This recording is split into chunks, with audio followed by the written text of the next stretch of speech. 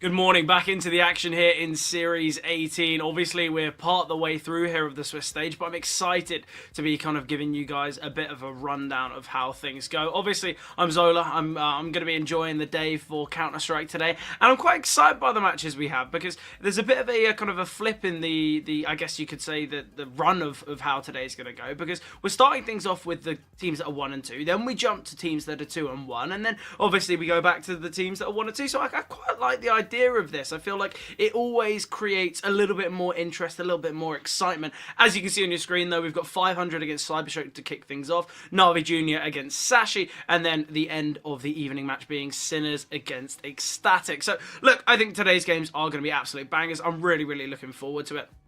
Obviously, the games for tomorrow, we've got some exciting ones as well. Fnatic against Rush B, Guns against PC Game, and GTZ against the Wolves as well. So I think we've got a lot of excitement over the next couple of days. And obviously, we're going to see not only some teams progress today, but also some teams fall out here in the Series 18 Swiss stage. But I've spoken about the Swiss stage. Well, we can bring up the rankings, have a little bit of a dive into how these teams are doing, because to be honest, I think we've seen already some upsets.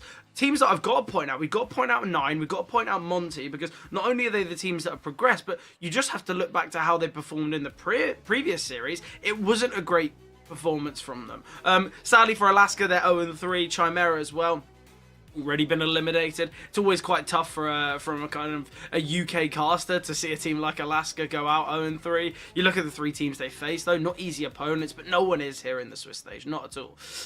So look, I think there's going to be a lot of excitement around today. I think especially with this first game, obviously being 500 against Cybershock. Not only is it so exciting because it's an elimination game, but 500.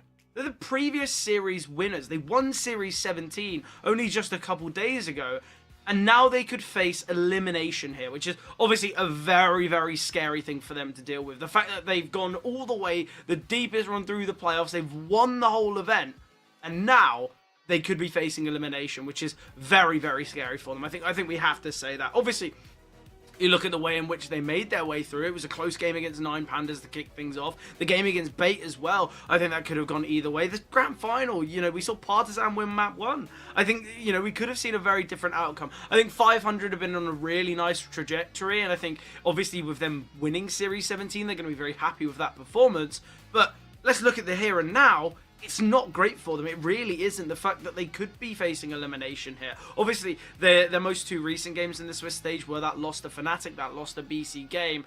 And it's a bit of a weird one because the loss to BC Game was, a 13-11 loss on Inferno, an OT loss on Mirage, and a similar statement, maybe not as close, but the game against Fnatic, they kept competitive. So I think right now, 500, they've got a lot of work cut out for them. The fact that they might not even make their way through to the playoffs after winning Series 17 is a ridiculous statement to make. But look, I think the way in which they played has been very impressive. I think we have to say, this 500 roster are looking really, really good. You just have to look at the individual stats. Ships was incredible throughout the whole of that Series 17.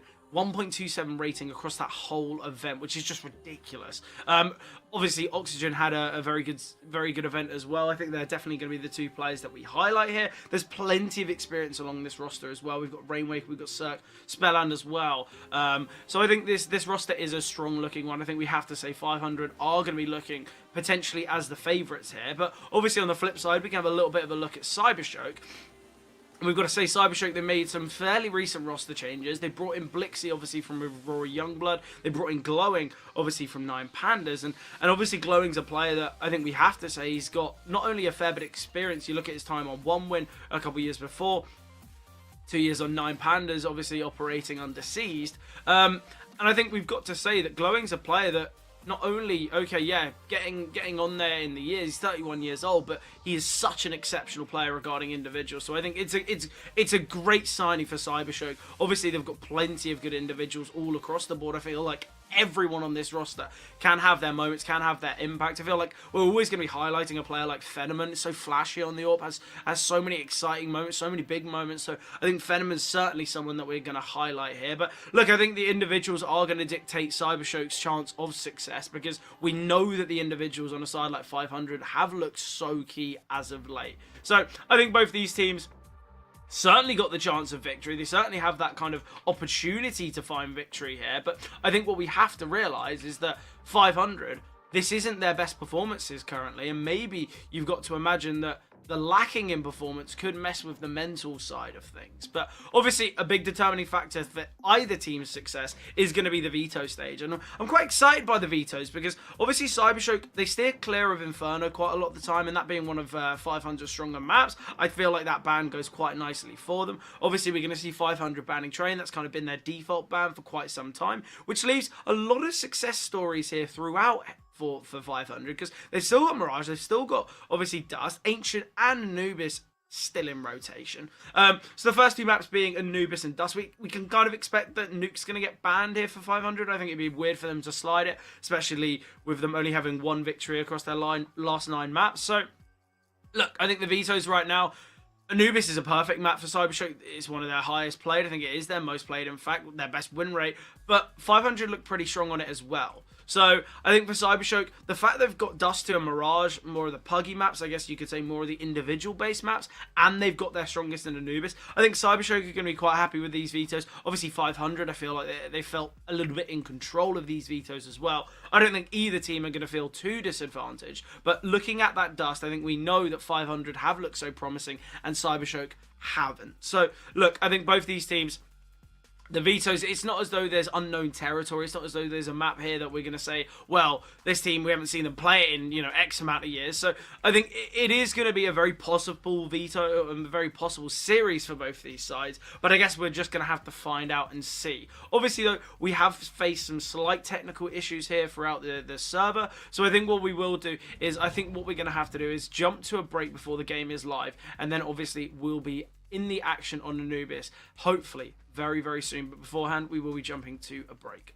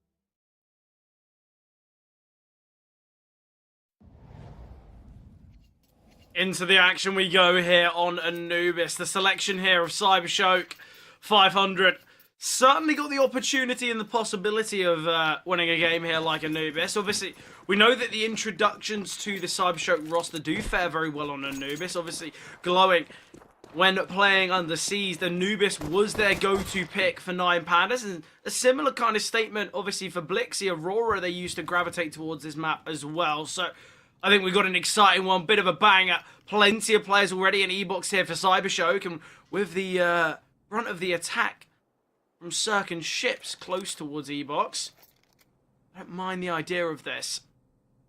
I think it's going to be the idea of looking to try and take some space, take some control towards A, and then to strike the hidden plan. But Glowing, nice find with the Julies here, just behind the pillar.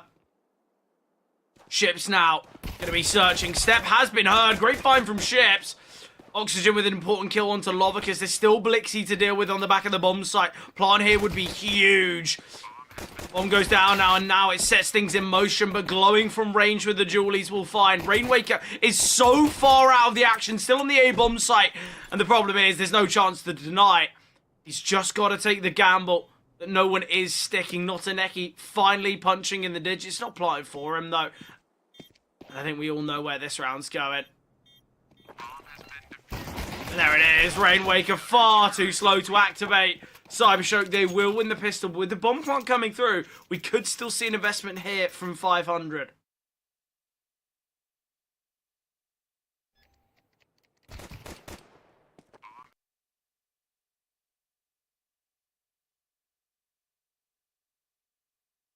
Yeah, important find there from Blixie. Big round, Cybershock. It's a great start. It's exactly how they'd want to start here. It's the fact that Glowing's just able to get those 2 kills with the Julies. The first one, obviously, an A. Very, very simple, but nice stuff here. Aid coming through. Oxygen, speaking of coming through, he's shifted his way through the mid-smoke. Glowing's backed away now. Quite like the speed that 500 have gone for here. Fair bit of damage. Molly drops. Spelland's going through it. This is the bomb. Spelland could fall to just the utility here. Oxygen with a great find. Glowing gets the trade. He swings wide. Cirque finds him, though. The fact Glowing goes 2 for 1 still gives Cybershock the chance here. Holding for the flank is Rainwaker. Cirque's in a good position. Ships with the bomb just planted. He's got an HE grenade as well. Sends towards camera, but won't have its impact. Venomant needs to be prepared for the angle of Cirque.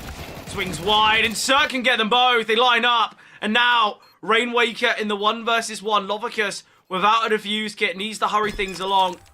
It's the tap of the bomb. He's aware that Rainwaker could be here towards main. The wide peek from Lovicus. 5 HP, but is there enough time for the defuse? I'm not too sure, but I guess we'll find out. He's giving it a go. He took a longer route to get to the bomb. And there's no time. I'd love to see that if we can. He kind of sidesteps to the left ever so slightly. Potentially costing the round, but 500. They do get the round on the board with all players falling, though, for 500. The buy's not going to be perfect, but we should see an investment from Cybershock. They're going to have to force.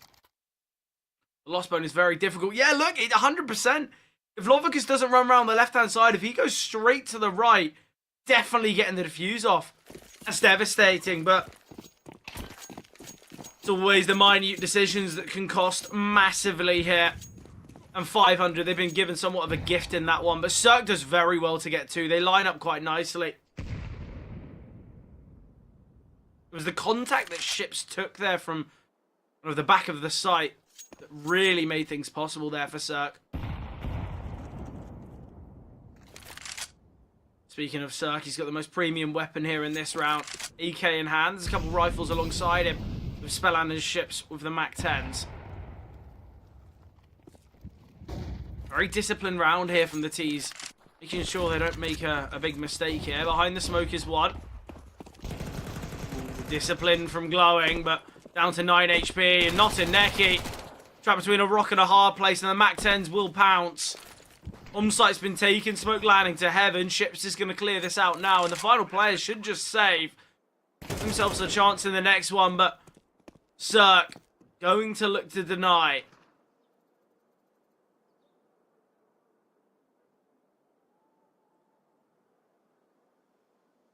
Readjustments from Cybershock. Instead of pushing towards T-spawn, they are just going to sit here.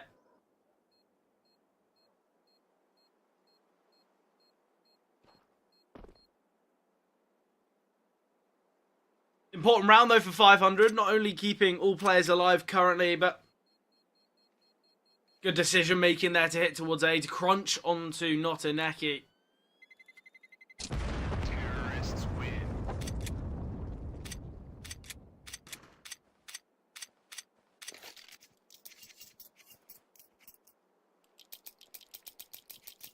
But a good start. Cybershock going to have to go for this eco around these weapons. It does seem as though we're in a bit of a tech issue once again. So I think what we will do is jump to a break, and hopefully we'll be back very, very shortly.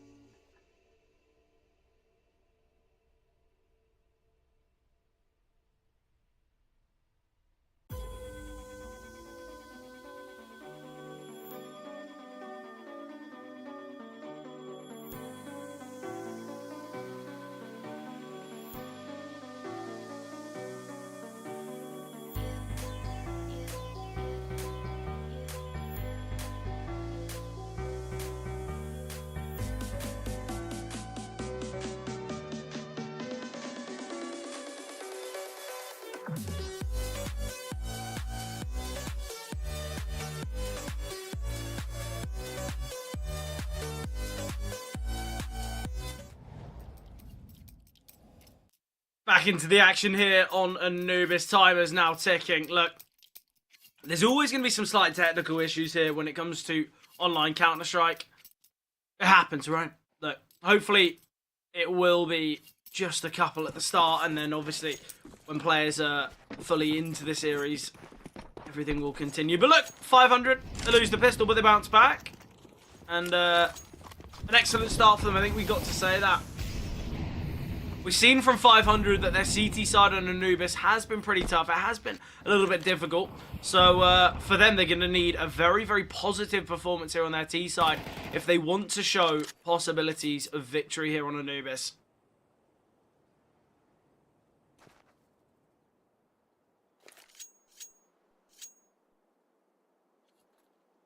Very slow start in this one for 500. Trying to kind of anticipate where Cybershock are going to be stacking. The only information they got was that there was a player on the back of the B bomb site. So in doing so, we're seeing 500 maneuver their way towards A. And obviously, as you can see from the minimap, that is where Cybershock is stacking. I don't love this idea, though, from Cybershock. They're going to look to aggress, and in doing so, it should give some opportunities for the T's to find some kills. But a nice find there. Big kill there. Mac 10 here from Spellant, making some money in this one. Circ, in fact, to get 2 of the 3. But a quick round there, 500. They deal with the stack actually quite comfortably.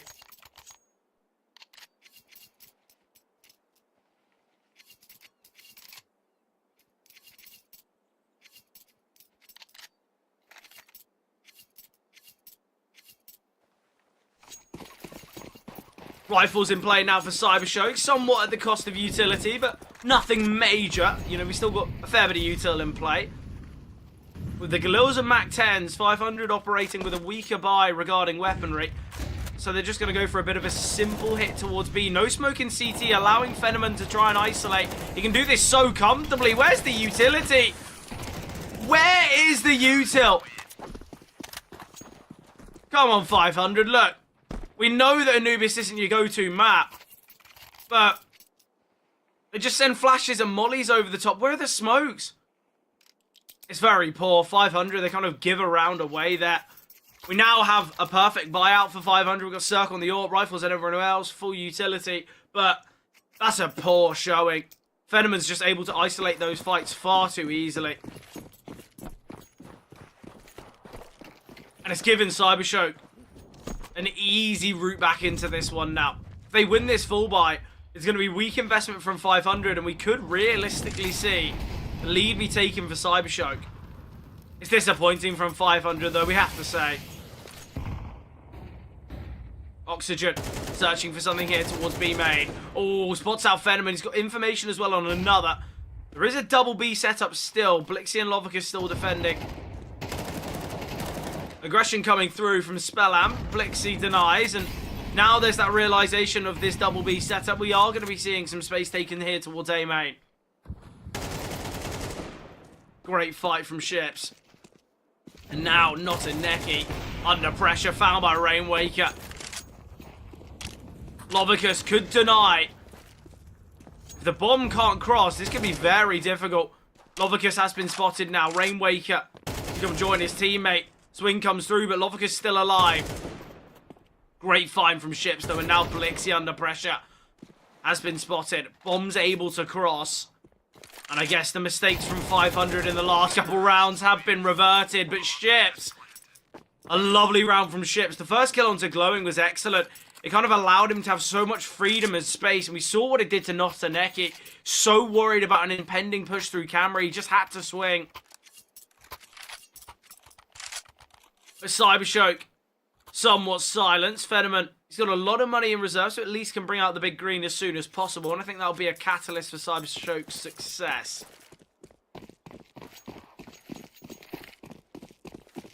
Speaking of the AWP, though, Cirque still wielding the big green. He's going to look for an early peek here towards E-Box. Repositions the window with the smoke landing. Again, it seems like 500 very quick on their decision making, and it will be a hit towards A in this one. Not a neck, he's got an MP9, but he gets found by the AK of Oxygen. So much utility coming over the top. Now this is a real execute. Molly, smokes, flashes. We are going to be seeing Cybershock attempt a bit of a retake, surely. They've got nothing to lose, everything to gain. HE grenade slightly chipping away at the likes of Blixie. Oxygen in a very good position here. Smoke and flashes landing.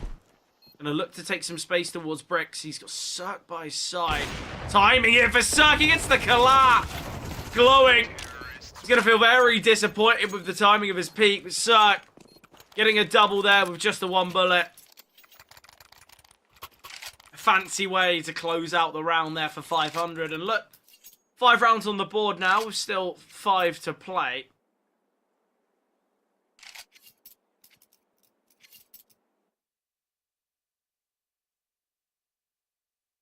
A great double there.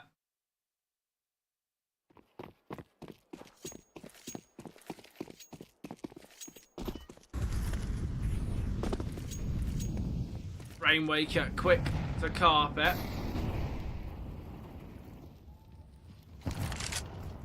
Contemplating whether to send the nade towards doors or camera.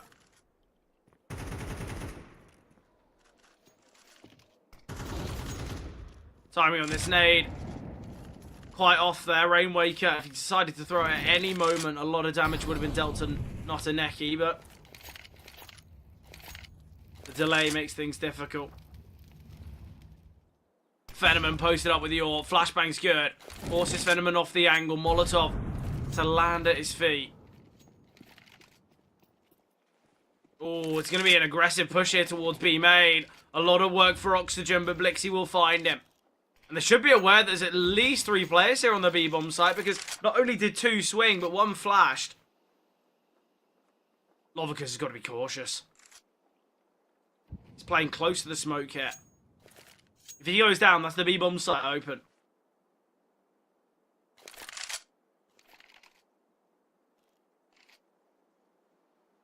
Yeah, it's just backed away. It's the right decision. There's 30 seconds on the clock. There's 3 smokes, 2 flashes, and 1 Molotov.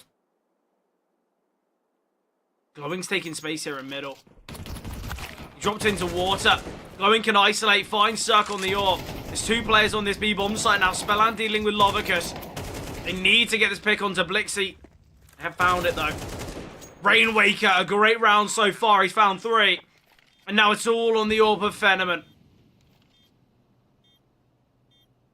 Smoke will fade in a matter of moments here, but Fenneman, certainly not an easy round to win. The fact he's being given nothing and the bomb's already half ticked, difficulties are going to be seen here for Fenneman. I think best chance is just save the orb. Give yourself a go at it in the next one. There can be upgraded pistols, maybe MP9s in play, a possible winning buy here.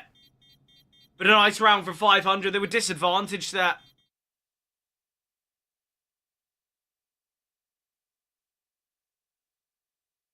Good round though, 500. Important. Now, as I said, their CT side has looked weak at times.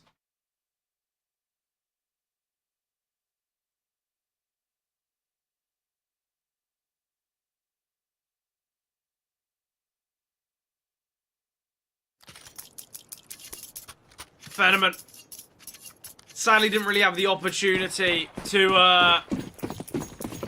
find frags in that one. Big moment here for Fenneman. Posted up on the orb. He's got to go for an early fight, but Cirque wants some of the action as well. Flash is good. Cirque forced off the angle because of it. 500 though. Although this isn't their map selection and not their kind of best map, they are seeming very much in control here, which is always very scary.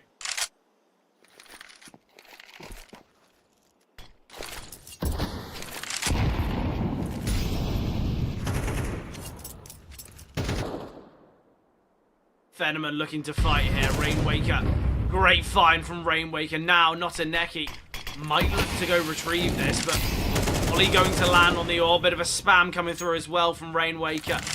Realising that the orb dropped here towards A. This should be the go call for them to take space on B, but Rainwaker, a nice find again. It's having a lot of impact here throughout Anubis. Rainwaker, a player that we've seen kind of fall out of favour here.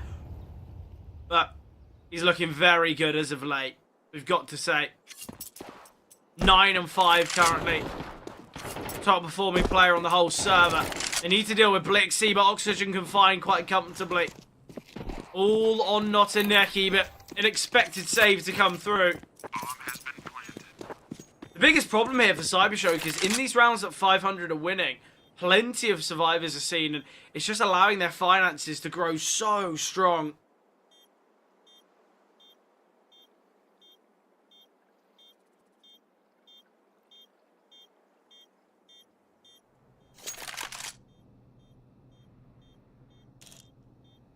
Notaneki under pressure. He's had a very tough game. Currently 1 and 6.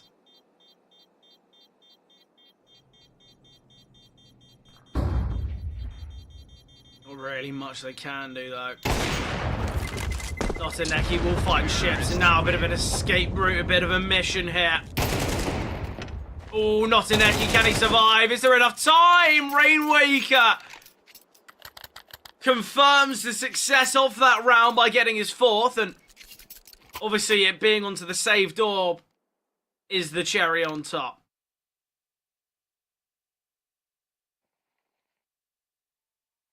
Cybershock now having to call their first pause, and you understand why. It has not been the performance they'd hoped for.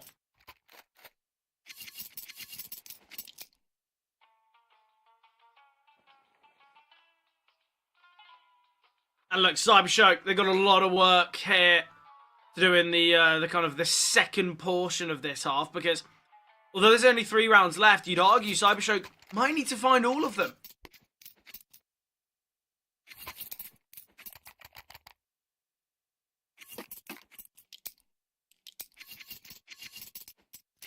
Investment has been seen here from Cybershock.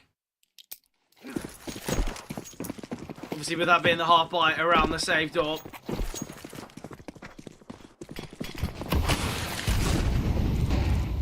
Speaking of the big green, Zerg gets himself on the score sheet early. Excellent opener here from Zerg. Posted up towards A main as well.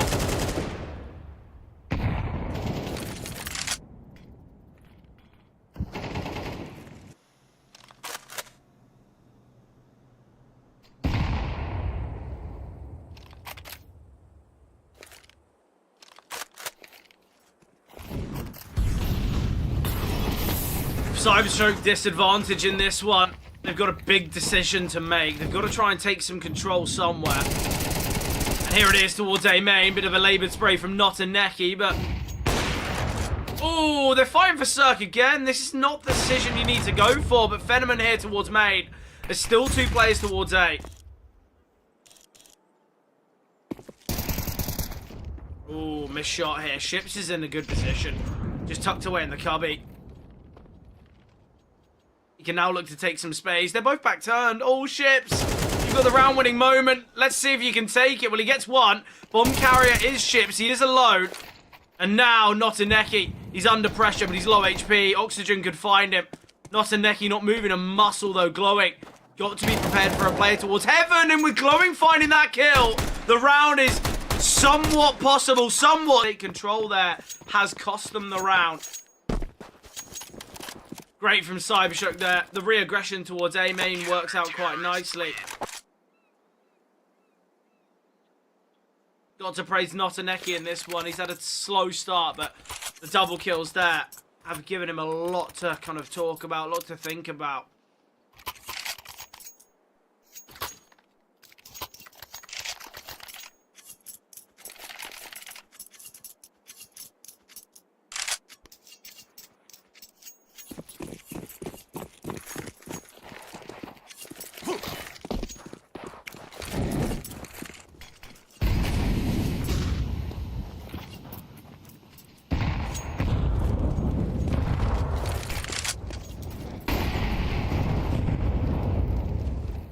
Spallan looks as though he wants to take some early control here towards Connector.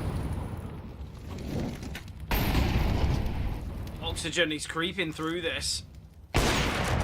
Great find from Fenneman. Spallan getting swung upon though. Spallan will get one. Cirque now. In close proximity, Tech 9 in hand. Smoke lands, but Cirque plays in front. All posted up here for Fenneman, playing a bit of an off angle.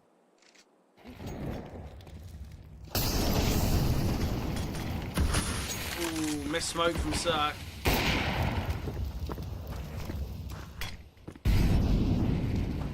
Smoke for Cirque to try and emerge. Flashbang coming over. Ships holding for the push through. Great find from Ships now. Spam through the smoke. Bomb could get denied. Fenneman doesn't attempt it though. 3 on 3. Flash not good at all. Cirque not blinding Fenneman and taking the fight. Ships now holding for a flank. Rainwaker in E-box. All about timing here. Rainwaker tucked away in the corner, but found by Glowing. Now all the work relies on Ships. Great find from Fenneman. He gets a triple in this one. An excellent round here from the AWP of Cybershock.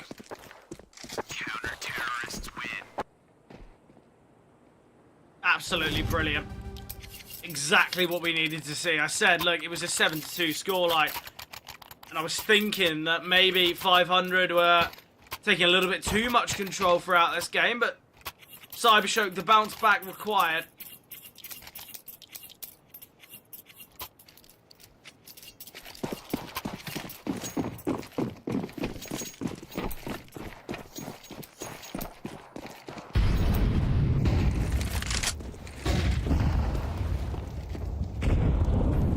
Aggression again here from Spallan towards Connector.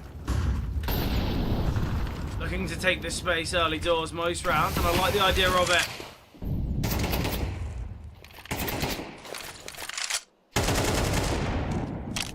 Nice find from Glowing. Excellent opener here towards middle. Cirque's taking a fair bit of damage as well.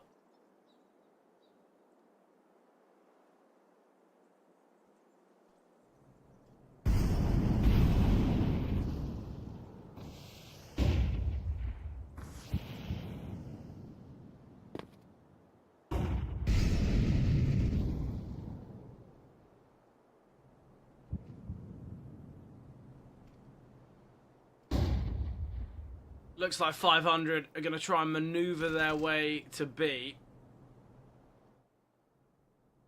Not a bad decision.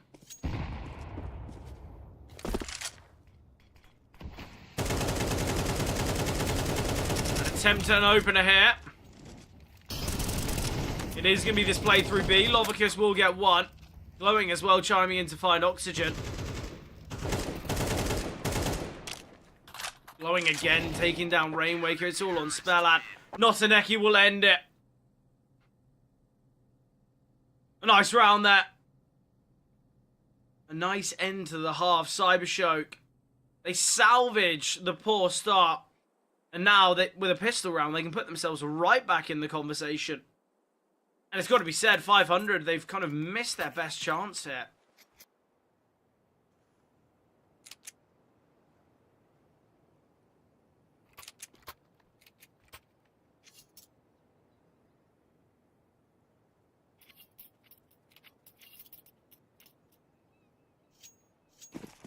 Second half, though.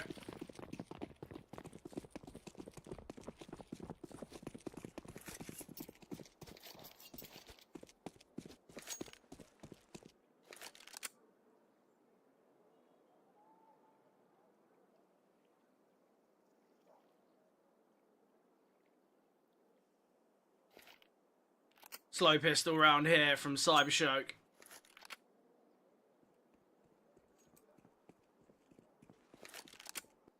They are going to look to try and make their way here towards A. Setup's quite nice, though, and this is the problem. Rainwaker might look to take contact, and Cirque can kind of spring the trap. E250 on Lovicus. Cirque. Got to be disciplined. Oh, he's gone down.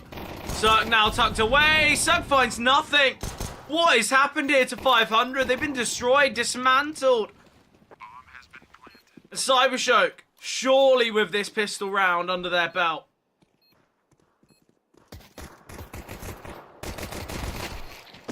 Nice find from Blixie.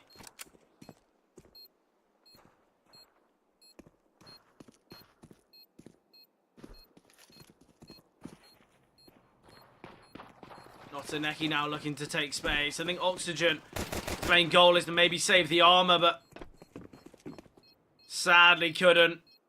What a round here from Cybershock. I love the potency towards A. They look exceptional. Getting those early openers is brilliant. They do really, really well there.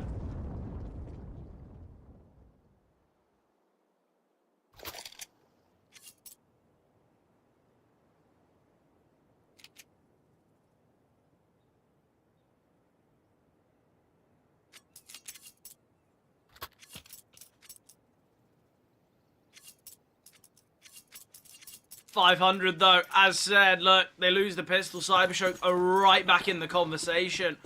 Gotta be said, this could be quite scary for them now.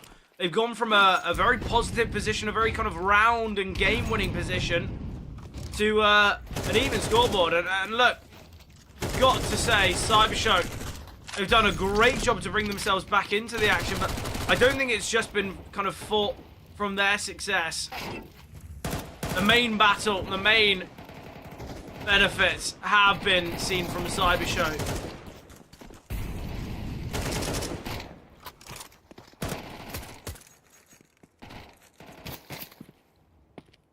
A little bit of damage dealt here. Glowing's been chipped away at. Same goes for Blixie.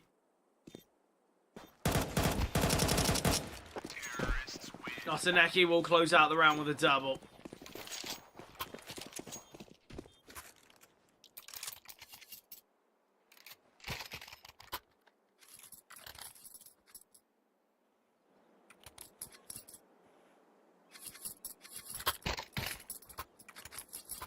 7-7 now, though. Look, Cybershock. It was 7-2. That's 5 on the bounce now.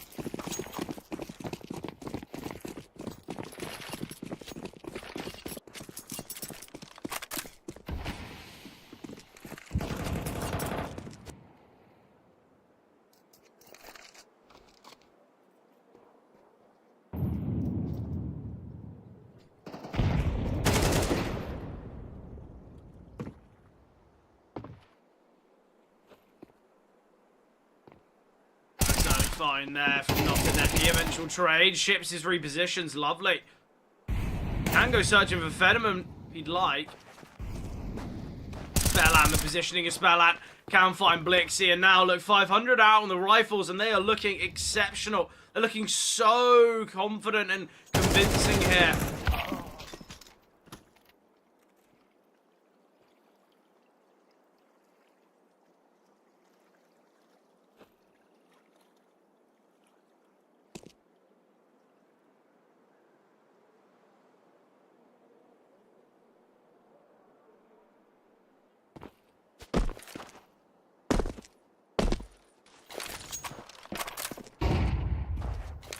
Flash here into camera. Fetterman alone though. 1 versus 3. Gets the first. There is a flank coming through. Spellan out in the open, but Spellan will fight. Lovely stuff there from Spellan. A great round. He gets a triple.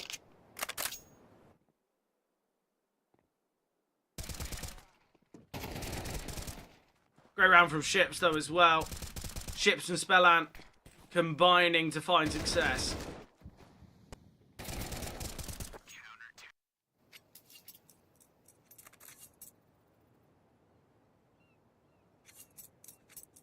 Second tactical pause called here from Cybershock. You understand why. And they've realised they've got themselves back in the game, but now they want to make sure that they can take it, because although the game is close and I think Cybershock have regained a bit of control, they need to realise that they don't really have the opportunity to lose here, because if it does go to dust, I think that's a map that 500 have looked very, very convincing on.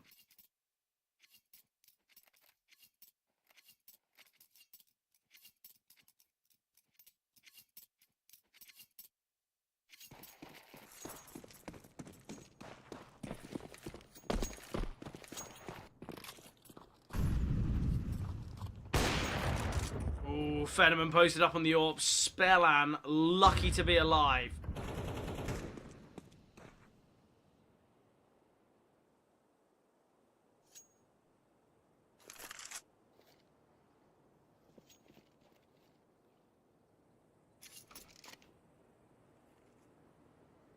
Fetterman.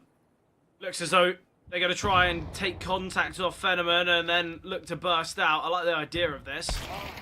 Oh, Spellan's been found, and now we're going to see this acceleration, but Oxygen caught out with Usil in hand. And Cybershock, they dismantle the B defences quite comfortably.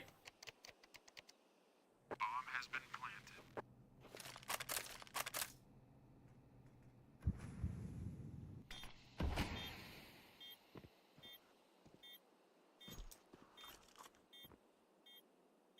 .500 are just going to look to save.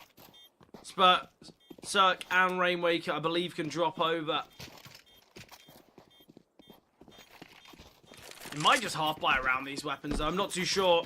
Finance is a bit of an awkward one for 500.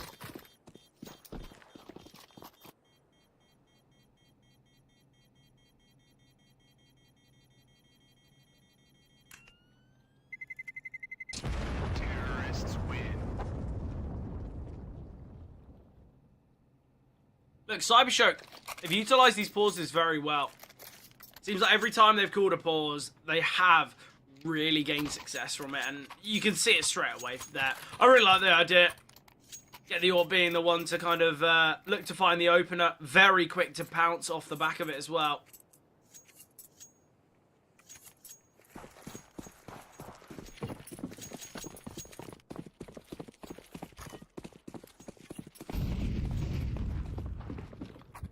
Fetterman now. We saw him looking for an early opener towards B.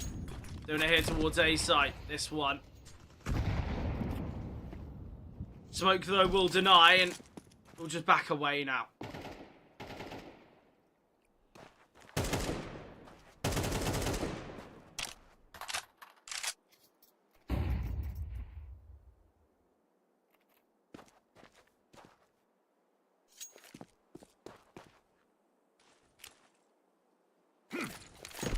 Glowing. Early smoke here towards house. Looking to reclaim this position in middle.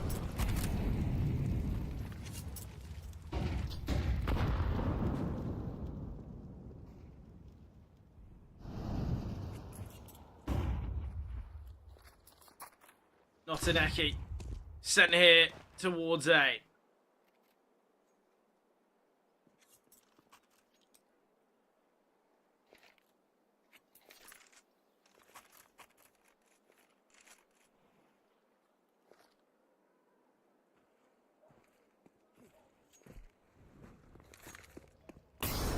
Still coming over the top. Molly on the back of the bomb side. Going to force Cirque out into the open. But, oh, Cirque can get one. Quick rotations have been seen, but the kills certainly haven't.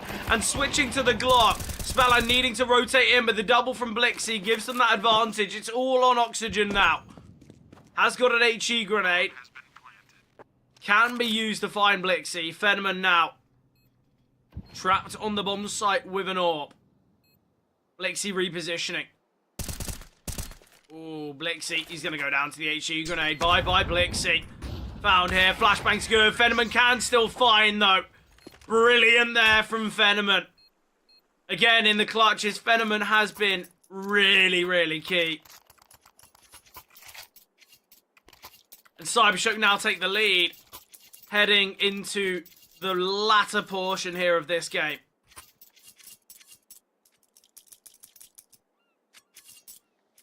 Just going to be an eco out for 500. And I think we need to see Cirque on the AWP here on the CT side. We saw Fenneman having so much impact with the big green in hand on that CT side. Aggressive decision here. Spotted is Ships. Flying Mach 10 from Glowing. Cirque will get one, in fact. Blixie, though. Important kill there into camera. Ooh, Glowing. Maybe, Tappy's got a kill, but it's on himself. It's a 3-on-3. Already the damage is really good, and 500 can maybe just look to lock them out. I wouldn't mind the idea of that. Deagle from Rainwaker spotted here.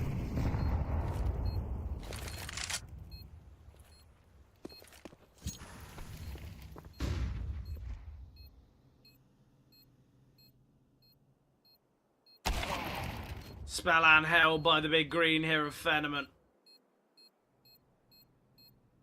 Rainwaker still in heaven.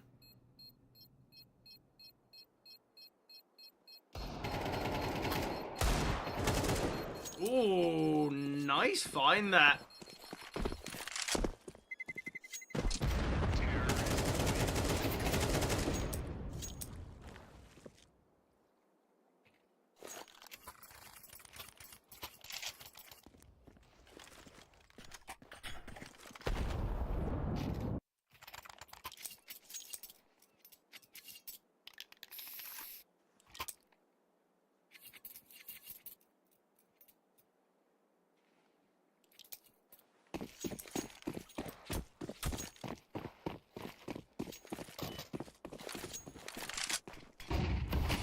Cybershock.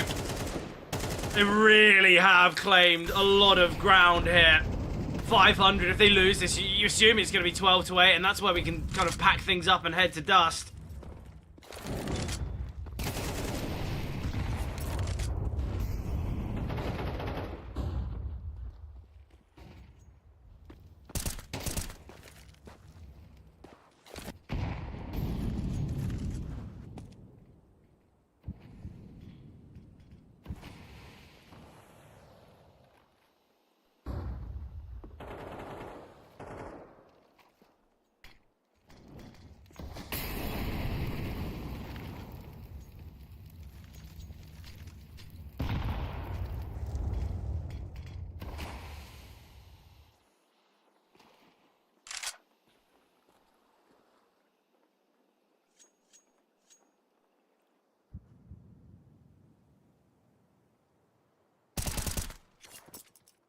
Nice find from Ships.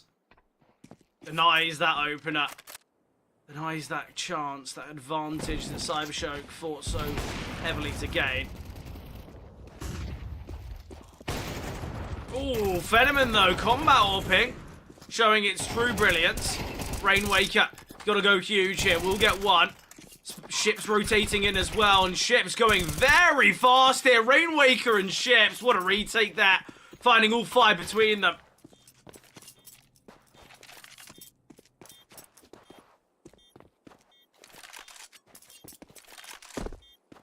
Bomb has been defused. Counter-terrorists win.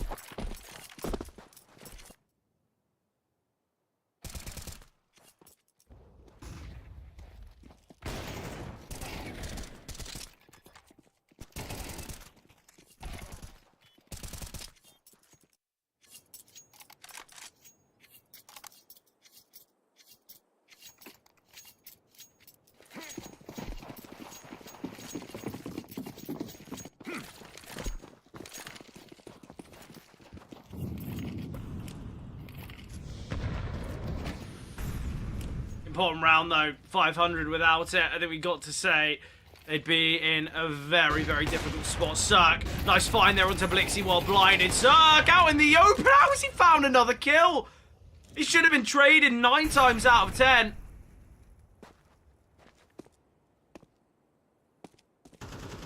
$500 now. They can reclaim that lost ground. We should be seeing a 10-10 scoreline with a possible eco on the horizon of Cybershock. Cybershock, they might be giving up the lead here, but I reckon they still feel confident.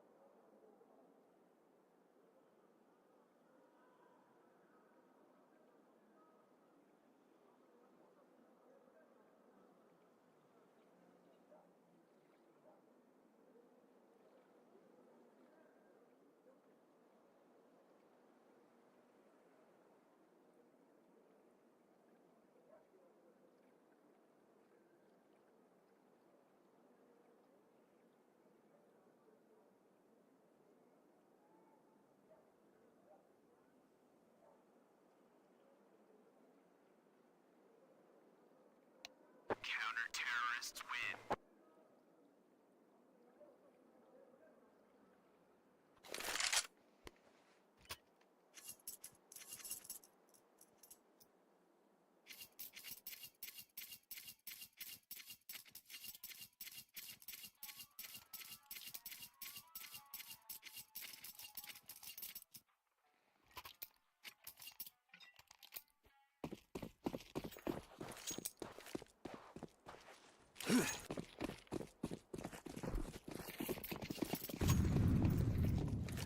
$500.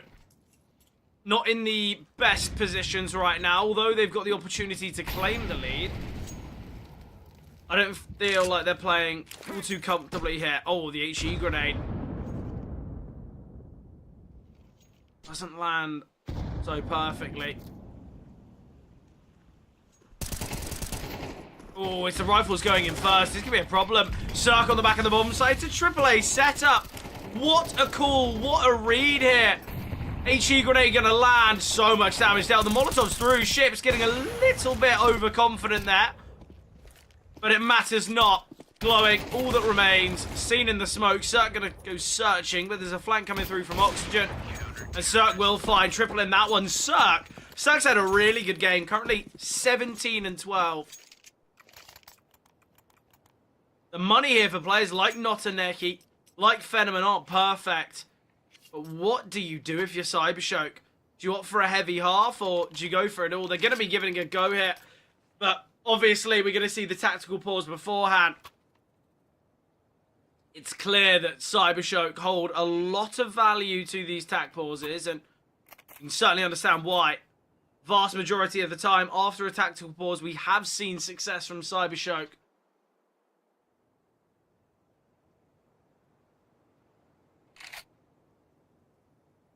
A real go-for-it-all moment here for Cybershock.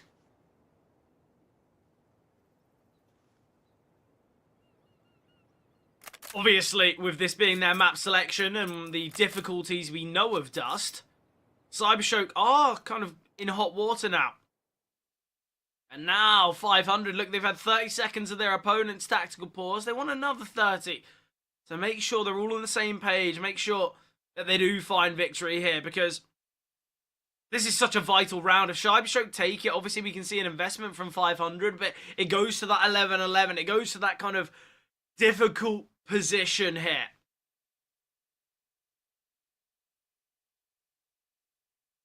A lot to think about here now for the Bulgarian side. 500 on the precipice of victory. Just 2 rounds needed here on Anubis. That's all they need to get. 2 rounds. And they close it out 13-10. On the flip side for Cybershock, they need 3 in regulation. All 3 here. 2 to put themselves a spot in overtime. Not Ineki. Early aggression here towards Carpet. Seen the lurk smoke thrown here from Cybershock. Ships. Timing on this HE grenade. Well, timing looks good. Sadly, the nade doesn't. Ships needs to be very cautious. He's the lone defender here towards middle. Seems like we're going to see an acceleration in mid as well. And now they make their way through. Ships. Timing is... couldn't be worse here. Timing... physically couldn't be worse, but Ships is able to get 1. Now we see the acceleration. Glowing, retrieving a weapon here. Rainwaker has repositioned. Oxygen's taking this space now. Notaneki's been spotted. Notaneki's been found. Man advantage wants the way. And so much damage. Glowing dies to his own utility. Or in fact, he takes down Blixie. For 500, they find victory. They got 4 survivors. Now they've got 2 chances to close out map 1. Cybershock. It's going to be Tech 9s, Galils, Mac 10s. It's no AKs. And a very, very low chance. 500. It's a big game for them. The Cybershock, though, they stare down the barrel of a map 1 loss. Nade not deep enough there. Seems like it's going to be an A play here. Keep it simple. Don't mind the idea from Cybershock, but with the smoke landing, they might have to deny this. But look at the space that Ships has taken. Ships is making his way through mid. HE grenade coming through. So much utility over the top. We are going to be seeing Cirque rotate in time. He drops the smoke. The spam is great. Flashbang coming through here. Rainwaker, it looks like he wants to make a bit of a hero play. Molly spreading. Nade from Oxygen could find one. Just shallow of Notaneki, but Oxygen can in fact take down Glowing. It's a 5v4 retake. There's so much utility on a player like Spellan. He's got to make sure he uses it though. Reposition from Fenneman's excellent. He will get 1. Quick trade from Spellan. Lovicus on the AK. Takes down Oxygen. There's still so much utility on Spellan. Outswing Ships! And Ships could find plenty. And the AK of Cirque. Cirque will double down. And that is round over. Game over on Anubis. 500 take it. They secure their opponent's map pick here. And Cybershock have to sit head in hand. It was just such a strong start for 500. They go 7-2 up. That's really what gives them such an advantage. It just gives them such a positive outlet for success. Great double from Cirque to close things out. But there it is. Look, we've had map 1. It's been close, but 500 steal it away. And now we head to Dust 2. 500's map selection, one of which they're going to look very, very confident on. But obviously, before Dust commences, we will be jumping to a break.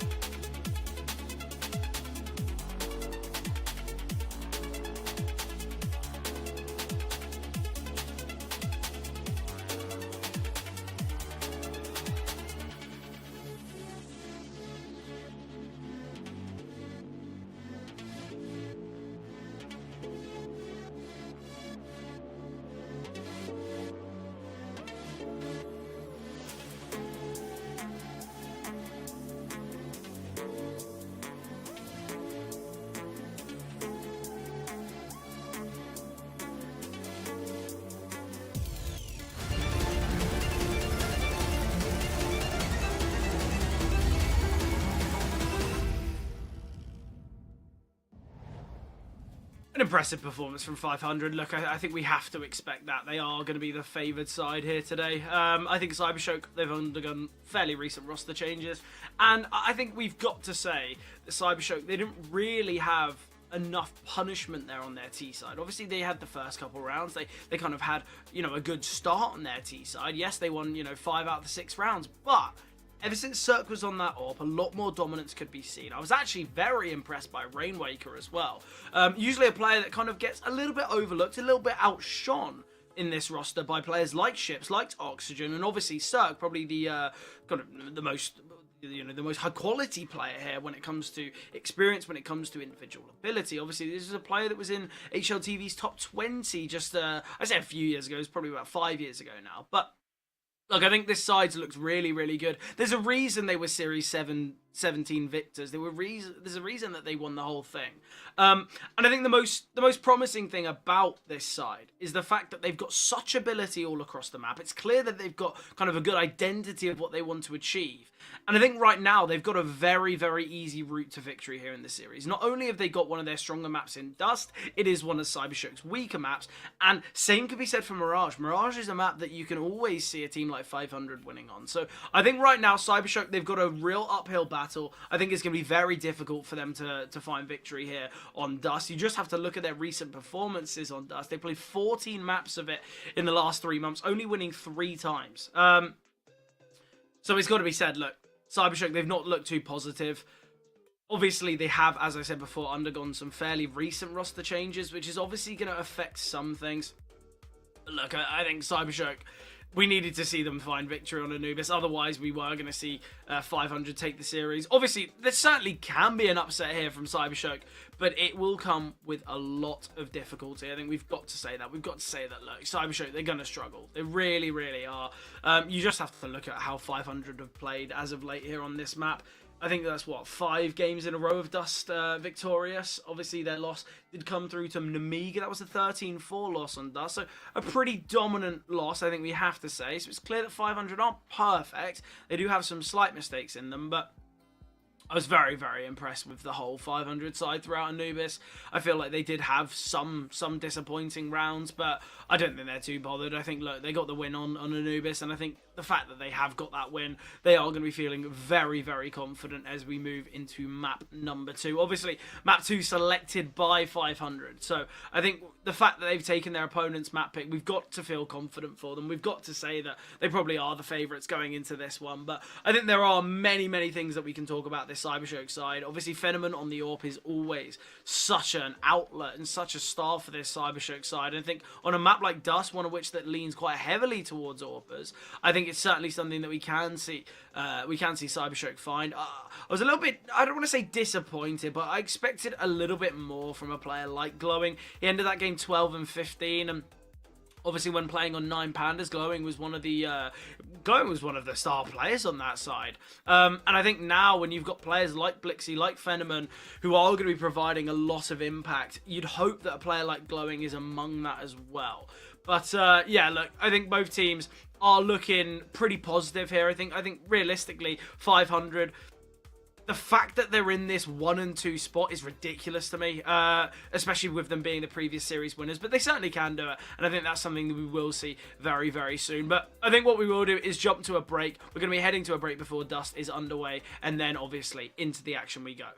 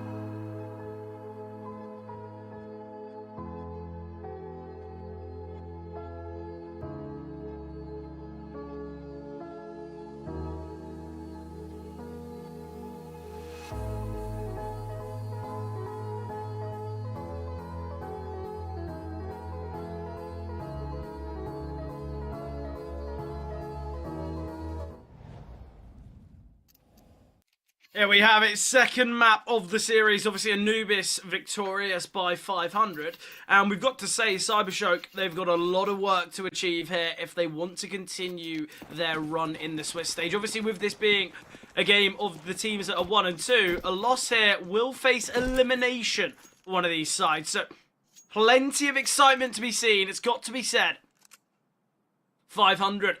Looks as though they're preparing for a hit towards B, and now if they can deal with Not and Neki, but Lovicus, a great position for him. The Molotov won't spread, so Lovicus can still peek behind it. Lovicus, he can find himself another. So much damage dealt here. Rainwaker will get one. Missed shots there from Lovicus could be devastating, as it's allowed Ships to find a bit of an angle, bit of a way back into this one. And on 15, health he finds glowing as well. And now look, Rainwaker, you've been put in a 1 versus 1. Your teammate's done so much here. Into the bomb site is Blixie, needs to connect the shot, struggling here, both players reloading. Such an awkward fight for either player. He's getting flanked upon. Rainwaker's just got to try and delay. Blixie attempting to take the fight, but 500 winning that one. We've got to say, Ships doing so much of the heavy lifting there. Brilliant stuff from Ships. Lovicus, he's going to be very disappointed when realizing that his opponent was such low HP. Just a body shot would have done the work. And now, here comes the question of Cybershock, are they going to invest? It doesn't seem like it. Probably the right decision. They don't really want to give 500 too much of a lead. It's a stack towards long, and Ships could be in for many, many kills here. Oh, Ships playing anti-flash. He will get 2. Searching for more. Here is Ships. Cirque and Ships combined to find all 5. No casualties there for 500. 6-0 start here for Ships. In a series that I watched fairly recently of 500, Ships had one of the best performances I think I have ever seen from an individual in the series. It was that game against 9 Pandas in the round of 16. The second fragger on their team went 39 and 39 across the series. Ships went 81 and 40. Single-handedly got that victory against 9 Pandas. And obviously, if Ships wasn't performing like that, you'd assume 9 Pandas would have taken it all. So, one of the main reasons they were victorious there in the playoffs of Series 17.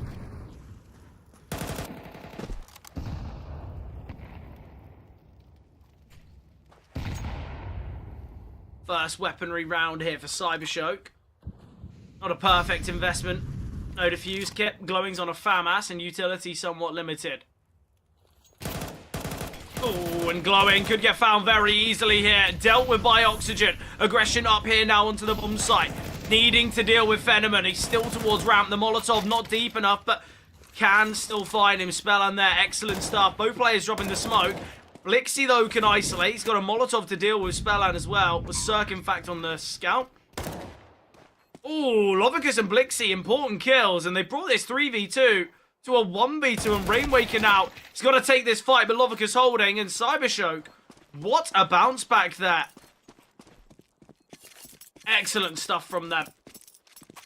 We have to say, Cybershock, it didn't look like they had much wiggle room in that round. But once Fenneman goes down for just finding one, and obviously glowing fell, I think there was many difficulties, but Blixie getting the double there changes that round astronomically.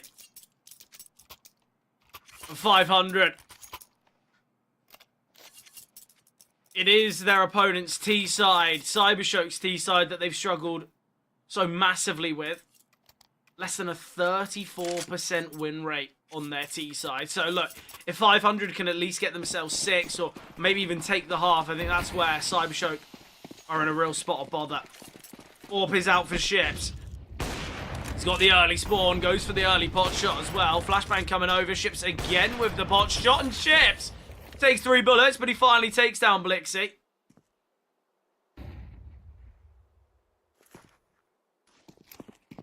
Important stuff. That opening kill gives the avenue for 500.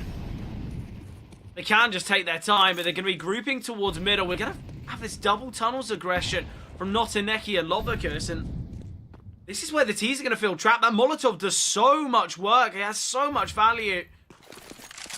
Util coming over now. Spellan looking to break his way into the bomb site. Spellan, an excellent opener onto Glowing. And that's the real argument for AK versus M4. They both hit the headshots, but Spellan is the one to find the frag. Ships gets the trade onto Fenneman, and now 500 will get themselves their third hit.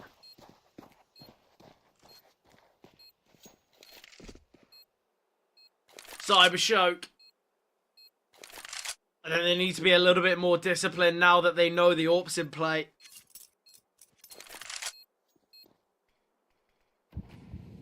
Once Blixie's found towards long, it kind of forces Cybershock to take space towards tunnels.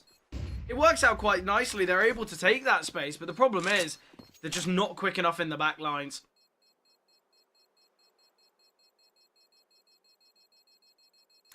Cybershock saving these two weapons. Surely just going to go for an eco around it.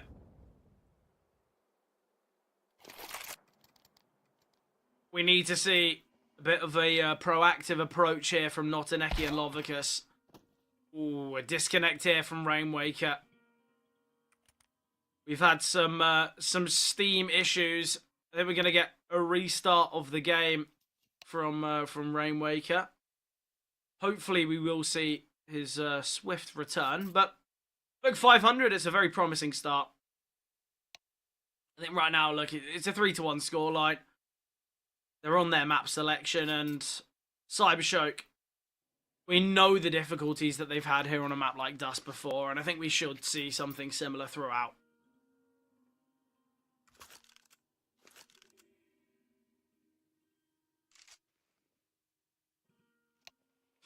It's a big one. I think Cybershock, look, they're 10 rounds away from losing their chance of progression. Obviously, a loss here will force elimination. Obviously, for 500, it will be that kind of move to that 2-2 spot. But I think we all know that 500, although in this 1 and 2 position, they feel pretty comfortable. I don't think they're going to be too worried whatsoever. You look at some of the teams that they've lost to. It was Fnatic, it was BC Game. These are sides with real strong showings. And look, Fnatic are a side that we're expecting to do so well here. Cybershock, though, coming into this game, they are the lowest ranked team in the Swiss stage. Obviously, you've got to imagine that roster changes are a reason for that, but 500 are a very promising side. The aggression from Notaneki has been seen. This is exactly what I've asked for, but Cirque on the AWP. Rifle has been retrieved. Glowing's got armor to back it up as well.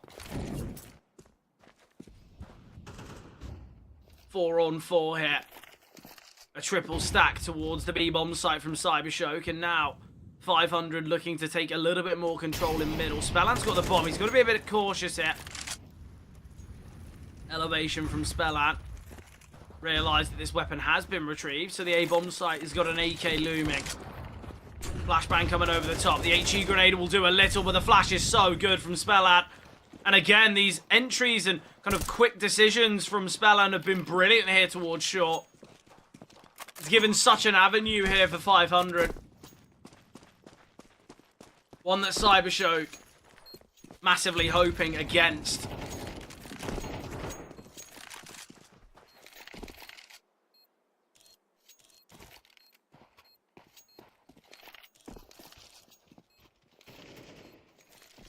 Again, though, 500, they will get themselves their 4th round here, and already we're seeing a lot of dominance here from the Bulgarian side.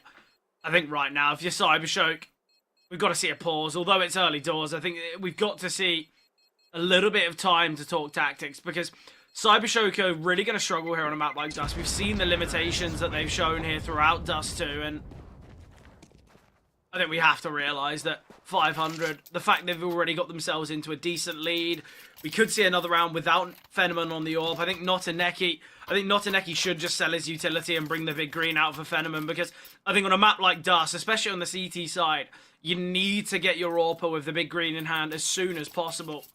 But right now, without it again, Ships is having a very, very good game so far. He's 9-1. Been excellent so far here on Dust.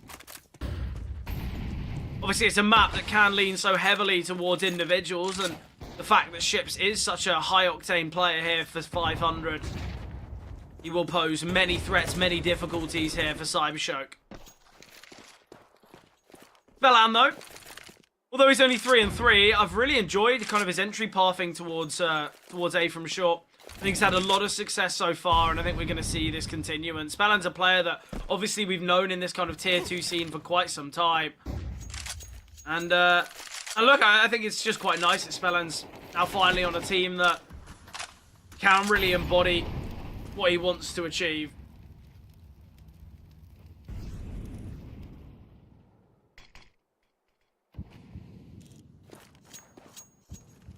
Still a 5 versus 5. No casualties, no bloodshed. We've had a minute of play so far. Already, Utility's been heavily expelled here from Cybershock. Fenneman's got a molly to try and delay any aggression here towards short, but Fenneman gonna have to send that Molotov out now. Smoke's landing. The molly will force 500 back, and they've got time to work with. They've got Utility as well. Mid to B, Smoke landing. I think it's still gonna be a playthrough A. I like this decision from 500. Already going to cause some rotations. Glowing's gone into deep CT. Blixie now here towards long. Turning from the flashes, Blixie. They can line up quite nicely. Zerg posted up on the orb. Spelland deals with Fenneman again. It's Spelland with these openers and entries here. I'm loving the look of it. Ships now wanting to be this lurk. Great fight. And now can look for Lovicus as well. And Ships continuing is excellent so far. And Zerg will be the one to put this round to rest. 500. They continue their streak of brilliance here on the T side. 5-1 scoreline. Now an eco from Cybershock. Hopefully we will see the AWP out for Fenneman shortly, because we're not seeing the performance that's needed here from Fenneman without the AWP.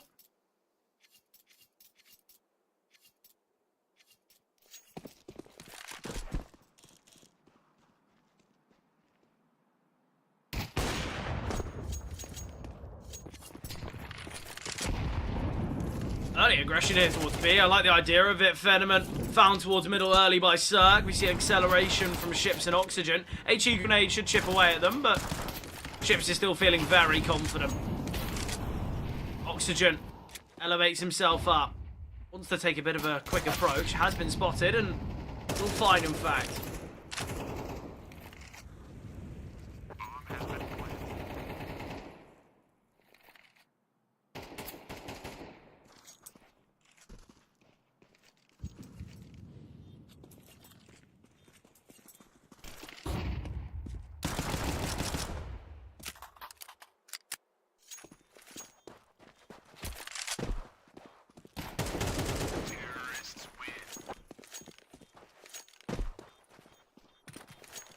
Simple end to the round for 500. Just a 1 casualty there on Oxygen, but nothing too major. As I said, look, Cybershock, if they're unable to win the half, there's going to be real struggle seen, and already 500 have got themselves 6, and with 5 more rounds to play, I think we are going to see a continuance here from the Bulgarians. They've looked exceptional here on Dust. It's clear it's their home turf. You know, we spoke about Ancient and Anubis being maps that both these teams we've seen success on, and potentially could be these kind of third maps, but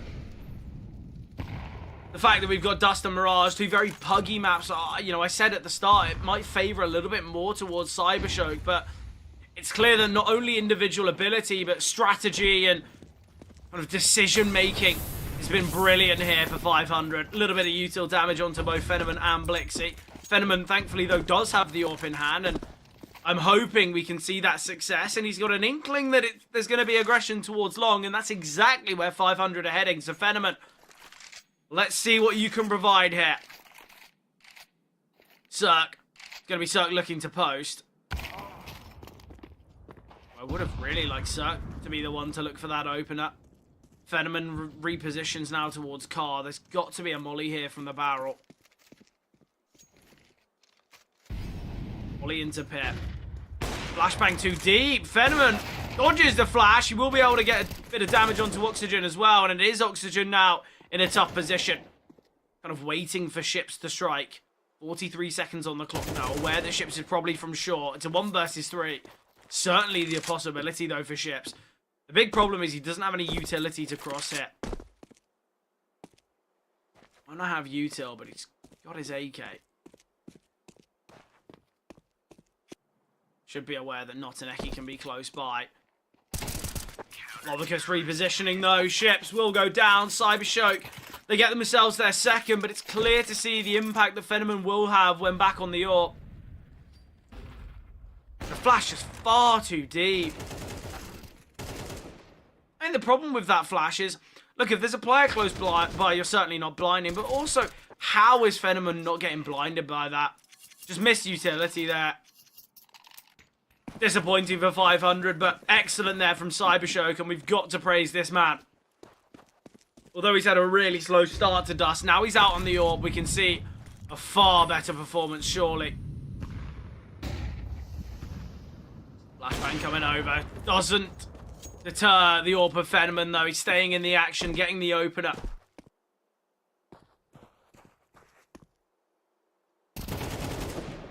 Nice find from Spellant.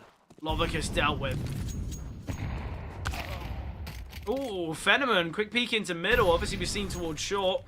Spellant now might look to aggress. Dropping the bomb now is Spellant. Needing to deal with this player towards ramp. Glowing, holding, but Spellant finding. Spellant's been ridiculous on this entry pathing towards short. It's been brilliant. Absolutely excellent to watch.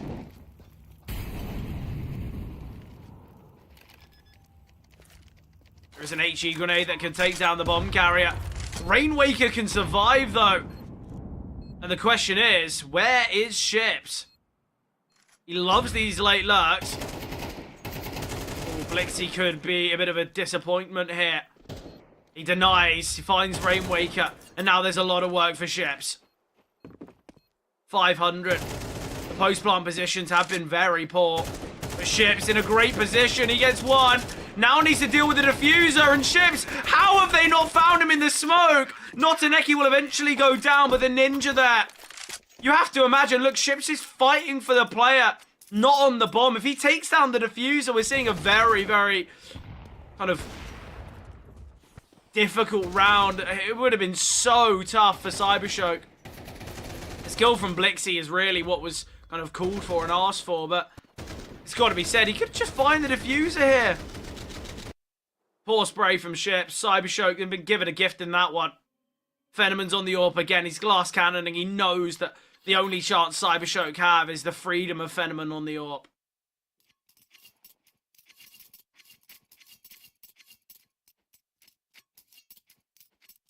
We do see another tactical pause in this one. First of the game, but Cybershock, obviously the side utilising. We saw the successes of their tactical pauses and what they were able to provide afterwards from Cybershock throughout Anubis. So let's see if they have that similar identity here on Dust. Not easy to replicate, but certainly possible.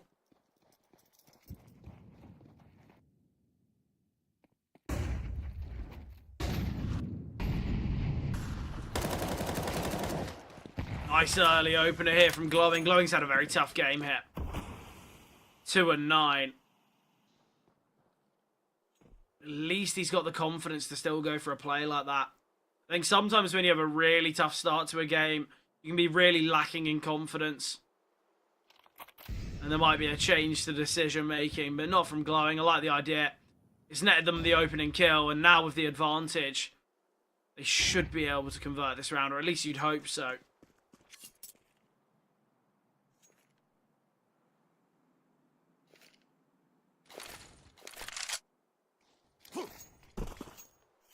Right now, still though, 500.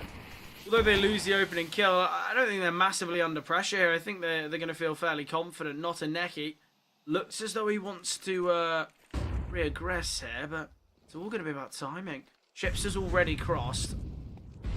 Speaking of timing, though. Nice from Ships. In CT gets one. Blixie rotating here from long with an MP9 of all weapons. With the positioning of Ships, they can just reposition. They can make their way towards B, but the miss smoke in CT is costly. Lovicus and Glowing combined, and now all on Rainwaker. It's fairly low. Fenneman's going to be found. 1 versus 4 now for Rainwaker. Needed the smoke. Timing's excellent. 19 seconds on the clock. On plant. Will be just a slight benefit.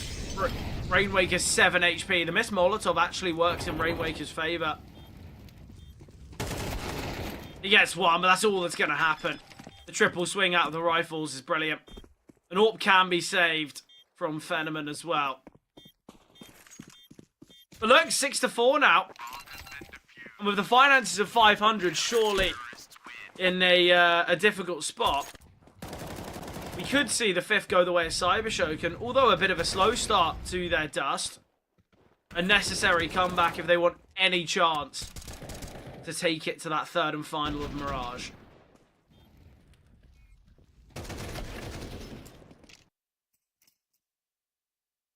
Finances, though, still strong enough, in fact, for 500 for them to get an investment out. Bit of an interesting one. I thought the finances would have been broken, but it just goes to show how convincing and how dominating this 500 side have been on their full buys.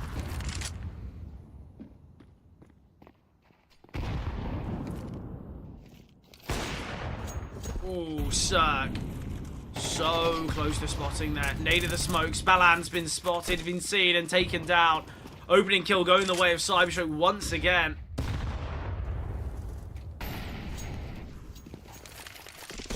Still, there's 3 players towards the A-bomb site. Cybershock going to be looking to take control towards long, just leaving Fenneman posted up here. And now, Ships.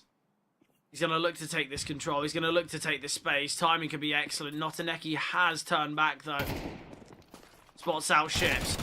Going to be aggressing. Smoke landing towards tunnels. Oxygen isolated, but Notaneki can get one more. Switching to the sidearm is Notaneki. But an important kill. They're going to have to flash their way across. Cirque has, in fact, picked up a smoke. 2 versus 3 now, but Glowing's very fast in the back lines. I like the idea from Cirque. Look for an early pick, look for an early kill, but Fenneman's holding, and now Rainwaker. 1 versus 3, but Glowing from the back lines confined. And 500. The early lead they have has been absolutely ripped away from them. This is 6-1 scoreline. It's now gone 6-5. Absolutely brilliant here from Cybershock.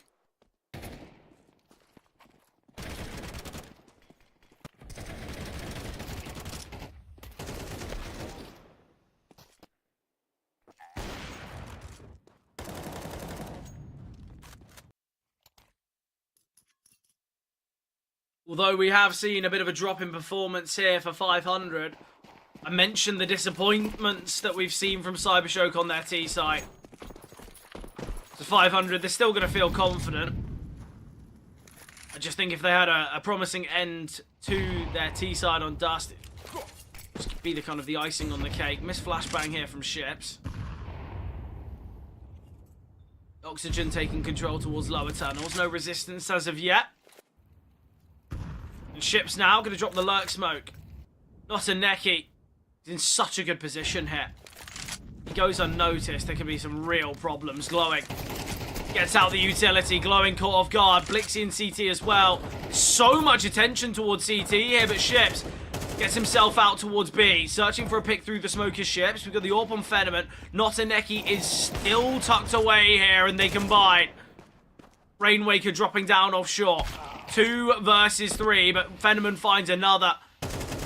And look, as I said, the second Fenneman's been out on this AWP, we've seen a real difference.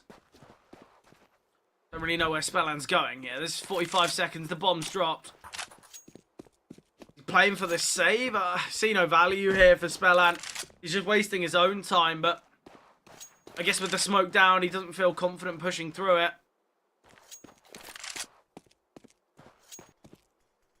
Spelland, you've only got 30 seconds, fella. I don't think you really got the time for this. There's 24 seconds on the clock. He is towards CT now, but he's going to get spotted. 19 seconds now. And he's been spotted, surely. The steps are going to be heard. There's 14 seconds. He had a minute on the clock to attempt this clutch, and he's given himself 10 seconds. Will go down. Cybershock, they do get 6. That's 5 in a row. Cybershock, we got to praise them. A great comeback here on their CT side. And look, if they win the pistol now, certainly the possibility.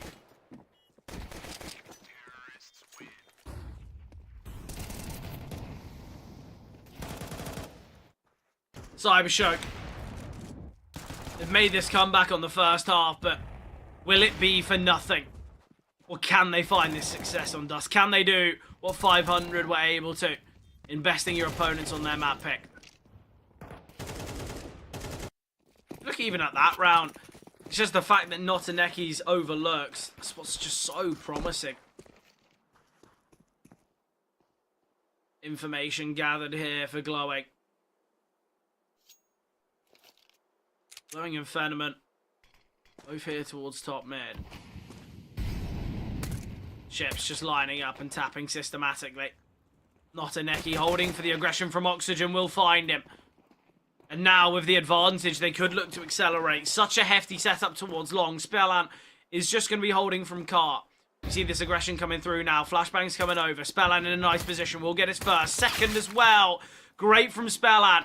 Gives a real chance. They need to still deal with Glowing. Blixie progressing on out. Blixie can get one. Blixie doubles down and now all on Ships. 1 versus 3 for Ships. Nice first find. And where there's a player towards short. Ships needing to connect this kill quickly. He's going to get flanked on by Blixie in a matter of moments. Missed shots from Notaneki, but here's that flank. Ships in a very difficult position, though. He's low HP. He doesn't have a kit. Oh, Ships will get one, though, aware of his position. Knows he's towards short. Great find from Ships. What a clutch. What a 1 versus 3. He's given the pistol now to 500. It's got to be said, misplayed massively there from Cybershock. But a great round from Ships. Absolutely excellent.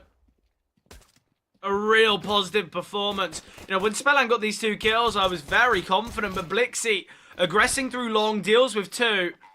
Somehow, those Ships, he does so well there in that clutch. It's just a major off angle that just Notaneki's never prepared for. Investment out. Cirques on an AWP. Dropped over by Ships, I assume. AWP versus Scout. And we know where that fight goes. Cirque. Great kill there onto Phenomen.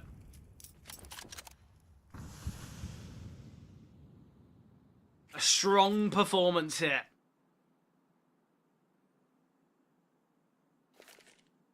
Force buys come through, and with them already losing a life, could be quite costly here. Util coming over towards middle. Glowing's got the bomb on his back. He's got to be cautious if he wants to spearhead this attack. Volley coming through towards short. Lovicus. Looks as though he wants to take some contact, try and take a bit of control. Ships now, though. Going to send the HE grenade. A great nade onto Glowing, and Ships can peek at any moment. At his leisure. Will get taken down by the Tech 9 of Lovicus, and now Oxygen in a very difficult scenario. Will go 1 for 1, so man advantage still here for 500. They've got to make sure they don't fumble this round, though, and retaking the B-bomb site. We know the difficulties of that. Rainwaker, Spellan, and Cirque. Spellan to maneuver his way through tunnels. Cirque, he has got a flashbang. He's just got to time this flash well. They're waiting for a re-aggression. Spellan's in a good position, though. Flashbang comes over. Spellan, he spots one under window. Will get one and can't double down, but aware of Notaneki's position. Great find from Cirque. Enough time to defuse, and 500. They will get themselves their 8th. With only 2 survivors, though, we could see Cybershock go for this one again. Be a difficult decision, but Notaneki can get out an AK, so can Lovicus, there can be Galils and everyone else. I don't think this buy would be all too bad. It is a risk, but a worthy risk, surely.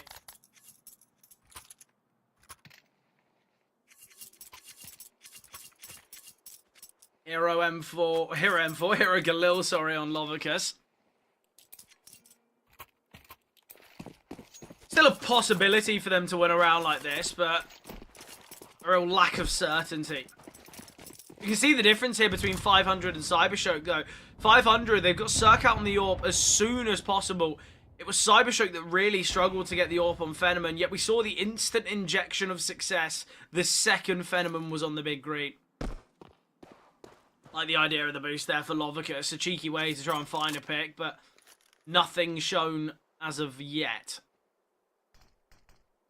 Smoke down towards short. Gonna delay Cybershock by 15, 20 seconds. It could opt to go through it. It would be a monumental risk, though. Reposition of ships. Holding for any mid-pressure, but the steps on short. This should indicate a play's coming through. Oh, Miss Molotov. This could be tough. Rainwaker now under pressure. He's got to keep himself alive. He will get one. Nice trade from Blixie, though. Spelland's taking control here towards long doors. He had a little bit of a look. Spots out nothing. At range with the MP9, though. We know the difficulties. And they're all going to be swinging. He goes 1 for 1, though. Great find from Oxygen. The rifle of Lovicus is swinging. A bit of a tough shot here, but Oxygen can still find a 1 versus 2 for Notaneki.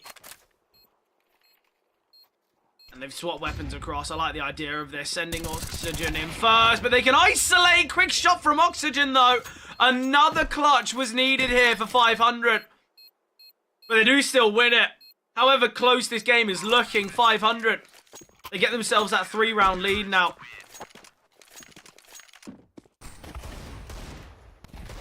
Rainwaker, though, after he finds that first pick, he's just got to try.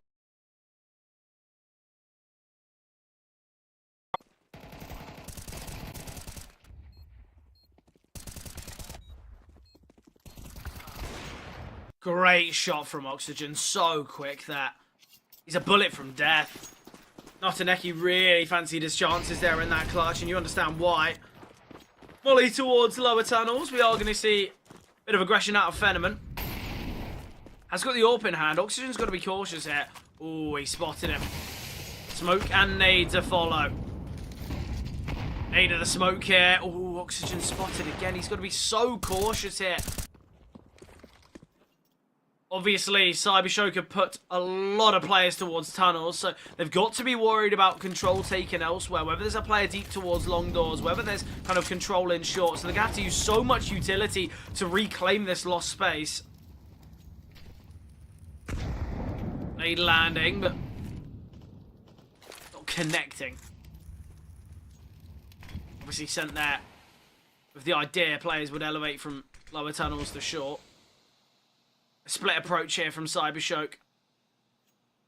They've got many options. They can still go for a mid to B. They've got the smoke on Lovicus, but with the minimal utility, it screams of an A hit. Cirque's on the AWP here, and he's towards long. I think we could see some real problems here for Cybershock.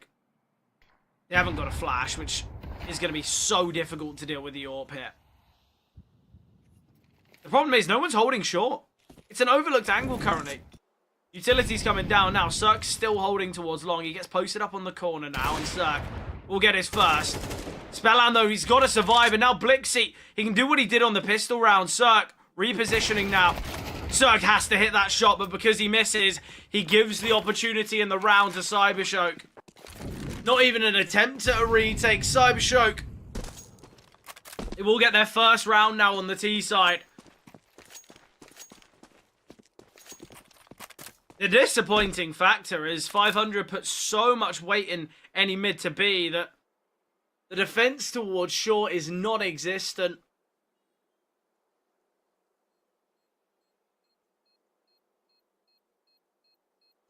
I think the other big problem is, look, you look at the kill department of 500. Ships is on over double any one of his teammates' kills. No one's really there as that secondary, and look, in that round, Ships are playing towards CT. He's not going to have that impact at all. It is going to be a buy coming through here, though, for 500. They've got 3 rifles in play. Oxygen could drop over an MP9. But surely we have to see a buy here. It's the 1 loss bonus. Spelland won't be able to invest in the next.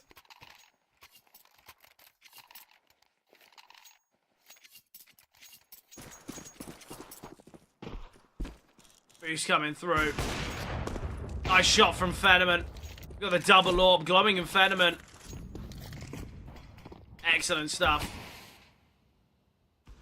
I like the idea of the double orb. It's quite cheeky. Glowing's having a tough game on the rifle, so get him on the big green as well.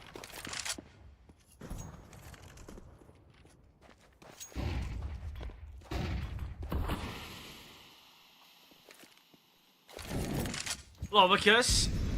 Send the molly here. Rainmaker's in a really good position. If you can find Lovicus here, it'd be excellent. Elevation spotted. Great from Rainmaker. No trade come through. Aware of Notaneki, but Oxygen, it seemed like he was so short. Cirque now on a rifle. The main brunt of the attack coming his way. Blixie on these lurks has been brilliant. Aware of Spellland, and Blixie will find him. Cirque goes 1 for 1. All on Rainmaker. 1 versus 3, and Notaneki's holding. Tap of the bomb from Glowing. Reposition now out of Rainmaker. I've got to say, 500. On their CT side, the rounds that they've won have been clutches. It's not as though they've been so dominant here. I don't think lifeless is the right word, but they seem very, very timid, very worried here. And when we see that space taken, obviously, towards the B-bomb site, again, we're seeing Notaneki besting in that scenario. I think right now, 500, it's got to be space taken towards long. It's got to be kind of getting a player in long doors, because Blixie, whenever they go towards A, he's so late, yet so effective. And I think if they continue to allow a player like Blixie to just have so much freedom, I think we'll see a continuance of disappointment here for 500 CT side. Terrorists win.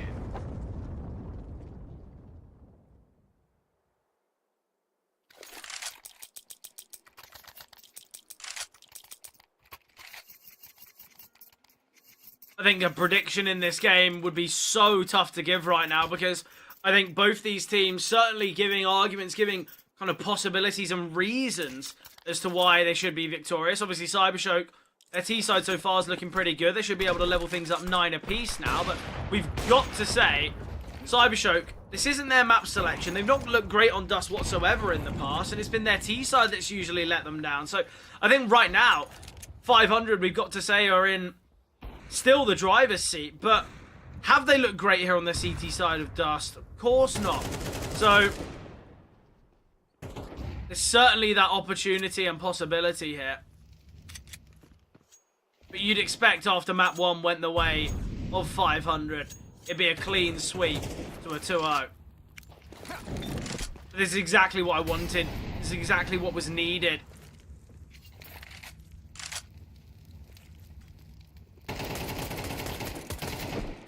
A bit of a fumbled shots from both. Scenario obviously will favour the T's. The late lurk from Blixie again. He has so much value in these lurks.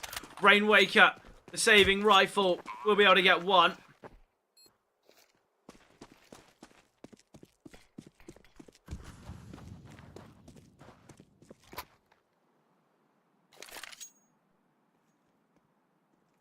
Oxygen saving a rifle obviously would be key as well.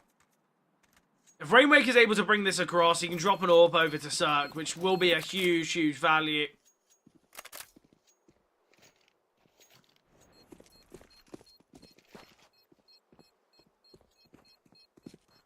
I don't think many are going to feel confident.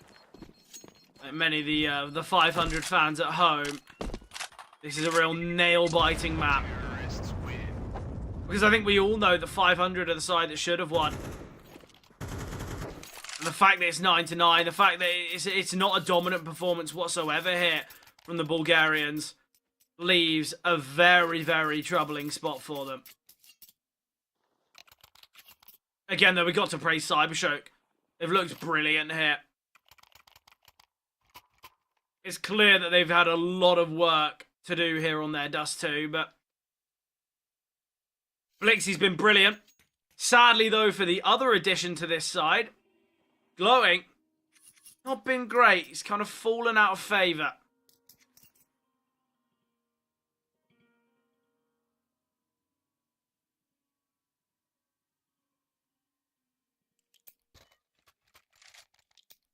Important round here, though, for the likes of 500.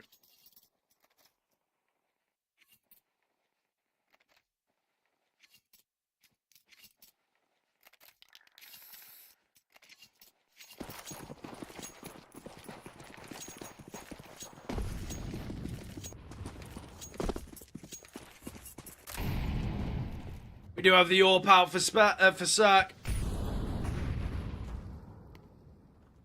Early util set up here for Cybershock to hit their way towards B. Oxygen just jiggling with a smoke in hand. I think the HE would be the better play. Util landing. Flashbang coming over the top. Smoke going to be sent now.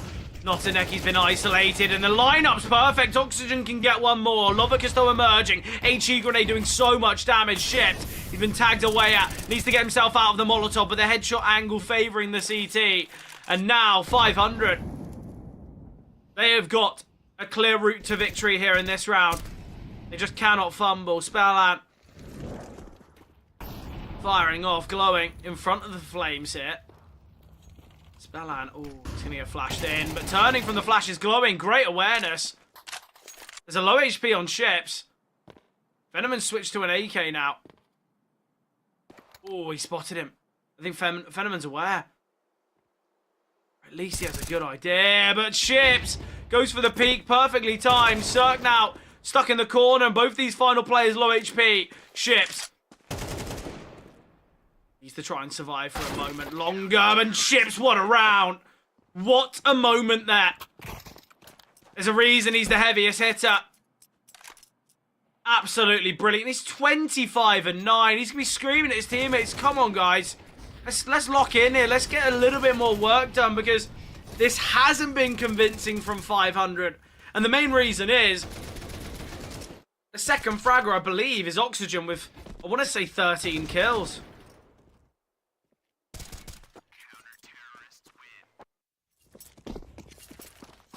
It's Oxygen with 11.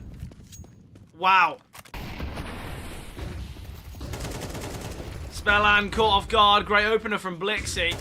And now it's a question of whether Rainwaker can escape. Cirque will find him, so they still go, I guess, 1 for 2 there towards long. It's not the end of the world, and Ships is already repositioned, but the bomb's going to make its way across. Again, Cybershock, they're leaning quite heavily towards the B-bomb site here, which you kind of understand. A lot of teams are far more worried about the A hits, as that is the more usual bomb site to see. But the fact that Cybershock goes so heavily here towards B, 500 retakes is so tough on the B bomb site. Oxygen is just giving this up. The contact and control that Lovicus is taking here towards long is so valuable. It's just allowed for all of this bomb site to be taken for free. Bomb dropped across. Now the 500 are going to realise, but they're just going to have to save. There's no benefit in them giving this one a go. Great find from Oxygen onto Lovicus. As expected, it will be the save. 10-10 scoreline now. Cybershock.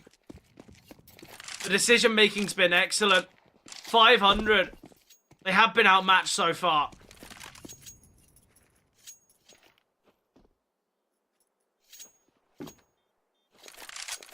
When you take into account that the pistol round was a 3 versus 1 for Cybershock, this game could have gone very differently.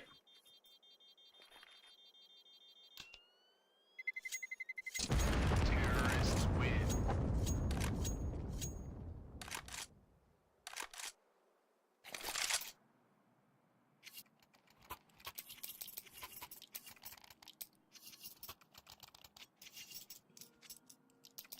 This is it, though. Such a determining round. 3 players save here for 500. They can just get a heavy half bite in this one.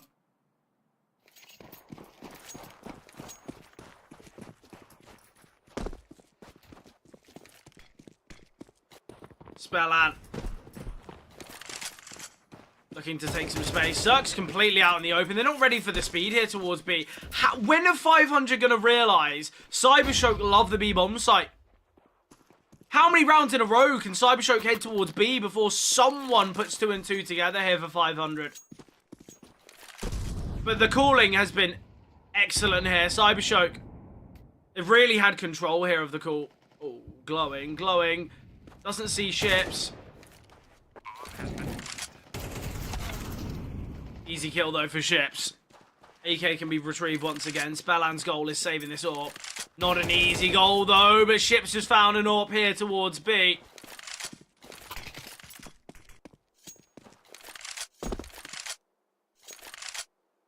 Cybershock are going to take the lead in the dying moments here.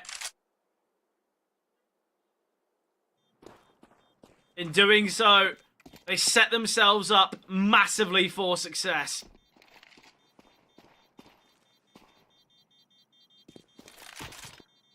Two rounds away now are Cybershock from converting the victory here on Dust 2.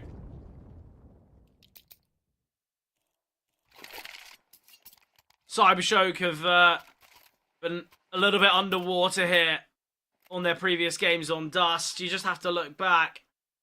This year alone, they've played 11 games, I want to say, of Dust 2.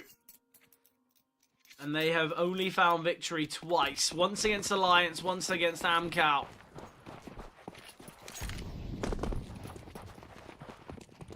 Again, seems like Cybershock might look to take some space towards B here. Glowing is still towards top middle. Will be the one to retrieve the bomb. We've got to see 500 win this one. Otherwise, Cybershock, easy route to victory. And then obviously we head to Mirage. But this was meant to be the easy map victory here for 500. They've got a 75% win rate on it in comparison to Cybershock's 21. Lovicus backing away through the Molotov. Might have been a bit easier to just walk a couple steps forward, but taking a fair bit of damage. Nothing too substantial, but it will allow these M4s to one-hit headshot. HE grenade could have something to say here. Away from it, though, is Lovicus. Cirque posted up here towards A. I like the positioning here of Cirque. It seems like he's always been a little bit trapped in long, yet this round, playing towards ramp. Not only will it mean he can traverse himself onto the bomb site, but just means he'll have a little bit more of that range advantage. Spellan is looking like he wants to aggress. Spellan will go down. And now we need to see this reposition out of Cirque. Rainwaker fully blinded. How has he not been spotted? How has he not been dealt with? Cirque on the AWP can find Lovicus. And that's the short attack taken down. Nade onto Cirque. Great find from Blixie. Rainwaker still holding. 3-on-3 now. Rainwaker goes down to Blixie again. It's excellent here from Blixie. But Ships making his way in the back lines. Will do a lot of damage onto the first. Will take down his second sighting. And now Oxygen emerging out of short. Can deny. 500. They will get themselves their 11th. Cybershock unable to attain 12 right now. 11-11 scoreline. Money for Cybershock. Strong enough for them to get an investment. But this is it. This is the do or die round of the whole map. The winner of this should find victory here. For 500, it's for the series. For Cybershock, it's for survival. Overtime could be a possibility here, but I think both teams know that the victor here in round 23 should be the one to do it in regulation. Blixie's been impeccable here. He's been so key. Obviously, we've seen the heights of Ships, but we've got to say that Blixie has had a lot of impact here. And you're comparing the kills, you're looking at it, and Blixie's putting on a massive showing here on Dust. So is Ships, yet the rest of the whole server have gone a little quiet. Ships, though, on the secondary AWP. We know what this man can provide here with the big green on Dust 2. But does this double AWP come from a place of confidence or a place of nervousness? I feel like very rarely you see a double AWP in play and you feel like anyone's going to be feeling very confident. But let's see what Ships has to offer. Early positioning now towards B. If he gets posted up on the angle, might completely catch out Notaneki. Lovicus, though, quick to take space now in middle. Could completely catch off guard Oxygen. Missed shot from Ships. Quick reposition, though, still. Cirque is holding. This shot from Cirque now, and Oxygen been taken down. Rainwaker, though, in CT. We have got the smokes landing. Rainwaker might just look to push on through here. This would be perfect. Rainwaker spots out one. Minimal ammunition is his costly factor, but Ships on the back of the bomb site. Bit too quick there. Could have taken a bit more time. It's a 2-on-2 now. A retake towards B. Spellan's got a flash and an HE grenade. Blixie expelling his final pieces of utility. Nade coming through. Blixie just holding down the fort, holding towards tunnels. Blixie to send his flash, fully blinding. Cirque's retrieved the rifle now. The bomb halfway ticked. Cirque, AK in hand. They need to hurry things along. They've got a defuse kit, but Blixie will find. And then Notineki takes down Spellan. It's disappointing here. You see it from Rainwaker when he looks for that frag. He's only got about 3 bullets in the mag. I think if he takes down the first and just accepts that he's not going to go huge in this one. But it's Blixie again. He's been brilliant. He's been so key. Ships is just far too quick. But what a round from Blixie. What a round for Cybershock. And it looks as though we could be heading our way to a third map here. Mirage. So close to being in play. Oh, ships out in the open. Your top performer, you certainly don't want that. Rainwaker will get the eventual trade towards lower tunnels is too. Overtime, still a possibility for 500, but the way this series started, the way this map started, I don't think anyone would expect Cybershock to be the one claiming map point, because it was a 6-1 scoreline here in favour of the Bulgarians. But this is the problem. This is what 500 have to expect. Cybershock, they're not an easy side to breeze past. Long will be the goal now. Circa's repositioned. Same goes for Spellan. They might look to refight towards middle. It's a nice decision. Blixie now tasked with taking control here towards long. And it's a gamble, but Oxygen's taking this control now towards tunnels. We need to see some form of rotation. Lovicus is in an excellent position. He will get one. Cirque is posted up on the angle, but all the while, space is being taken. Spellan and Oxygen need to deal with the rifle of Lovicus. Very minimal ammo remaining for Lovicus. He will get one, though, and now switching to the Glock. Spellan can go down, and it's all on Cirque. It's a 1 versus 4, but Cybershock, enjoy your victory on Dust. As in about 30 seconds time, you will get it. Cirque still holding for Lovicus, awaiting for his positioning, but it's not here. He's already maneuvered. Cirque's wasted so much time for just this one kill. And that is the game over. Dust 2 finished. Mirage. A welcomed map here for Cybershock. But what a performance. Cybershock, excellent from them. We've got to praise Blixie, though, doing so much of the heavy lifting there on Dust 2. He's given the chance for Cybershock in the series. Survival continued. And now we head to that third and final of Mirage to decide which team is going to be eliminated in the Swiss stage. Obviously, Mirage is going to be coming up soon. But beforehand, we jump to a break.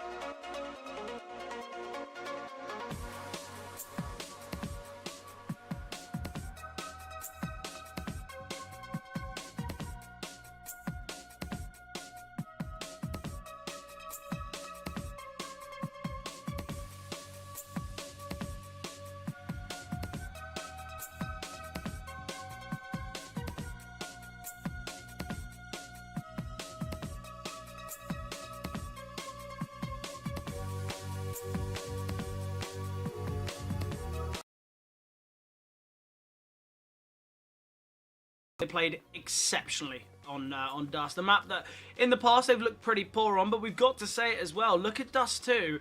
Ships was incredible. He was 29 and 11, but the problem is no one else was really there alongside him. Obviously, Blixie had a really good game. A lot of his opening kills were so defining, kind of gave the edge, gave the ability to win a game like that.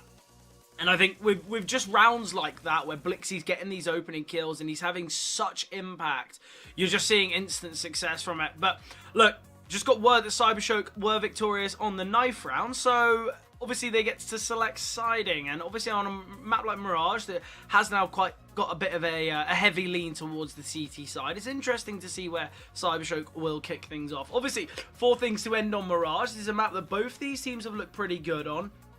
Obviously, win rate, you would still favour the likes of 500, but look, I think win rate means nothing. We just saw it on Dust. Stats always can be a bit deceiving, and look, Cybershock, if they are to win this series now, you've got to praise a player like Blixie, because a lot of that success on Dust 2 was because of the likes of Blixie. I think it's just unfortunate because Ships is putting up such a good performance, but the output from the rest isn't really there. Look, Spelland's on 19 kills across the whole series.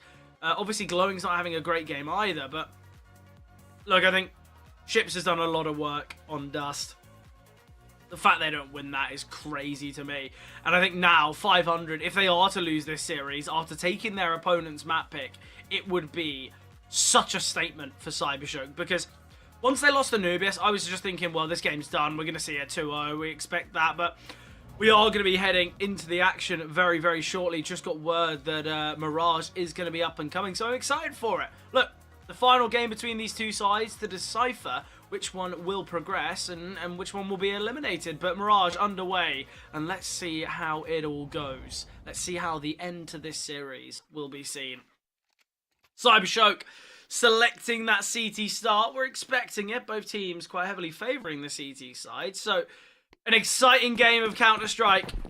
I think both teams have just got to forget about the last 2 maps, especially for 500, because after winning Anubis, it's disappointing from them, the fact they couldn't take it on Dust. But aggression towards under. Spelland looking to start things off. He will get the first. Aware of Phenomenon as well. Spelland doubling down. Spelland's had a very tough series so far, but just this round alone, he's had so much impact. Single-handedly destroyed the underhold, and now we can see what Spelland can provide with the Julies in hand. Blixie on the back of the bomb site towards bench. Will be able to find one. Attempting to secure the second. Blixie spots another. He's already got this double. He's given a real chance. With Spelland getting his third. Bomb can go down now, and Spelland has had a very impressive round. Still possible, though, for Cybershock, as it's Glowing and Notaneki to retake. A diffuse kit on Notaneki, but Ships can find him. All on Glowing. Glowing's been somewhat silent this series, so has Spelland, but we've had a big moment from Spelland here on the pistol. Can Glowing provide one as well? Seems as though he's just going to save. I don't mind the idea from Glowing. Keep the armor. For 500, they kick things off very nicely here in this one. An excellent start to their endeavours on Mirage. Glowing now, he's getting crunched in on. We'll find Spelland. Julie saved as well. A great openers here from Spelland. When he gets the first, you're thinking, well, maybe a trade, but Phenomenon seemingly kind of trapped. Doesn't want to back away because he knows he's going to get caught, but can't really feel too confident pushing and fighting. Blixie does well, giving it an attempt, but sadly not enough. Just the eco here from Cybershock. Glowing still got the jewel. He's got an HE grenade as well, and it looks as though he's going to be sending his way towards middle. Oxygen, though, is still in the conversation currently. Nade doing ever so slight damage to Spelland. Nothing major. Plenty of players coming from shore. Blixie going to send the flashbang out, and now the swing comes through. Utility's excellent, and we can see the CTs win this one. They found the kills. They've got a great opportunity now. The bomb's been dropped. HE grenade could find a couple. HE grenade will get one. Oxygen. He's got to find this pick. They will win the round. Oxygen with a quad kill. So many casualties, though. They lose 3 players there. 500 just get overwhelmed by the pistols. And with it just being an eco for Cybershock, they can be very happy with the result. Finances for 500. Not great whatsoever. Pretty much drained, except for the likes of Rainwaker.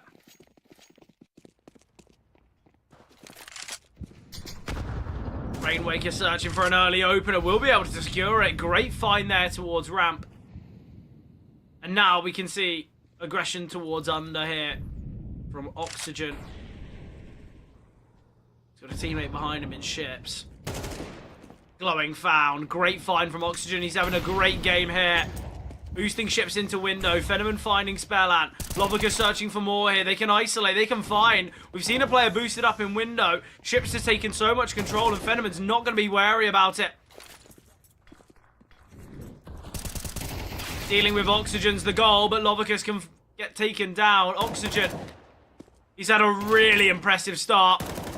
Isolating the fight is Blixie, but Oxygen again. 7 kills in 2 rounds.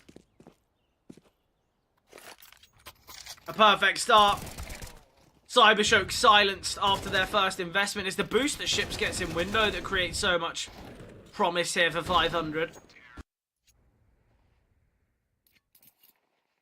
500, they start very promisingly here on Mirage. Obviously, we saw the excellent start from them on Dust, and it was 6-1 up on Dust, so I don't really know how it's gone so heavily against them.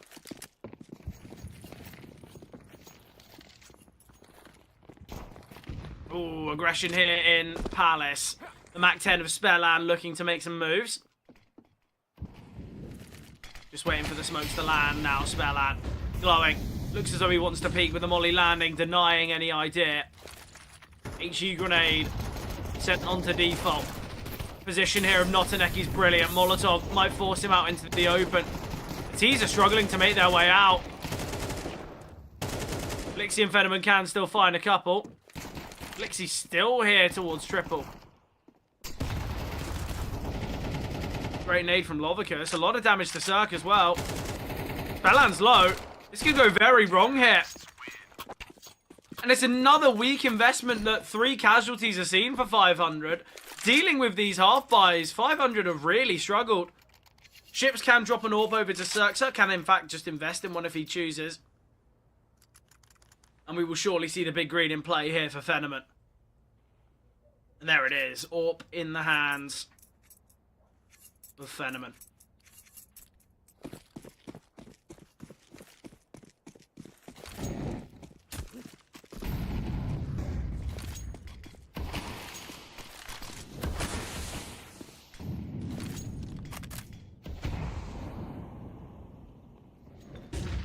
Searching for a quick peek. Notaneki here towards Ninja. He will get one. Spellan gets the eventual trade. Phenomen towards stairs with an AWP. It's a position we've seen Phenomen do very well from. Important kill there from Glowing. Drops the bomb and now creates a bit of chaos and complication here for the Bulgarian side. Great find from Rainwaker though onto Blixie and Lovicus now. 1 versus 3. 500. This is a far better showing.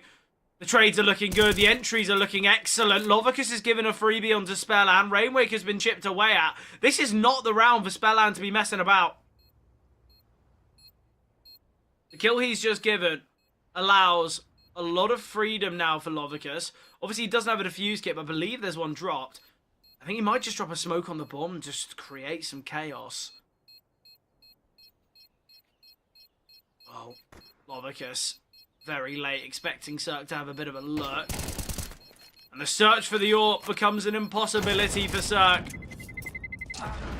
Lovicus will fall to the bomb though, no AWP save. 500 continue their streak of success on this T side. And a much better performance here from 500. Cybershock's trailing by 5-0.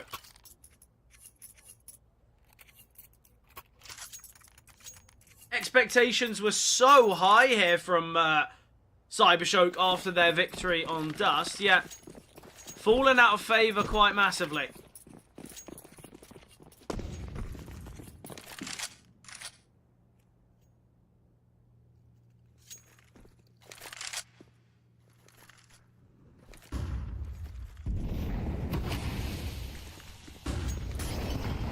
Notaneki repositioning, Deagle in hand.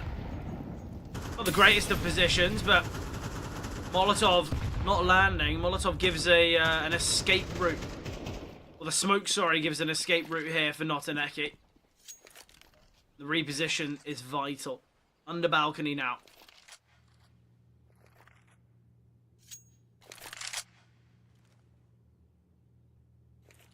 Again, this could be a very costly round financially here for 500.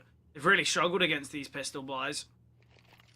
We've had 3 casualties in both rounds of these eco/half buys, and we could see another moment like it. Creeping their way out of ramp. Fenneman, a great position here. He can find one. Gets a second as well with a D. Excellent shots here from Fenneman. Finally silenced by a Rainwaker.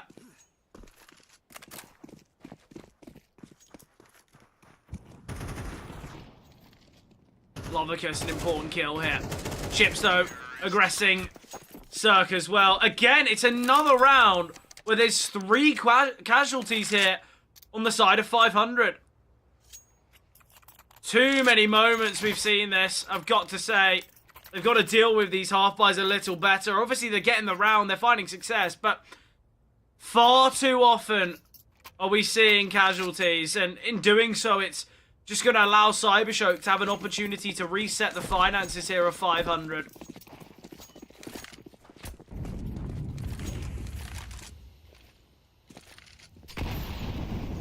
Glowing towards window now.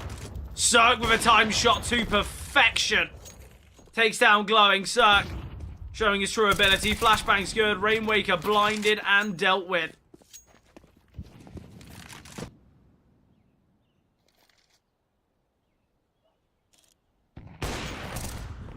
Fenneman on the big green. Lovicus finds the lurk of ships. And now a 2 versus 4 for 500. Certainly not an easy round, and the nade of the smoke chip spelling away so heavily.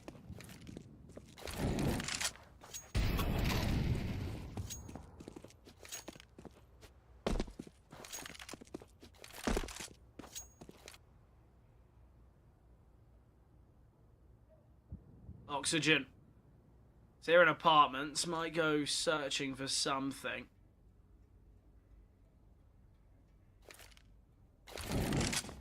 Oxygen had a really good start to this game, 7-0, but the last couple rounds he's gone silent.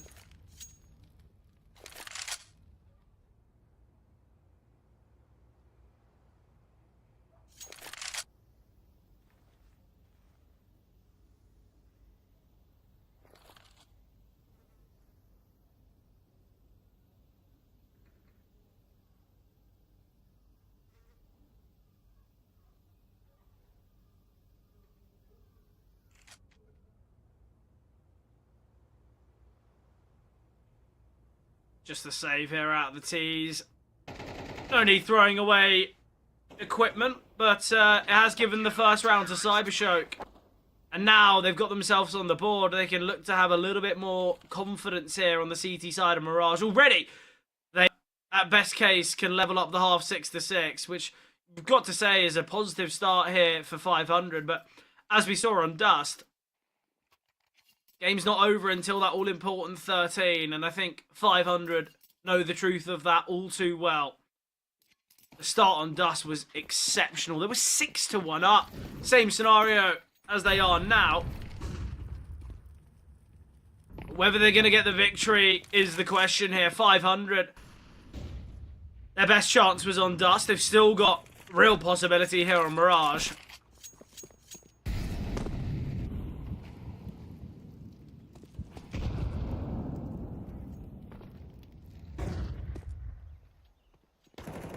You can see what those types of rounds have done to the finances. We've got a round where there's 2 Galils in play.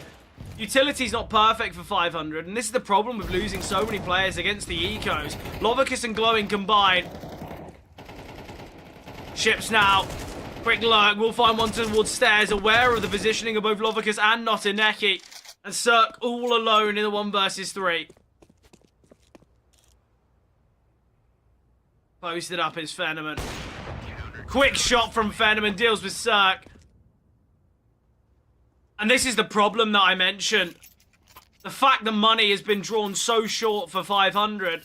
They win 6 rounds in a row, but already after losing 1, scraping together a mismanaged buy with Galil's low utility, and now they're forced onto an eco. And this is why it's so important when against the pistol rounds, you have yourself a positive victory, because otherwise things like this will happen.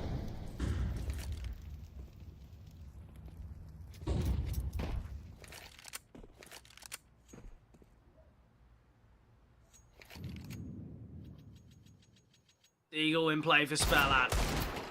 Attempt to find the player towards CT. Rotations will be quite slow, so acceleration seen here onto the A-bomb site. An attempt here for Notaneki will eventually get one. Not the cleanest of shots, but Notaneki gets his second, and Lovicus rotating in time.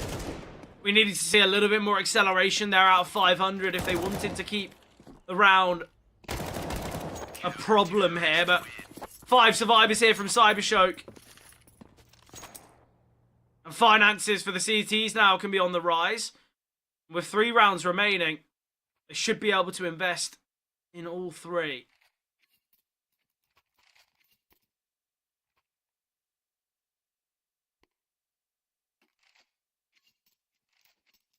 Investment again seen here from 500. Not a perfect buy. Utility, somewhat a weakness. No AWP on Cirque either.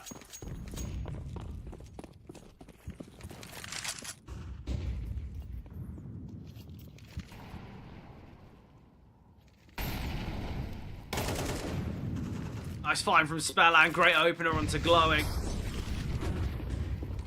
Lixie attempting to dodge the flashes. Deals with 1. No trade potential.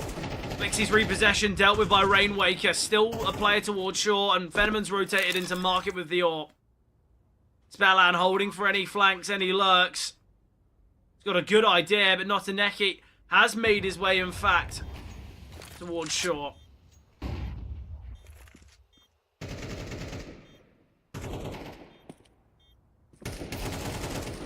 Great boost. Lovicus elevated. Man advantage now, and they make it 2. It's all on Spellan towards apartments. So much utility to work with here. And the stick of the bomb will be seen. Fenneman posted up. A great retake. A perfectly executed retake there from Cybershock.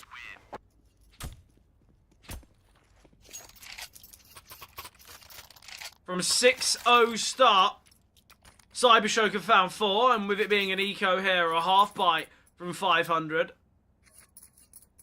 we can really see the difficulties.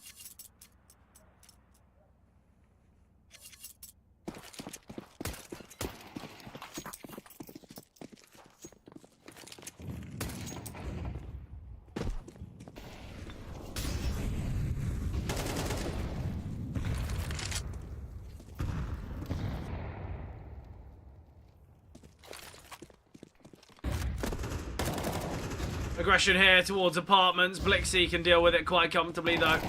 Chips is aggressing. Ooh, Blixie will go down, and Lovicus only goes 1 for 1. It allows weapons to be retrieved. It allows the bomb to go down. And a cause for concern here for Cybershock. Although they've still got man advantage, Cirque's able to isolate that one onto Glowing. Bit of a spam coming through as well, and Ships is in a very good position now. Ships! Disregarding any late play here. Still, Cirque tucked away. Notaneki sending the molly. Cirque out in the open. He's been able to cross. And, oh, Cirque will get 1. Aware of Notaneki's position, but he still finds.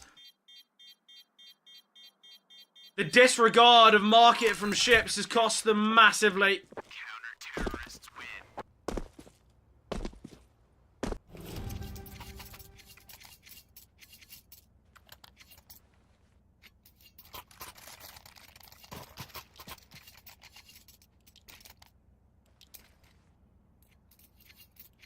And look, that 6-0 start.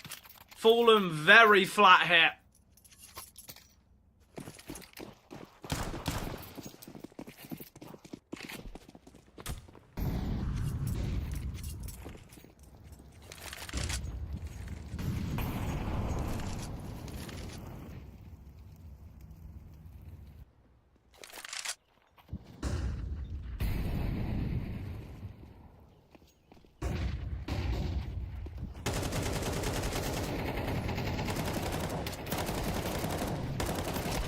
Nice finds here from Glowing. He can double down. Important kill from Fenneman.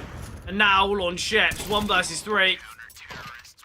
From 6-0 up, Cybershock bounced back 6-6. And look, this is the problem that I was mentioning. It's the fact that 500 against the ecos, against the half-buys, they were losing far too many players. And in doing so, it forced them onto these weaker buys. It forced them, their finances to be in such a difficult scenario. And then we see many rounds where there's mistakes, many rounds where there's big moments.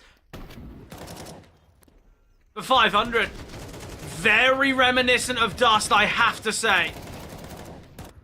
And for a side that looked so promising to take the whole series after map 1, a real head-scratching moment, a real nail-biting game for any of the fans at home. And I think right now,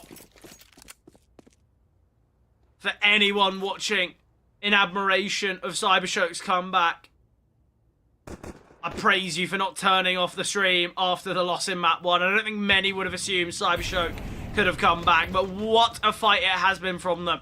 And now, the issues could come off the back of the pistol. Rainwaker, he's in a nice position, but quick find from Glowing. Acceleration, going to be seen onto the B-bomb site. It's all about Oxygen baiting in ships. All about what he can do. Ships goes 1 for 1, but Oxygen continuing. Lovicus is going to be a late flank, but a quick kill from Spellant. It's all about whether Lovicus can get 2 before even being spotted.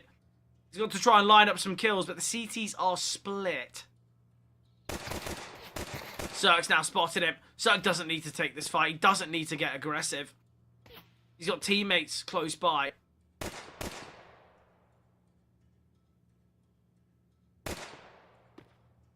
Lovicus, he seems trapped here in market.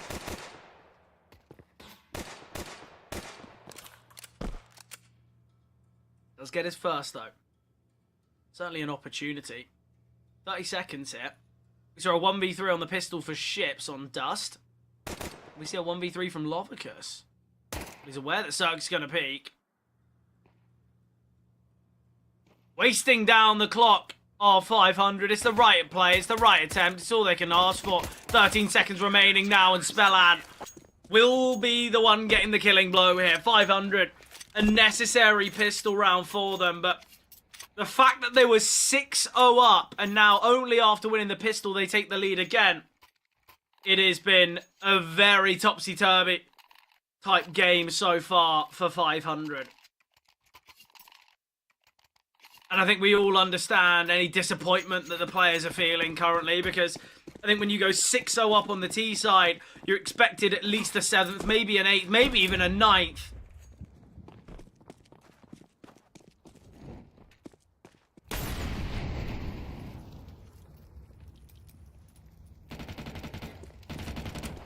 Bit of a spam coming through. Full eco here from Cybershock. Happy to give away this 8th round. Nice finds from the FAMAS of Rainwaker. Ships is trying to reposition to have some impact, but struggling thus far.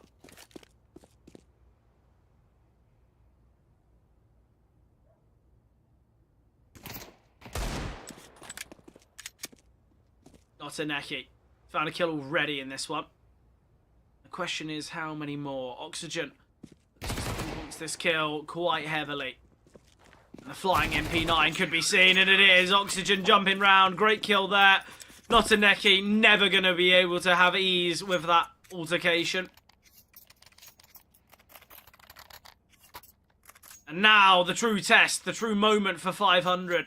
If they win this one, they can go on a bit of a streak and continue what they showed from round 1 to 6. Yeah, if we see Cybershock having a strong response, that's where we've got to say, if you're 500, you're going to be feeling very, very worried.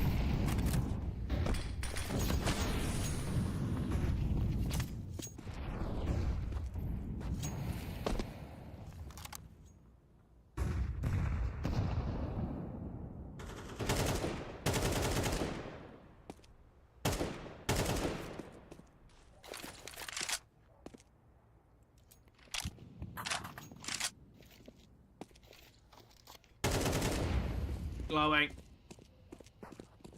He's not been the life of the party here in this series, but we know the heights that Glowing can have. We know the impact that he can provide. Potentially, you can chalk it up to a bad day at the office, but I'm sure Glowing is going to be somewhat disappointed in his personal performance. And I think the only reason for it is because we know how good Glowing can be. But it's Blixie to get on the score sheet first here for Cybershock. Nice opener. Lovicus attempting to deal with ships will be the one to find. There's a player under balcony who's been chipped away at. Fenneman will be the one to find. Notineki elevated top balcony. Right now, 500.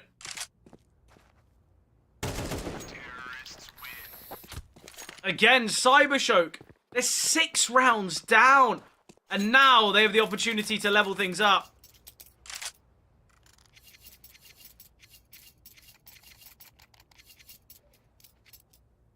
I've got to say, for Cybershock, it's been very impressive. And for 500, disappointment. The fact that they go from Series 17 victors, the winners of the whole event, to this... It's not the performance that many would expect. It's not the performance that many would hope for, especially if you're a 500 fan.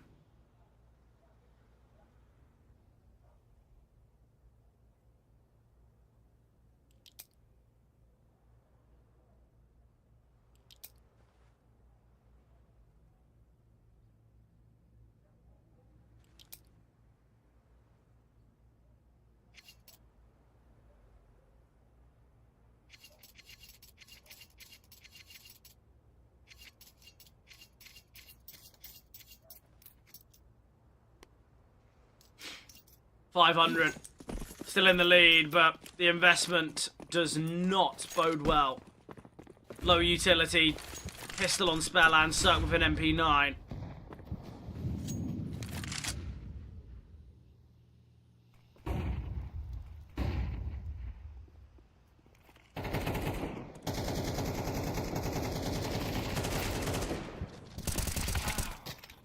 Oxygen looking to aggress, finds the kill onto Glowing, spots out Lovicus as well. Oxygen's been really, really good so far. Aggression here towards A now, and ships ready to rotate. Rainwaker holding.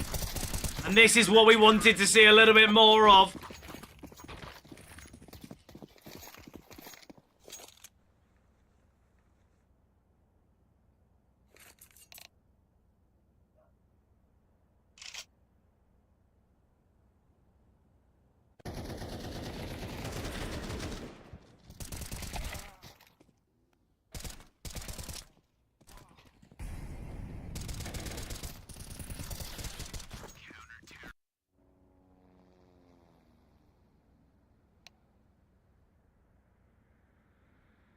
Seems as though we have some slight technical issues. Just got word that a slight mouse problem. Hopefully it shouldn't take too long.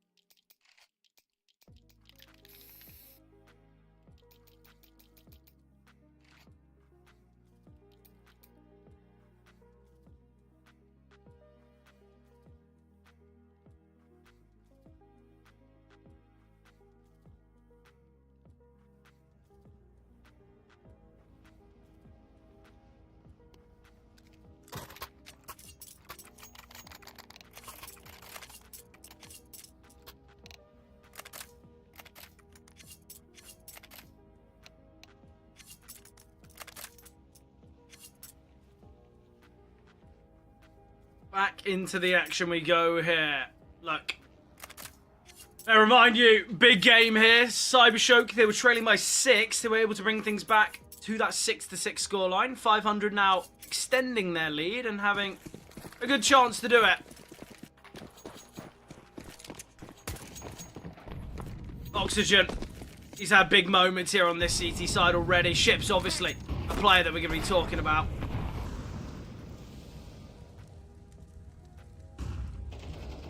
Lovicus now maneuvers his way through under. Cirque in window, ships in con, Spellan close by. Great HE grenade onto Blixie and Lovicus. Nice find here. Phenomen will get one in middle. Ships close by. Blixie's low, but he's still finding impact. Glowing a great kill, and now Oxygen under pressure. Oxygen will get one. Spellan needs to reposition. He needs to rotate in. But a 1v3 for Spellan. Little does he know that Phenomen and Blixie are so low. But Spellan just going to be ducking out of this one. And Cybershock, they will get themselves their 8th hit. Got a bit of a back and forth on our hands here. And look, I think it's always going to lead to a bit of an exciting one.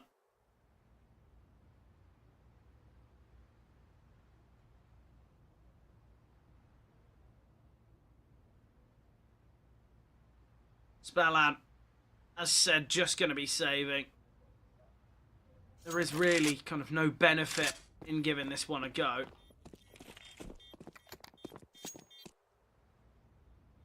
I think the real question is, look, Cybershock, they're going to find themselves their 8th. They've got 3 survivors and money's looking pretty good. Finances for the CTs aren't perfect, so I wonder what we're going to see here. I think once we get the AWP out for Cirque, I think there'll be a little bit more stability here for 500, but not going to be easy for them to bring out the big green, especially with this back and forth nature, because it concedes the finances. It really makes it difficult to work. I think their best chance of it is they've just got to take an eco hit. Rainwaker might be able to drop over the big green in the next.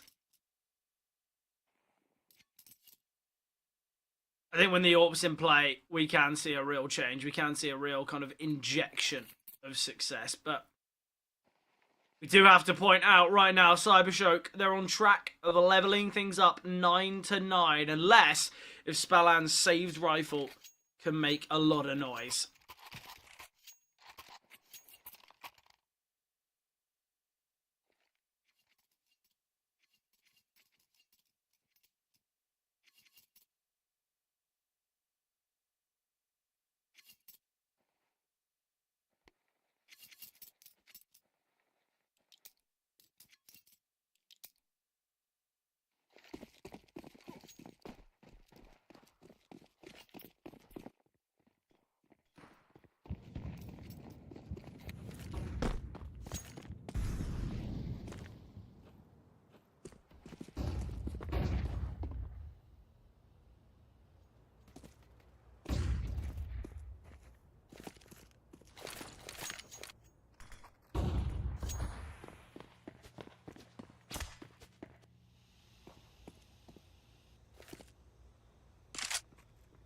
Right now, control of middle has been taken here. Rainwaker, it's the full buy, which I think is a big risk. I think this full investment could heavily come back to bite. Cybershock, they've got such a good chance now. They've got such a good opportunity, and Phenomen finding the aggressor of ships. Absolutely brilliant.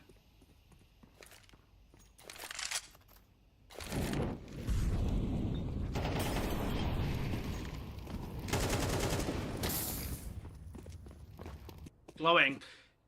Able to find that pick, take that control. We're going to see the bomb go down. And look, we could have had the same result, if not maybe even a better one, if it was just an eco. I think right now, Cybershock, they've been given a gift with 500 going for the full bite.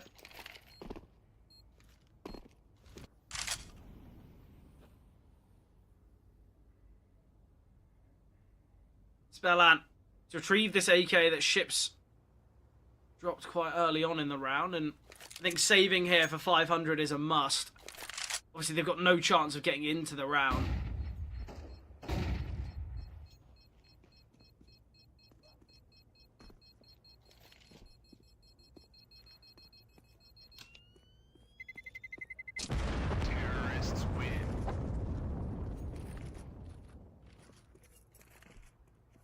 But look, Cybershock, I said, look, they were trailing so heavily throughout this game, and it was 6-0 down. It's now 9-9. It seems like 500, they just have the firepower from the get-go. They've got the it factor around them in the first, 5-6 rounds of play, yet when it matters most, they really slip away.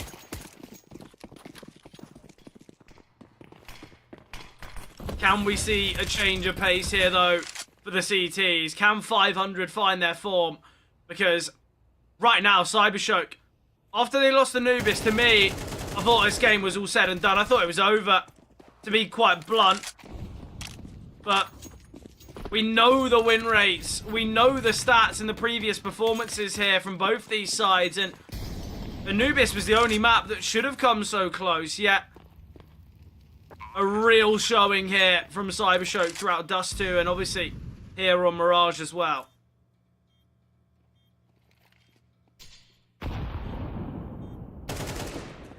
Not a Neki. Very deep there, but a great find. Takes down Spellant.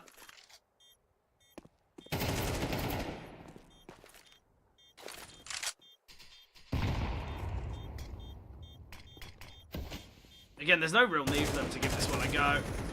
Rainwaker's just given his life up, and so have his teammates. Ships, all that remains now.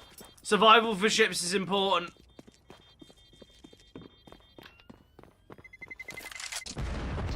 Will be able to escape.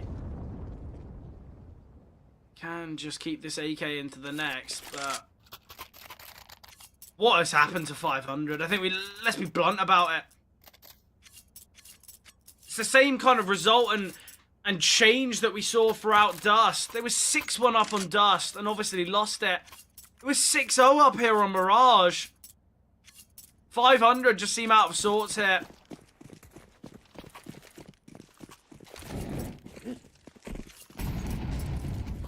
Not to take away from the impressive performance here from Cybershock, but we've got to say, I feel like kind of been given to them. Nice opener here from Rainwaker. It's going to be this playthrough B once again. Rainwaker blinded, struggling to have impact from short. The double mollies. Oxygen can try and alleviate, but Lovicus and Notaneki, excellent stuff here. Cirque rotating in. Notaneki to try and deal with ships. Both in the smoke here. Notaneki will be victorious in the 1v1. Man advantage. Cirque low HP. Cybershock surely to get themselves another one. It's all on Spell and all on the in-game leader. And the swing will come through from Notaneki. 3 kills in this one from Notaneki. And now Cybershock, they are en route to find victory in the series. For 500, a loss here will be disastrous. They will go from being Series 17 winners to losing 1-3 in the Swiss stage.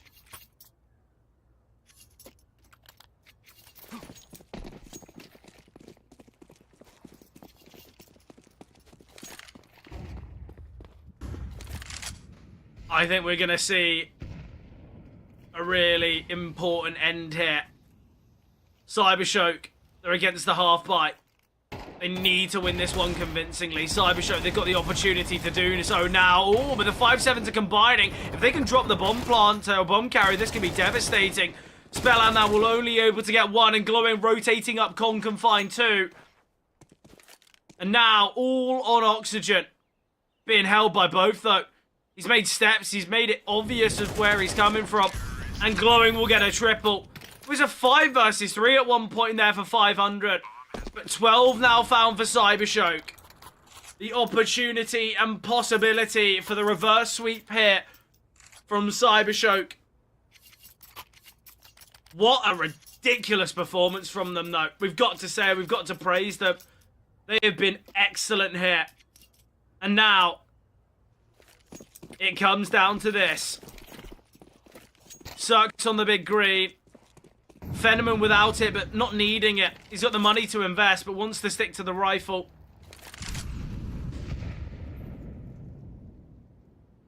This is a game that 500 will be pondering about for quite some time. Obviously, as I mentioned, this is an elimination game. A loss here for either side puts them out of the Swiss stage. And right now, 500, it looks as though they're the team going to be falling.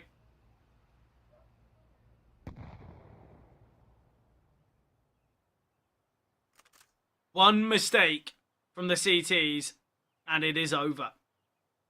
It is done. Spellan will get one. Quick trade from Blixie. Ships to deal with close proximity as well. Ships. Might be a bit of an afterthought, but he's given up his position now. We'll find Blixie. Great HE grenade onto Ships, though. It is going to be this play towards the B bomb site once again. Cybershock have headed towards B in nearly every round on this T site. Bomb denied, though. Notaneki not clearing out the angle. Fenneman towards short. Notaneki at bench. Cirque just holding. Posted up. Notaneki can find oxygen. And now it's Fenneman in the 1 versus 2. A flank to be seen from Ships. Fenneman. The question is he ready for it? Well, he's been spotted. And he has been found. 500. Another step in the right direction.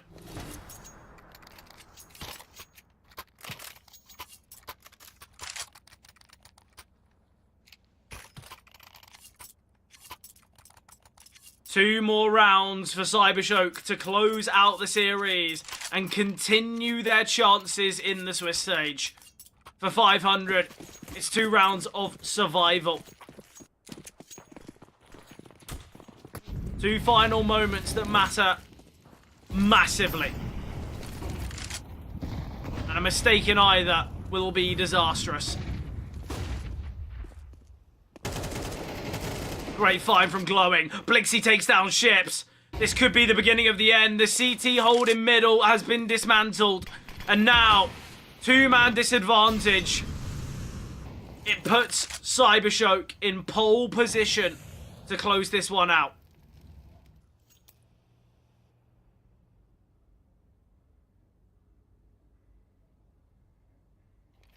Oxygen. Got himself an MP9 in close proximity. 3 players to make their way towards.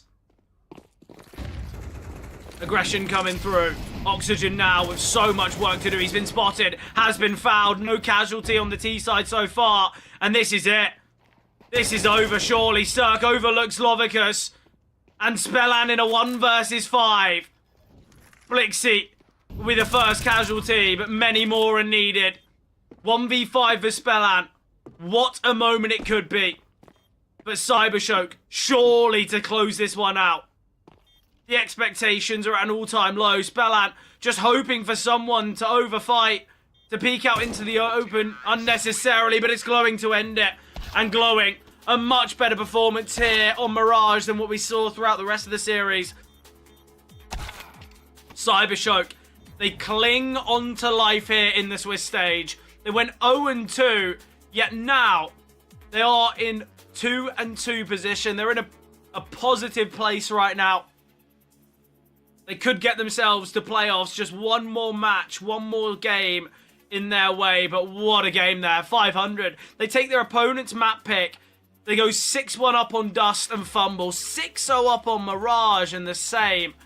And it's been disappointing from 500 throughout. But for Cybershock, so much praise has to go their way. And Blixie at the forefront. Absolutely brilliant there from Blixie. We've got to say, Blixie deserving an MVP in this one. Although it's not the playoff and we don't have kind of a grunted MVP. I think we all know Blixie, the man in the middle there, is the one to do a lot of the heavy lifting. But what a first series it has been. I think we've already seen so much excitement and success, but we do still have more action to be seen here as Na'Vi Jr. face Sashi in about 10-15 minutes time. And already, I feel like the CS action couldn't get any better. But let's see what the youngsters of Na'Vi Jr. can do against the Danish side of Sashi. Obviously, beforehand, though, we will be jumping to a break.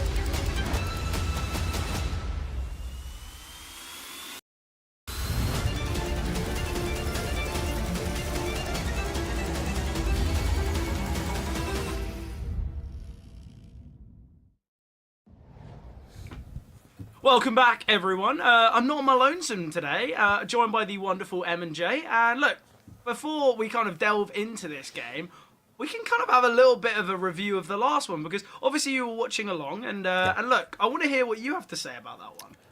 It was a shame, wasn't it? I think, you know, the second that 500 took that first map, felt very confident, felt like they were going to get that one done in 2 bites.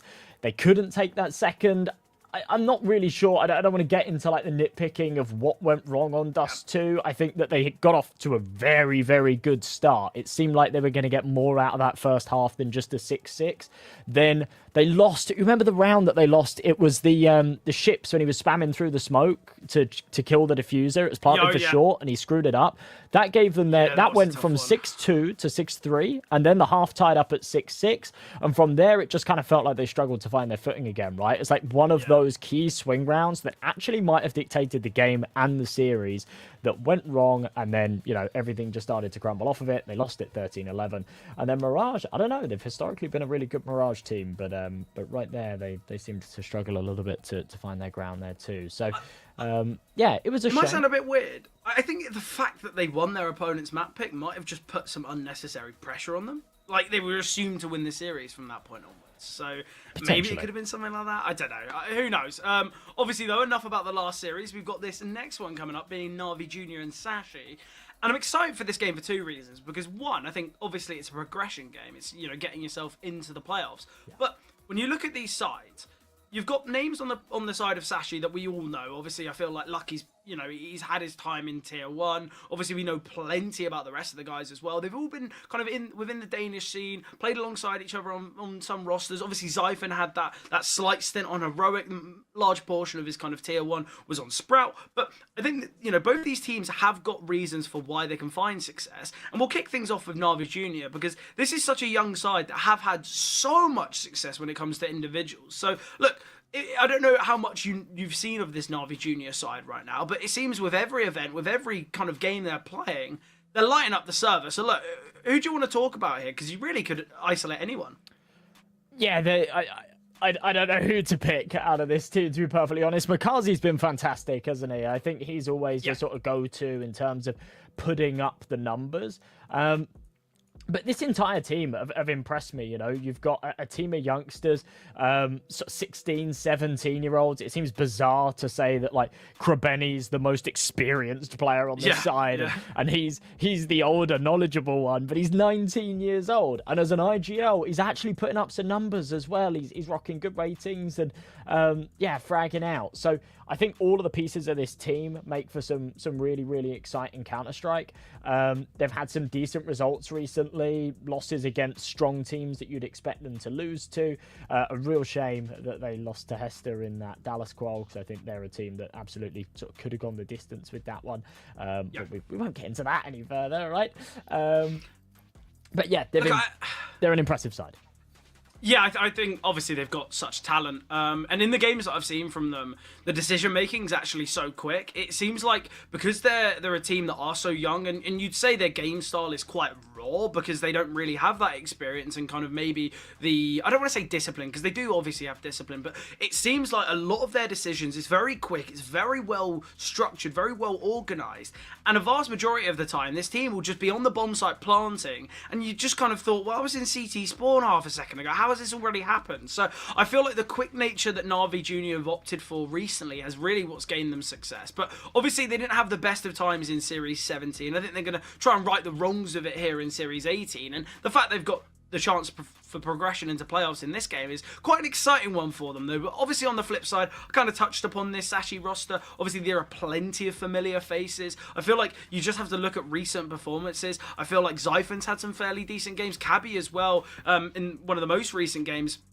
was absolutely destroying, which I think is I don't want to say is a rarity, but I feel like Cabby's not always the player you look at and go, okay, well, that's one of the stars. But I think realistically, you're looking at this side, you see Lucky, who's meant to be kind of quite inexpressive, or a player that's meant to be bringing some firepower, yet I feel like a vast majority of this side is underperforming, and that's kind of why they have had some struggles in previous CCTs and previous other events. But I'm sure they're in a similar spot to Na'Vi Junior. They feel like they've got an option to kind of progress to playoffs, and they certainly can. But obviously, a dictating factor to that will be the vetoes in this one, because I think both teams, you look at the stats, you look at the kind of the map percentages and sample size, I feel like it's quite interesting where this veto is going to go. I'm thinking maybe we could see a map like Nuke. Obviously, both teams really like Ancient regarding sample size. But what are you thinking when it comes to the veto? Well, first and foremost, I'm just glad that we're not seeing Train. I seem to be a bit of a curse for these Sashi boys. They've massively underwhelmed me recently. But whenever I look at their results, whenever I'm not covering them, they seem to have a decent time. Whenever I'm covering their matches, they give me absolute stinkers. I covered their game against Forza Reload the other day, the academy side of the Forza organization. They're ranked like 200th in the world, right? And Sashi just botted out against them. It was a terrible game. They picked into Train. They got completely blown up on it. They lost Ancient as well, which is another map that we're going to see come up here. But yeah, they're a good side with good pieces, but the maps are quite important, and it adds real context to this. Now, Nuke, it's a good map for Sashi. It's one that they've actually had some real success on recently. It's the one they've had the most success on, and have been consistently playing into it. So I think they'll definitely have an advantage there. You have got to remember, though, Na'Vi Junior, they're good on Nuke, and they're also going to get the luxury of starting off on their CT side, so that could be a little bit of a problem. Going on to Ancient, I think Na'Vi Junior have got a massive advantage. Sashi have had some okay games on Ancient, but from what I saw from them the other day, I think that there's some real issues there that kind of need to be addressed. And if it does come down to that third and final of Mirage, I think it kind of falls into that same category as well, leaning towards Na'Vi Junior. Sashi have played it a hell of a lot. It's one that previously they were picking into and then just started sort of floating it as a third. But not only have they been losing games, but actually in some really bad fashions as well, right? Yeah. The match against Forza Reload I was talking about, the opening map was Forza's map pick. And Sashi with just clear firepower disparity, right? They're a team that are just mechanically much better. Were able to just kind of steamroll it, and they were playing super aggressive, and it was no problem. They were just running into the sites round after round. They weren't really playing proper Counter-Strike, to be honest. But outside of that, anytime they've had to play against a formidable side, and to be fair, OG, Monty, Bait, Sinners, fine. But we're talking Paravision in there as well. But we're talking single-digit losses. We are talking 13-2s, 13-3s, 13-4s, which is just not even close to the benchmark. And that sort of sums up their year so far here on Mirage. That sort of goes back into the start of January. So, I'm not convinced if this goes to a third map that Sashi will be able to get it over the line on that Mirage map, especially not against a side like Na'Vi Junior. And as you said, with their playstyle and whatnot. I don't want to sort of throw out any predictions, but I think that for Sashi, actually a big win condition here for them is to get this done in 2 maps. Yeah, I think as it gets long and kind of drawn out, I feel like that's where you might see kind of a slight individual drop off from the Sashi side, and I think from a side that haven't been so consistent regarding individuals, it could be really tough for them. I think something that we do have to talk about as well, which I think gets glossed over a little bit, Sashi were actually a very formidable side on Vertigo, and I think you've seen it from sides like Monty. They were also a team that were like pretty good on Vertigo, and I think a lot of the time Vertigo was very rarely a team's kind of major strength, but it's clear to see that now that Vertigo's been removed, that was kind of their general punish pick, that they'd always gravitate towards it, and they looked really good on it. You have to imagine that, okay, they've not looked great on Train. Not many teams are actually picking Train. A lot of the teams are banning it in the first phase, so they're not really getting to play it. But I think for Sashi as an individual and kind of as an organisation, the fact that they were so positive on Vertigo and now it's gone, you've got to say is a slight disadvantage for them. But look, MJ, we got word that there is going to be maybe a slight delay regarding the start time of this one. So I think what we will do is throw it to a break and then be in the action of map number 1.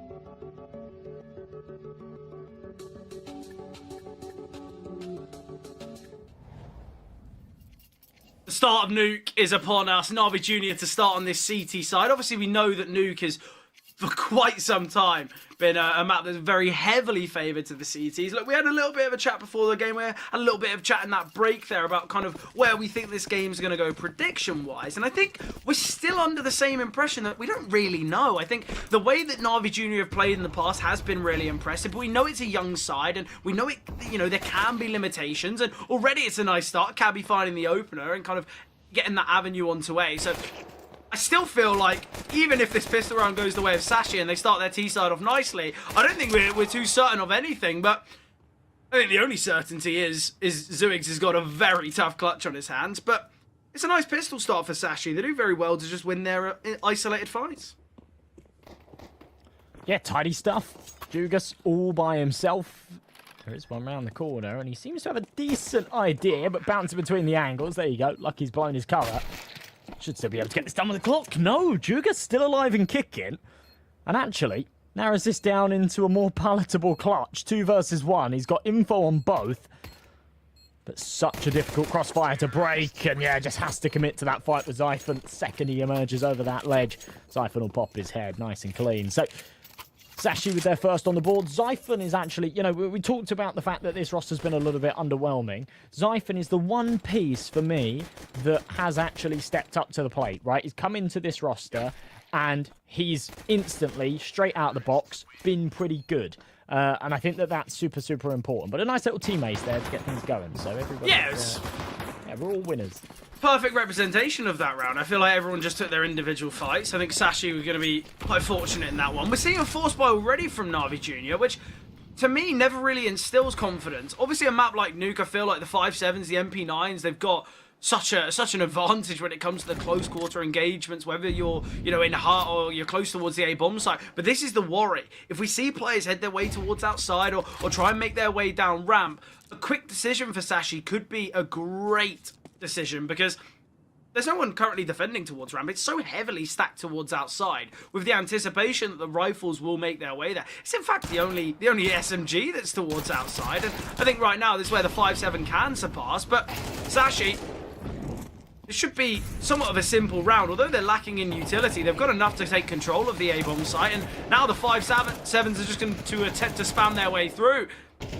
Lucky and Cabby getting these openers should be able to put this round to rest, and with Krabeni just looking to keep this MAC-10 alive in the next. We can't expect too much, but Lucky might take him down. Knife in hand. Doubling that round for Lucky, same for Cabby. Sashi with a strong start, keeping 4 survivors as well, and that was the force buy. It wasn't as though it was an eco. There was a full investment there from Na'Vi Jr., and they didn't really put up all too much resistance.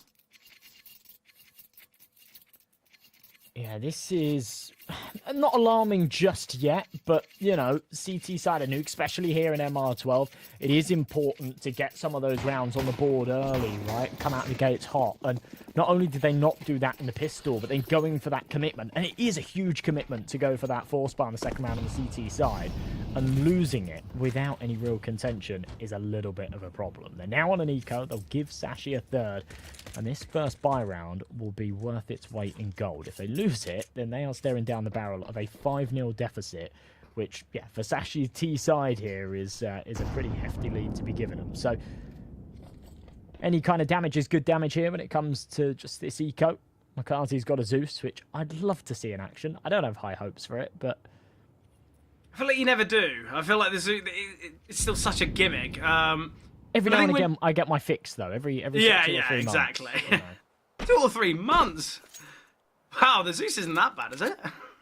I don't know. When was the last time you saw a Zeus kill? I should start keeping notes. Probably about 3 months ago.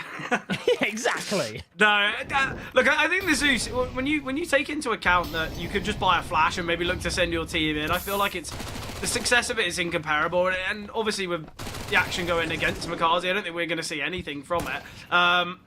Yeah. Boo. Yeah, sadly, no Zeus kill in this one. Look, you're right on the money though. Look, Sashi, if they can win this full buy that Na'Vi are going to be offering in the next round, I think that's where the alarm bells start ringing. I think that's where the pauses start coming through, because Navi Junior, it's not as though they're a side that are weak on Nuke. This is a map that statistically they're pretty decent at. They've got a positive win rate on it. 8 of the 8 games they've played, 5 victories, and you know, you look at some of the losses. It was a 13-11 loss to Guns. It was a 13-10 loss to Alliance. So I think realistically, Navi Junior are also a side that look fairly positive on Nuke. But this is going to be the first true test. At least Symmetry's got himself an AWP in play, which obviously is going to be vital for their successes on Nuke. But the problem is Sashi, if they keep this round competitive, they're going to be getting a buy in the next anyway. This is still quote-unquote a bit of a bonus, because we've got 2 Galils, we've got the MAC-10. Yes, there's 2 premium rifles on Xiphon and Ortex, but they've still got a lot of money to work with, and I think this is the problem with going for a force on the CT side of Nuke. This is a map that's so CT dominated, and already you're 3 rounds down. This is a very important round, and you can see, oh no, that's disaster. I was going to say their approach to it is, you know, a little more disciplined, a little more oriented to this A site, which has been a thorn in their side so far. Sashi are yet to opt to go down to that lower bomb site, but the second that Ultex just snatches away one through the smoke like that, they can start to regroup, they can head outside, they can play the safety in numbers and the trading game that comes with it. Yeah, the biggest problem there is we saw kind of... Where is Iceberg? Is he in vents? Yeah, he's down towards vent. He crept his way outside. But when we see all that fighting going through towards Squeaky, I don't know why you'd ever try and cross pass with the AK spray. It's just so simple, but there is a defender ready and waiting here towards double, but surely to see a trade from Ortex. A great double here. Symmetry towards top ramp. Lucky now, an important find. Xiphon's still towards the upside, so Lucky can rotate his way up. The bomb can go down. I don't think there's a defuse kit in play either. So Sashi, they play their time right. They should be able to maneuver another round victory here, especially with the split approach that CTs are having to opt for. And behind that smoke will be the late rotation of the AWP. But Makazi, an excellent position now here towards Trophy. Will be able to get one. Somewhat aware that Lucky could be close by. Spots out Lucky and a great find there. So we will see Navi Junior put their first round on the board. As said, though, with 3 limitations, there's going to be a slight weakness to their buy in the next, and Sashi going to be operating with a perfect investment here. Wow, that's a great recovery. I mean, for Sashi, there's still plenty of money. It was actually the first death for a couple of those boys. Xiphon and Ultex were... yeah, immortal up until that point, so more than enough cash to reinvest, and obviously that bomb plant as well, just giving them that extra few $100. But it's a good retake. It's a really good retake. It's well played from Navi Junior, and a bit of weight off their shoulders. They can wipe that forehead of sweat, because they go into this next round knowing that they've done just about what was needed from them there. But we do need to see better from them into this one, because the start of that round was a bit of a disaster, and the switch up of pace from Krabeni. Oh, wow, okay. Yeah, that's what the doctor ordered. That is beautiful. Yeah, this is just kind of quintessential Navi Junior. Taking the aggression to your opponents, not giving them a single breath. And look, it works out perfectly. But that double taken by Krabeni is excellent. The awareness that attention would be elsewhere, but I don't really know why there's no one holding towards Squeaky. The nade's blown open the door. I feel like Sashi, the slight overlook of that angle's given so much room for Navi Junior to work with. But look, I wanted to kind of say I don't really know why Lucky hasn't brought out an AWP. I'm pretty sure, did Symmetry not see him? I'm so confused there. I don't really know how Lucky has crossed paths with the players in lobby and not met his death yet. Was it a knife kill that we were trying to see from Makazi? I really don't know what's happened, but Lucky, he's been able to find a slight avenue. If he can find Makazi, maybe to make his way up towards heaven. There is still Demon ready and waiting, but we will eventually see Lucky fall. Just the one casualty here for Navi Junior as well, but that aggressive tendency, I think already, look, we're in what, round number 5, going into round 6. I think already Sashi are going to have to play with a far higher level of discipline now towards lobby, because Navi Junior, they've set the trap in motion. And I doubt we're going to see that much more aggression from Navi Junior towards lobby, but all that round has done is cause so much concern for Sashi in future. Yeah, sort of keeps them on their toes, doesn't it? Yeah, definitely. Conditions them into having to be a little bit worried about those aggressive plays. That was super sick from Krabeni, and just such a high initiative call. Brilliant flashbang, though. Does give Cabby a bit of space to get out. He's traded by Makazi, but Zyphon's there to return the favour. Makazi, now being overwhelmed, naturally deals with Oltex, puts it back into a 3-on-3, and somehow, Sashi haven't really found themselves on the bomb site yet. Yeah, now they're going to feel pincered in. Zyphon, he's got to accelerate out of hut. Still the player in symmetry towards heaven, and Zyphon's aware of it. Bomb plant here would be key, but still they've got no control towards lobby. This is going to be very difficult for them. The kill from Iceberg's everything. It allows them to go down towards the lower site. It kind of shows that that's the outside player. There's probably no one down towards Secret. You can get the plant off, and now it's a disadvantage retake for Na'Vi Jr. And it's that kind of quick change in decision for Sashi that comes off the kill of Iceberg that's going to give them the real advantage in this round. And I doubt the CTs even give this one a full look. I feel like with a bomb already 1/3 tick, no defuse kit on the backs of either, and no kit to be retrieved quick enough, Na'Vi Jr. are just going to have to concede this one, and it gives Sashi a 4th. And obviously on a map like Nuke, we've come to expect kind of maybe an 8-4, 7-5 half. The fact that Sashi are already at kind of the lower bounds of a positive T side is a very scary statement that Na'Vi Jr. have now got to deal with. And to be honest, although it's early on, although we've seen only 6 rounds of play, this is where we've got to see maybe a tactical pause out of Na'Vi Jr. because they cannot allow this game to run away from them. Obviously, we know this is the pick of Sashi, but I feel like with these maps being kind of expected to be competitive throughout, I feel like Na'Vi Jr., regardless of map pick or not, they've got to show a strong performance here on Nuke.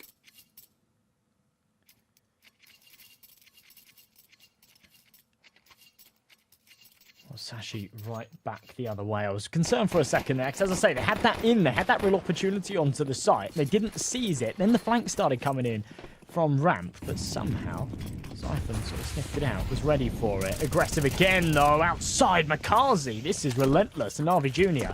starting to find what works for them here, which is just get up in Sashi's faces, take the jewels, don't wait for them to come to you. Take initiative, get those early advantages. That's what they're doing here. Speaking of early advantages, it could all slip away from them because there's already a player down vent flanking the CT that's rotated through.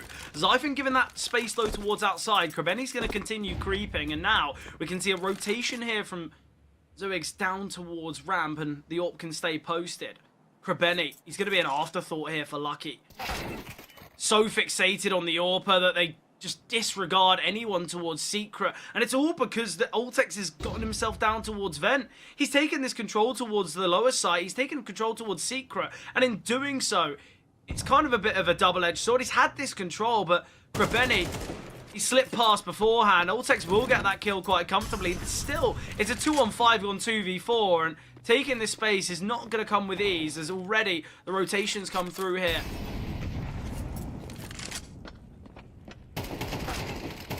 Oh, yeah. Chugas, that is crispy, and without it, there is a world that Sashi get that plant down and maybe make things complicated. But yeah, putting a plug in that one, making sure it doesn't get out of hand. I still think there's a lot that Na'Vi Jr. need to do here. They've given up 4 rounds. That's not too many just yet, but they're on the cusp of it, right? Yeah. Yeah, definitely. I think Na'Vi Jr. know that on this CT side, they want to achieve a lot of success, just on the sole basis that Sashi, from the previous games that we've seen from them on Nuke, the vast majority of the time, it's their CT side that yields so much fruit. So, look, Sashi, even if this half genuinely ends 8-4 in favor of Na'Vi Jr., I don't expect it, but even if it does, I don't think Sashi are going to feel like they're out of the conversation here.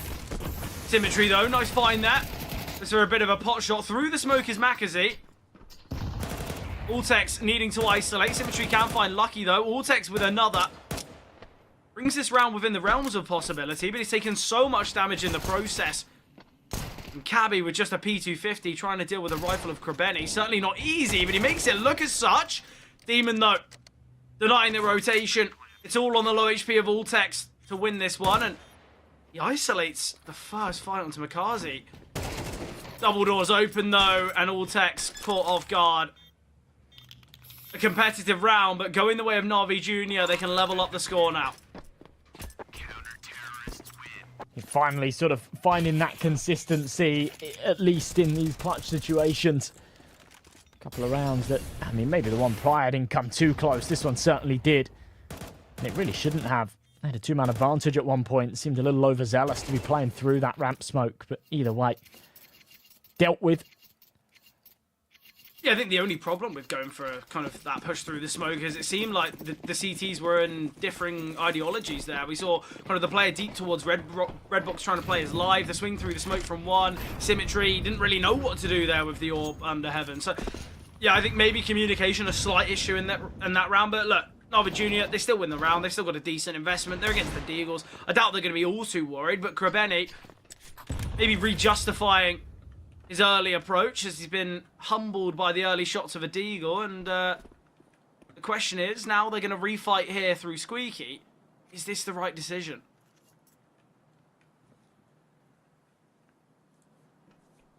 Iceberg. Yeah, this is key. This duel kind of means everything. If this P250 can make something happen on the drive-by, then they've got an in. He can now start to work his way over. The Heaven player panicking. That's Symmetry on the orb. And Iceberg has read this perfectly. Yeah, the problem is Symmetry. He's going to be shotgun orping here. Just whether he notices Iceberg. Obviously, it's a P250. Firing through that metal grate is going to do next to no damage with the P250. So I think it's actually better for Iceberg to really take his time. Still disadvantaged here on Na'Vi Junior. A fair bit of utility here on Symmetry, but it might not matter as the only place he kind of can molly is Hut. But out through the smoke is Zyphon. He gives his life up for reasons unknown, and Iceberg now looking to peek, but a quick shot from Symmetry. Repositioning now to find Altex out onto the sidearm, and he does well, but the bomb has snuck its way down, and a bomb plot here would be excellent for Cabby. A fast flank from Vent. Oh, he's opted to get off the bomb, but he will find Zugis. Nice reposition there to deal with Cabby, but the Deke shot kept the round. Quite interesting there, didn't it? Yeah, I mean, all things considered, that's a great round from Sashi, if I'm honest. Obviously, I think they would have loved the upset win, but yeah, they've done incredibly well to get that bomb planted, to get as much damage out of it as they do. And now they've got a little more to work with. In fact, they didn't get the bomb planted, sorry. Almost got the bomb planted. See, I think the third kill's more valuable. I think taking the equipment out of your opponent's hands in that moment's more valuable because they already had justified their finances to be bringing out a buy anyway. I think it just means there'd be a little bit more in reserve. But the fact that the reinvestment's needed from Na'Vi Junior, if Na'Vi Junior lose this round, the only person who can buy is Symmetry. Everyone else, very limited in finances. Iceberg, though, he's not gone quiet and allows Zugis to find this kill quite comfortably. And Symmetry posted up on the orb. Needs to be some caution here, but a quick shot onto Cabby. Now can just drop the smoke and back away, but he's staying close to the action in case a shift through the smoke comes through. But a two-man advantage here. Na'Vi Junior, although a fair few casualties in the last round, they have taken full control here in this one, finding those two openers. And I think you can somewhat forgive the kill in secret, but we've got to say, where's the trade opportunity there onto Symmetry?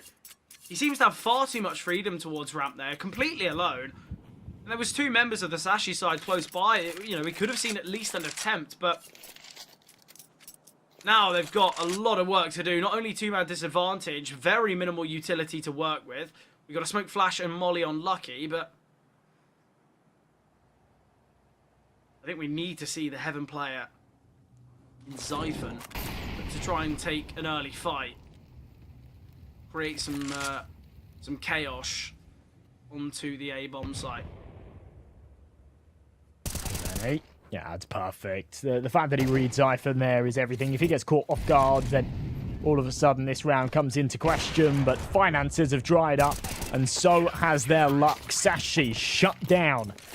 And nothing out of their buy round there at all. Not a single kill besides a little bit of damage. And 6-4, Na'Vi Junior have taken the reins once again. Sashi got off to a lightning start, but they seem to be sort of running out of options here. And obviously they're going to be more comfortable on their CT side, but they could do with one more round, at least. If they can take two, then it's happy days. But I don't see that happening with, yeah, just pistols here. Yeah, look, I think we've got to talk about it. Sashi, they won the pistol. They faced off against the Force Biome, which was weaker weapons, which they dominated. Then against the Eco, they look good. Ever since, it's been on the full buys versus full buys. Na'Vi Junior have dominated. The only round that Sashi found was that 3 versus 3 on the A-bomb site that looked very disjointed, and obviously they maneuvered their way down towards B based on Iceberg's kill towards outside. It seems like Sashi the success has dried up massively. And look, when they were 4-1 up or 4-2 up, I was saying, well, Sashi, one more round would just be a bit of a bonus. But now they'd be kind of clutching for that round because they've really struggled here. Sashi have shown very few signs of life on their T side. You take that pistol round and force buy away, we're looking at a 9-1 scoreline right now.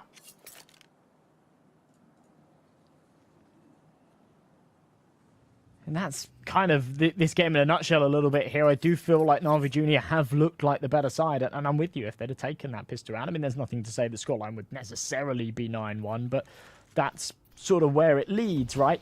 Yeah. I love this too. Man disadvantage, got to take some control, got to take the reins, and you've got to hit your shots. Okay, there we go. Juga sort of cleans it up a little bit, but re-peeking into Ultex have somehow ended up with a disadvantage once again here. Demon, now with a tall task of clutching this up. Previously against the pistols, now he's got to do it against 2 rifles that have been recovered. It's the AK-47s. They've got down to the lower sight, and this bomb being tapped down with 20 seconds. Demon's being loud and proud about this, making a lot of noise. Wants to try and catch Ultex as quick as possible, but no. No chance. No cigar. Sashi, what a ridiculous one to pull off. Yeah, look, I think when you've got 4 players creeping their way into lobby, I think the trades are always going to be seen for the Ts. Obviously, it gets a little bit awkward for Makazi, but look, I think here, I don't really know why he's looking for a drive-by, why he's looking for the fight, because they've got a double setup. By swinging, it just takes away any of that kind of synergy that they could have had. He goes out wide, it means he's only ever going to go down, and there's no possibility for the rifle in trophy to get that trade. So look, I think Na'Vi Junior, although they were disadvantaged, they were against weaker weapons. There was no real need for them to kind of shove their way through, but they're looking to do it here towards ramp, and Cabby denies everything. So he's going to look to accelerate, looking to take this space.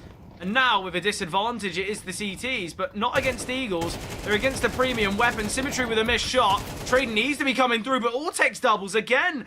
And Sashi, the individual brilliance is shining here in round number 12. And from a half that we said looked somewhat disappointing from Sashi, all things considered, they've now got themselves in a very promising 6-6 scoreline that, on a map like Nuke, you'd always be happy with.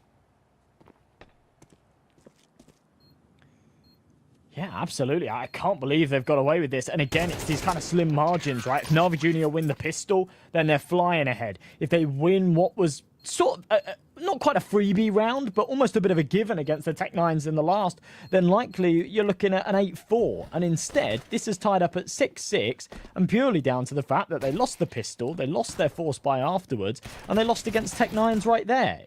It's almost like an artificially close game, but credit where credit's due. Sashi has managed to find 6 on their T side.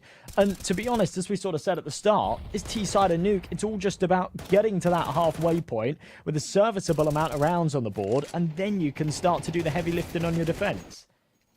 Yeah, look, I think Na'Vi Junior probably have still been the better side here. I think that, that's what we've kind of been alluding to. But now they're on their T side. Obviously, T side's pretty strong for Na'Vi Junior. In fact, you look at the majority of maps for Na'Vi Junior, a vast amount of them, they do have a little bit more success on their T side because of the aggressive nature and the entries and kind of the ability of this young side.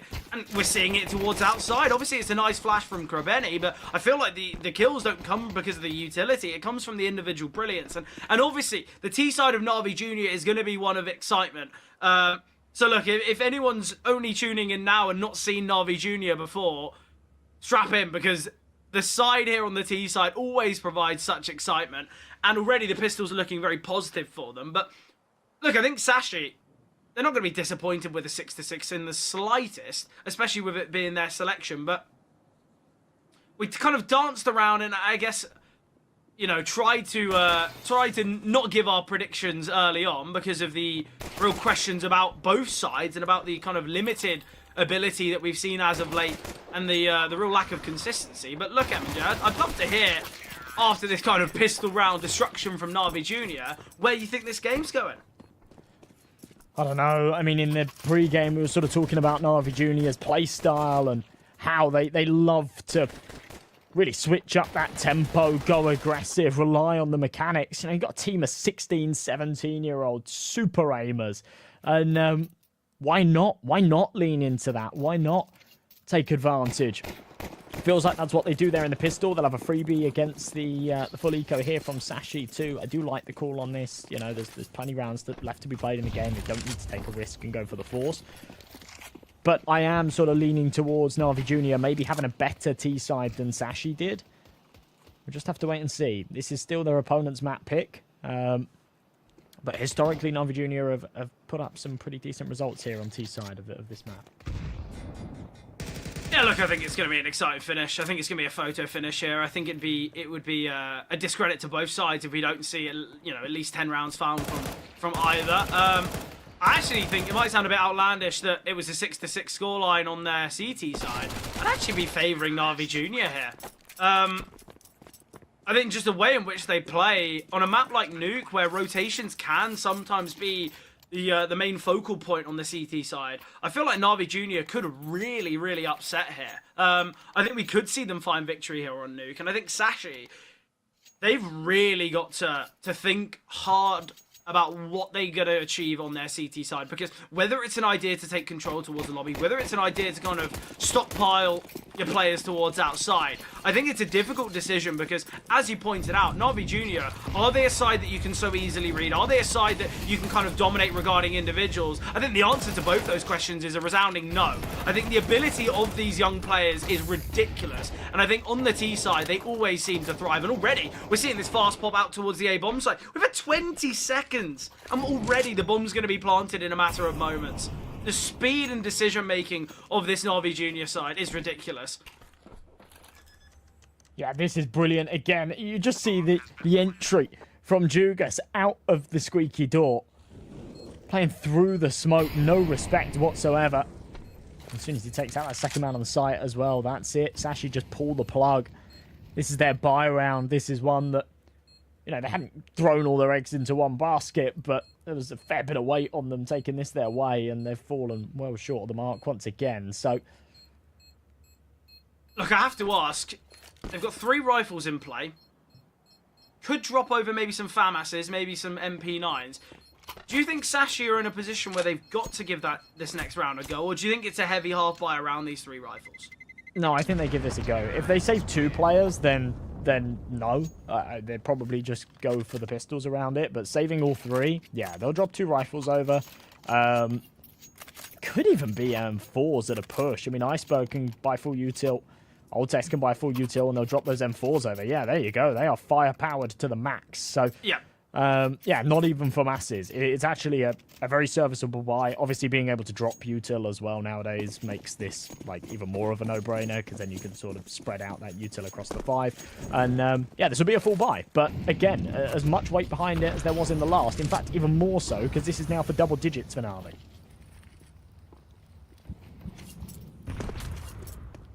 Sashi somewhat with a simple CT setup. I think the real problem is the fact that Sashi are investing here, the fact that we are going to see consistent buys here from them. Ooh, a great find from Lucky, but this is the man I was going to talk about. It's going to be quite late to see him on the big green, and obviously we know that the CT side of Nuke can be dominated by an AWP.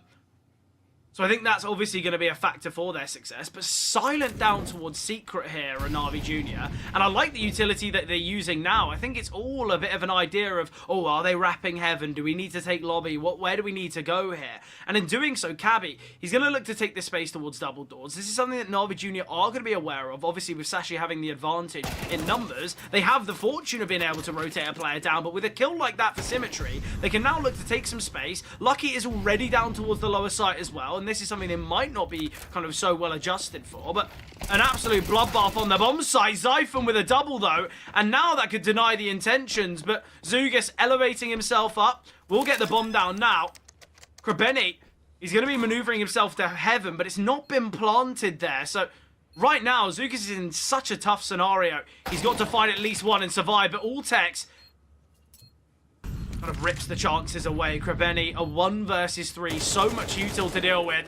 Oh, and he struggles to find the first. The HE grenade could do it, though. Speaking of HEs, one sent onto his position. Full stick of the bomb. This is where Krebeni, there's no need even fighting. Sashi, they found their 7th. We've got to praise Zyphon, though. That double down the vent, it really changes the outcome of that one. Yeah, that's big. You were counting out Krebeni a little quick there, and I was like, hang on a minute, right? The spacing out of Squeaky is a little bit off. He could maybe take one and play this 2v1 here. But yeah, bomb being planted on the other side of the site was a little bit of an oversight there as well. So an important round for Sashi to be taken. Unfortunate for Na'Vi Jr. for sure. But his rifles all round. Again, there's really been a lack of an AWP on this server so far, hasn't there? Nobody really wanting to wield it. You know, T-side had a couple moments, yeah, but... Yeah, on the CT side, but then T-side and Nuke, I mean, Lucky didn't really opt for it, nor did they have the money a lot of the time. And then now CT side, it's sort of that same boat, right? The cash just isn't there yet, and we're drawing close to the end of the game. Yeah, I think as these rounds get closer and as the finances of Na'Vi Jr. become a little bit harder for Sashi to predict, I think that's where we will maybe, you know, we could see an AWP out for Na'Vi Jr. on a round that they might just expect some pistols. Because obviously with the amount of players that survived, the amount of bomb plants that Na'Vi Jr. have had, and the kills that we've seen as well, their finances, they're looking pretty decent. Symmetry finding all text there. Sending the utility. This is where Sashi needs to try and take a bit of a gamble. They've opted to send 2 players down towards B. And this is not the choice. With Na'Vi Jr. swarming on the A bomb site. Zyphon on 20 HP. 28 HP is going to feel very alone right now. Oh, he is watching for it, though, to be fair. Demon could be in for a nasty surprise, and he will be. The bear bites back. And if you poke him with a stick, he will keep getting angrier, but Symmetry at least trades it. Cabby on a nasty off angle again, though. Might actually be good for one as... Maybe even more than that here. No, flashed off of it. Okay, now having to dance around. It's an awkward duel. It's a very awkward duel. Not one that he's going to win. You know, again, you can see the stars aligning for a second there on top of the bomb site. 2 potentially about to come out of Squeaky. If he lines them both up, you play that 2v2 and there's a decent shot at that. But yeah, read very well. And actually, a really good adaptation from Na'Vi Jr. there too to win that lower bomb site fight, but actually identify that A is completely clear, pull off those rotations and get that bomb planted up on A just in case, just as an insurance policy. So double digits hit and still a 3-round margin. Well, I think as well for Na'Vi Jr., the fact they do just have the numbers, and obviously Sashi kind of over-rotated down. So it was, you know, Lucky and Cabby both there on the B-bomb site for quite some time, and I think obviously when they kind of find that rotating kill, they realise, okay, well, A is clear. There's no need risking kind of pushing into that bomb site. However confident Na'Vi Jr. may have felt getting themselves out of Squeaky, it's a great kind of last-second decision, but Na'Vi Jr. have hit those double digits now and facing off against the pistols. I think Sashi, although the resilience that they had on their T side and the excellent finish, this isn't really the outcome they would have expected. But as we always seem to say, we have to always be worried about Na'Vi Jr.'s T side. Even with Sashi going 6-6, you know, a very, very formidable T side on Nuke, seemingly being overshadowed by the brilliance of this young side. And ramp now taken. Na'Vi Jr., they send a lot of utility towards the A-bomb site to keep Sashi kind of inquisitive here, but looks like they might go for a bit of a refight here. A lot of damage dealt to Symmetry, but important kill. 5-7, chipping quite heavily away at Makazi. Will find him, and that can be a weaponry upgraded to. And Na'Vi Jr.'s indecision to head towards ramp could cost them. Graveni's been chipped away at as well. Lucky, though, falling through the smoke. Zugas, I think that kill kind of confirms victory here. At least you'd assume so. Timing's good for the Julies.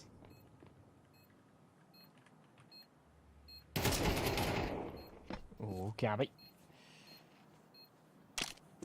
Not going to get this one, but has to just back it off. And again, at the end of the day, Na'Vi Jr., T-side of any map, they are going to be scary. Don't feed him, guys. Don't feed him. It's still a 1 round, and the money's there, but there's no need to just run into him, knife out. Either way, they're looking confident. They're looking very confident. Look, as well, it's just the 1 player saving, and obviously it was a half buy. You know, we're expecting a full investment from Sashi. I feel like the hunt there is a little bit unnecessary, but looking at the finances, some of the Na'Vi Jr. individuals, I don't think they're too bothered about it. And I think the only reason for that is because in Na'Vi Jr.'s mind, there's only 2 rounds left to play. They seem so certain of victory here. They look so impressive on the T side of Nuke.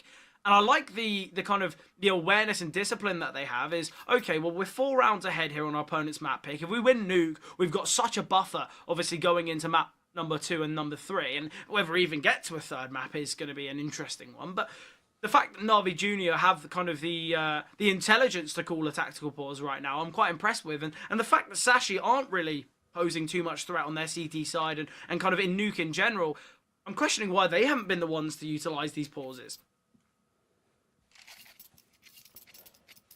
Yeah, I'm with you here, especially, you know, with Iceberg being Iceberg.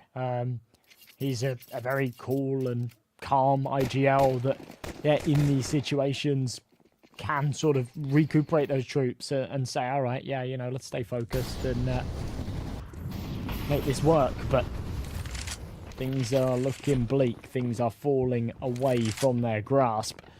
I said before, a big win condition for them is really to get this done in 2 bites, and that is becoming less of a reality as these rounds ensue. A good trade from Makazi. It's a messy spray out of Cabby after he found that first. Loads of damage dealt onto Iceberg, and look at this one for Benny. Just rotation control, catching him off on the lurk. And another round that almost already feels signed, sealed, and delivered. But Iceberg, what is that for 2 HP? Yeah, no one holding. It's just kind of a lack of discipline. A lack of awareness there. And although he's low, he's going to make that hero play because, look, in the retake, he's probably not going to have as much use, and I love that type of play. Obviously, still very possible here, but Ultex goes for the 50-50, the coin flip kill, and it leaves Lucky in a 1 versus 2. Obviously, with the bomb dropped, and the knowledge that Krebeni was towards Silo, Lucky's a little bit worried here. Wondering about this flank. That's got the AWP, though, and the fact these T's are split could go in Lucky's favour. Got an HE, flash, and a smoke. The fuse kit and the AWP. Fighter isolated, but a quick trade. Lovely there from Zugis. Na'Vi Jr., that is their 12th. And look, you touched upon it, not the greatest of sprays from Cabby.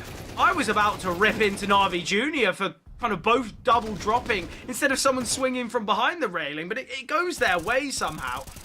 And even with this kind of blunder on the site, they still take the round. Even with a mistake that Na'Vi Jr. have made, you could maybe argue multiple mistakes in this round, they're still victorious. And I think, obviously, being able to win a round that you look like you're the ones making a mess of is always such an impressive feat. It just goes to show how kind of impressive and dominant Na'Vi Jr. have looked on their T side. But they've got 5 chances now to take their opponent's map pick. And Sashi, they're not going to be feeling confident whatsoever. Yeah, it doesn't even matter how you get over the finish line at this point, even if it's an awkward stumble, but Zyphon still shows that there is life in Sashi right here. A massive triple spray down with the A1S. Stops Na'Vi Jr. in their tracks and makes them reevaluate things a little bit here as they approach these final couple of rounds, because whilst they do have that margin for error, they've got that space to innovate, to try a few different options to get this one over the line. They've got to keep their heads screwed on, because if you feed Zyphon like that, he'll keep on munching. I think as well, damage control for Sashi's excellent. Look, once it goes to the 5-on-1, I was very worried that we'd see maybe 2-3 kills go the way of Zugis, and obviously he's not favoured, he's not going to win the round, but if we saw a couple casualties there for Sashi, that's where we're questioning, look, you've just thrown bodies at him for no reason. Finances are going to be the main focal point for Sashi here, because I don't want to see a round that Sashi win, yet they're on a worse buy than Na'Vi Jr. That should never be happening.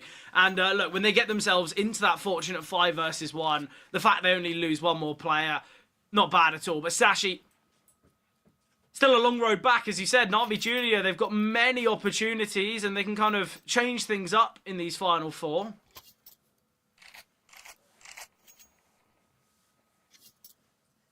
I think you just have to look at the individual kind of kills and the ability in comparison from Sashi to Na'Vi Jr. You know, you've got the AWP on Lucky, really struggling, 9 and 13. Iceberg's had a bit of a tough one as well, even after the brilliance of kind of 2 rounds ago. Have Sashi figured out Na'Vi Jr.'s quick approach, though? That's the question.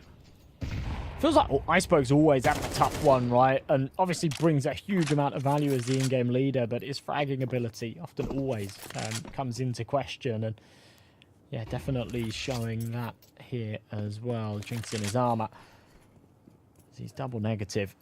I think the real problem is you expect an in-game leader to be kind of lower down on the leaderboard, right? And I think a lot of the time that expectation is because you've got, you know, 3-star players and someone who's a little bit more supportive. But I think the problem that Sashi have faced in recent times is they haven't really had 3 kind of effective star players.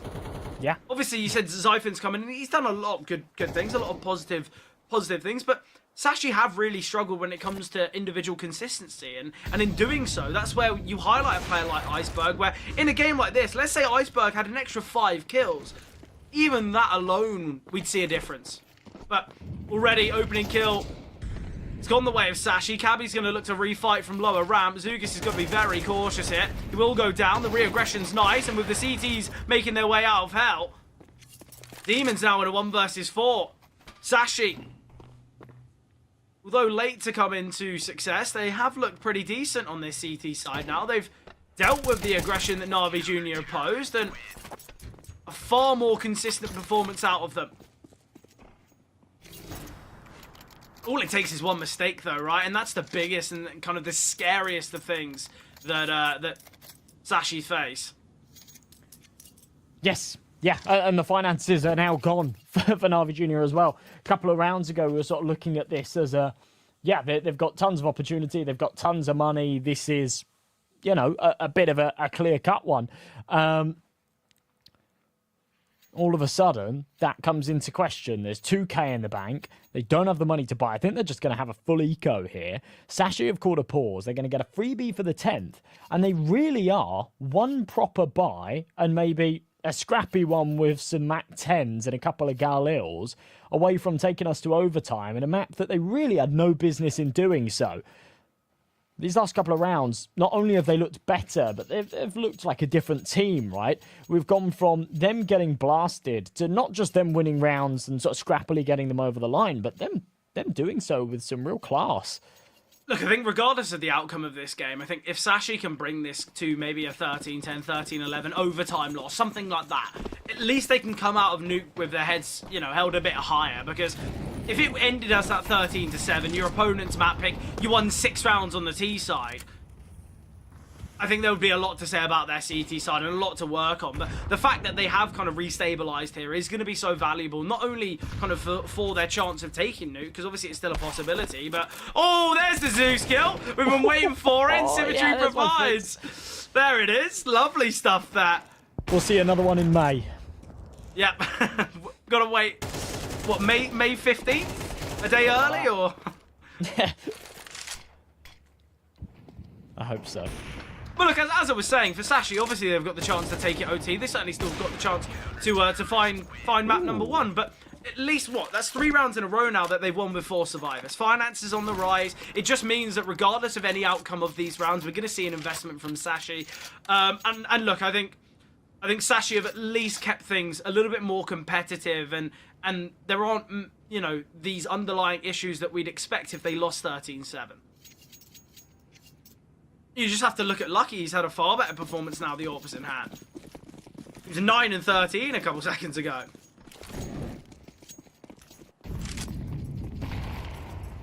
Yeah, wow.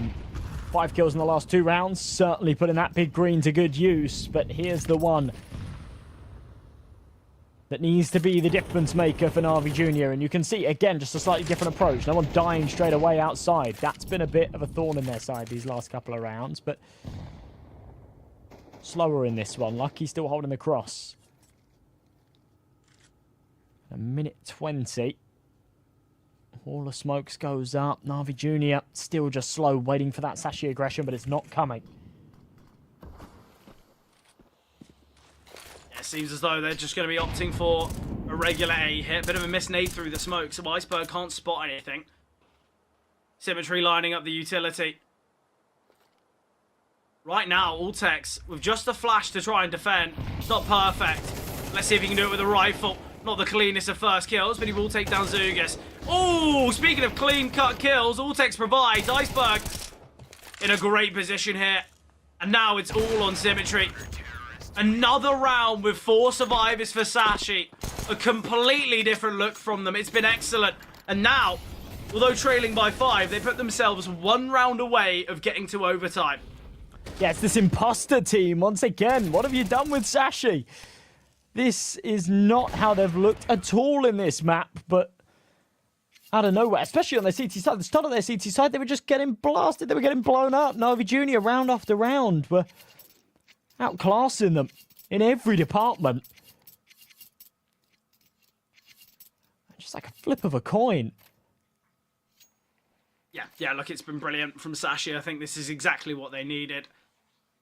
And with Navi Junior, as you mentioned, wielding Galil's, not perfect weaponry, utilities a little bit poor as well. They've had opportunities to do it with rifles in hand. I think they've had, 3 full buys. Unable to attain that all-important 13th. And now with Sashi having their best opportunity to do so, they've got to find it now. They've got to push for 12. Well, overtime or bust still here for Sashi, but they've broken it down into bite-sized chunks, and now there's just 20% of their meal remaining. For Navi Junior, it's their last chance to have map point and close this one out with ease. Otherwise, they will be going to OT, and on the current trajectory, it's going to be difficult to close it, but a big kill from Makazi. And I'm quite surprised there that Zyphon goes for something like that around like this. Things have been so regimented, so perfect with their outside setup. This was such a huge risk, and isolated by himself, they've lost the man advantage. Ooh. And there's another. Krabeni, what a shot! Symmetry as well. Oh Nice no, bug. Sashi. He's got to go huge, and he gets 2. With Cabby rotating in as well. This is a 2 versus 5 that's come down to a 2-on-2 scenario. We've still got Zugas here towards A. This fight is everything, and it goes the way of Iceberg. We've said he's had a really tough time as of late, and he gets a triple for survival. Symmetry in the 1 versus 2. This was a 5-on-2 a mere moments ago. Symmetry, though, in the 1 versus 1. Iceberg, he repositioned so quickly. Iceberg could have a free kill here. Symmetry just needs to turn around. Oh. Iceberg elevates to heaven. It's all going to be about timing, but he's holding. And the problem is, Symmetry, this is just going to be a regular entry path. All about timing. And Iceberg finds it. A 4K in the final round. Sashi have got themselves to overtime. It was a 5-on-2 for Navi Junior, and they fumble massively. No one holding towards main. No one crediting Iceberg. But what a moment. Just a ridiculous flip-flop. I mean, from right there, it's perfect. But I just think, to be honest, finding that kill onto Oltex on the squeaky door, I really just don't think they expect a second player to be close main. And I understand that. I understand the logic behind that. But yeah, still, you can't have 3 players running into garage. No one having that due diligence to just check for Iceberg there. Brilliantly played from the in-game leader, though, and he propels himself from the bottom of the scoreboard right up there to, well, the upper echelons of it. Joint second now, 16 frags behind him, and closing that gap on his KD, closing the gap in the scoreline as well, as we're now in overtime. Yeah, it's got to be said. Somewhat of a disappointing finish to that half from Navi Junior. They're expected to be the victors, and they get themselves on a 5-on-2. I think a vast majority of the time, people are assuming, well, that's map 1 done. Well done, Navi Junior, but absolutely incredible. And now, look, if Sashi are able to take Nuke, I think Navi Junior will look back to that round 24 with real disappointment. We've got a AAA setup, great from Demon, he gets 1, but the trade from Iceberg's excellent. And it leaves Krabeni and Symmetry in a tough 2-on-4. Iceberg, he's got 8 kills in the last 2 rounds. Yeah, this is ridiculous. He's just dropped the bomb in that penultimate kill as well, so this round is just cooked. He's rise to the from real rags to riches moment here for Iceberg. He's joint top of the leaderboard here for Sashi. I don't think he's near the top of the server. I think that's still reserved for Symmetry, but either way, what a game it has been. No ace for Iceberg. I don't know how Krabeni is still alive, but that'll soon change as Ultex finds him. Sashi, that's 6 rounds in a row now. And quite rightly, Na'Vi Jr., let's have a word, because what has happened? Yeah, in terms of the confidence and the morale as well, losing some of the rounds like this, losing the final round of regulation has got to be that's a kick in the nuts, right? And then even that round right there, again, just feeding Iceberg, it's got to be super frustrating. And I think just a few seconds to sort of talk things over. You've got to remember, I mean, these boys, despite their age, have become real hardened veterans just because of the sheer quantity of Counter-Strike that they've had to play over the past sort of year or two. They're no stranger to being in these situations, and they do know how to deal with these kind of situations and sort of stay resilient in these games. But at the same time, you've got to remember, these are sort of 16, 17-year-olds. Frustration sets in, emotions get the best of you. Yeah, massively. No, we pointed out that Iceberg was double negative. He was 8 and 17. He's now 20 and 18. Single-handedly, yeah. He's just given Sashi this kind of breath of fresh air. He's found 12 kills and 1 death since we pointed that out. He was actually 8 and 17. Yeah, it was a tough game. All it takes though is just a pivotal round like that. You get your team to overtime. You get another quad kill. Iceberg's feeling it.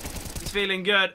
And speaking of the man, he will find Demon. Molotov to force Siphon out, but it's kind of forced Siphon in as he finds Makazi, and a 5-on-3 now for Sashi. Look, if Sashi come back and win this, I think you have to imagine, however kind of mentally strong and disciplined Na'Vi Jr. might be, a disappointing performance. And now 1 versus 5 for Symmetry. He gets the first in Cabby, but it's like Sashi have played kind of 2 different games of Nuke.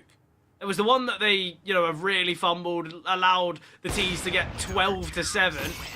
And then there's this kind of new Sashi. Yes. 7 rounds in a row now for them. I'm with you. 7 on the bounce and keeping things clean here on their CT side. Now, the problem for me, right, is I think Na'Vi Jr. at their best in this game were when they were in the early rounds of their T side. And this is the thing. There isn't even this safety net of saying, oh, yeah, we have a rocky start here in OT, but as soon as we move over to our CT half, we'll then sort of return the favor. Because their CT side was okay, but it wasn't anything crazy, right? Shuka's just staying patient. I do like the switch up with Symmetry coming out on that AWP, something that we haven't really seen them go for on the T side. Boosted up onto red. Oh, has the opportunity. No, he's blinded. That's a big kill from Zypher. Great support flash out of Lucky there too.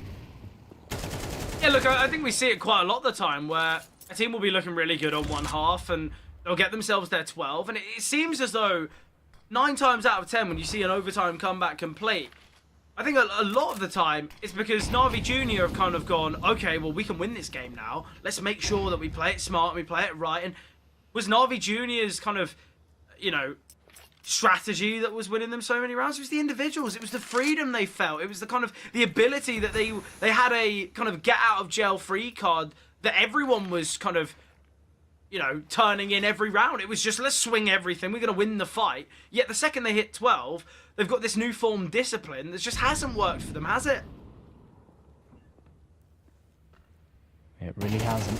Altex, big spray down for 2, and just like that, the round is cooked again. 15-12, Sashi complete.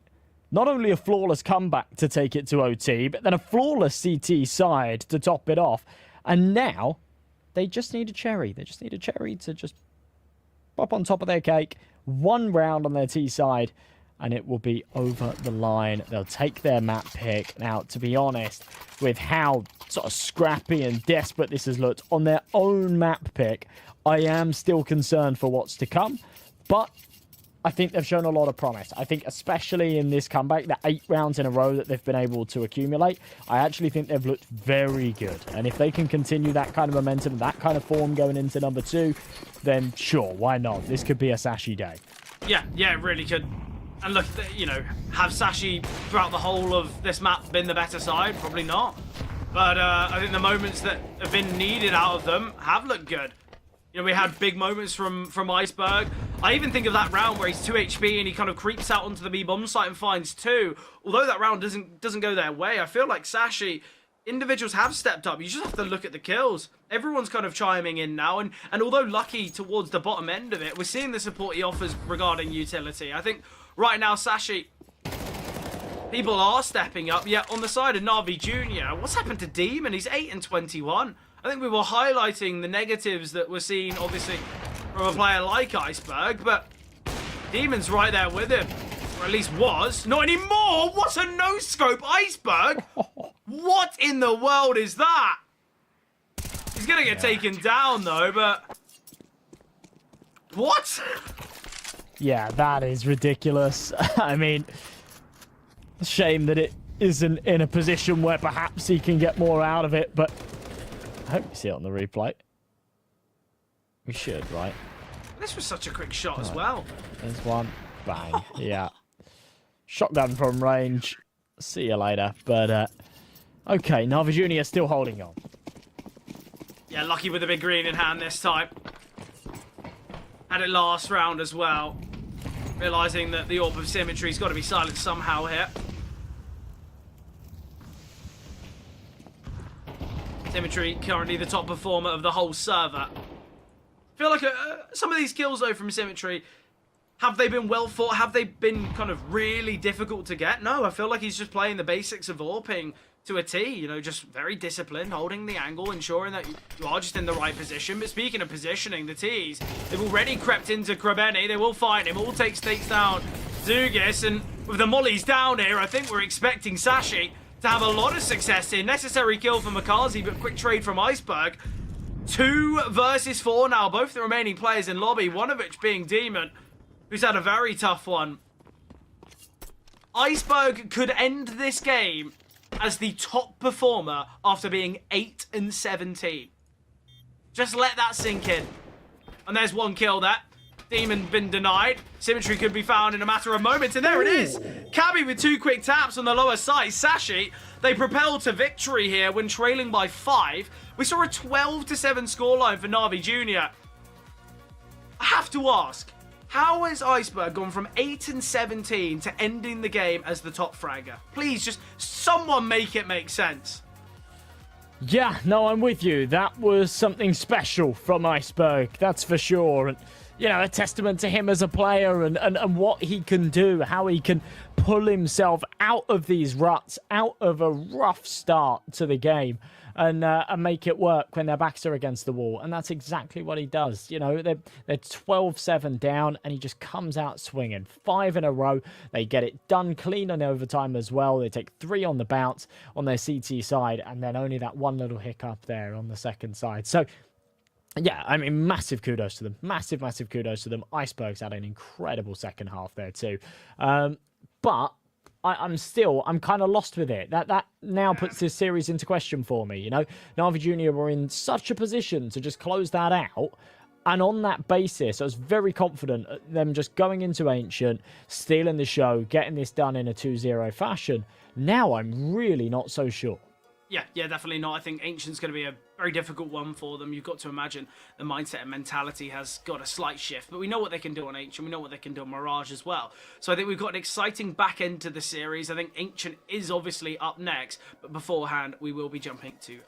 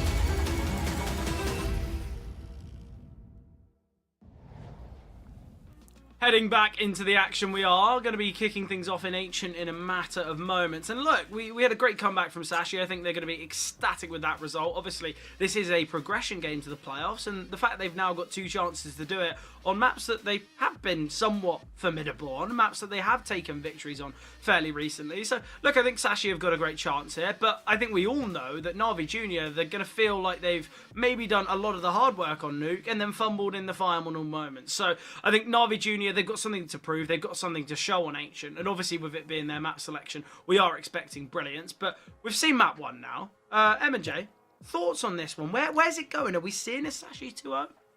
I'm going to be honest, I really don't know, and I really don't feel too comfortable to call, because we've talked about the consistency issues with Sashi and the consistency issues with their individuals, but there's also obviously part and parcel of that, consistency as a team.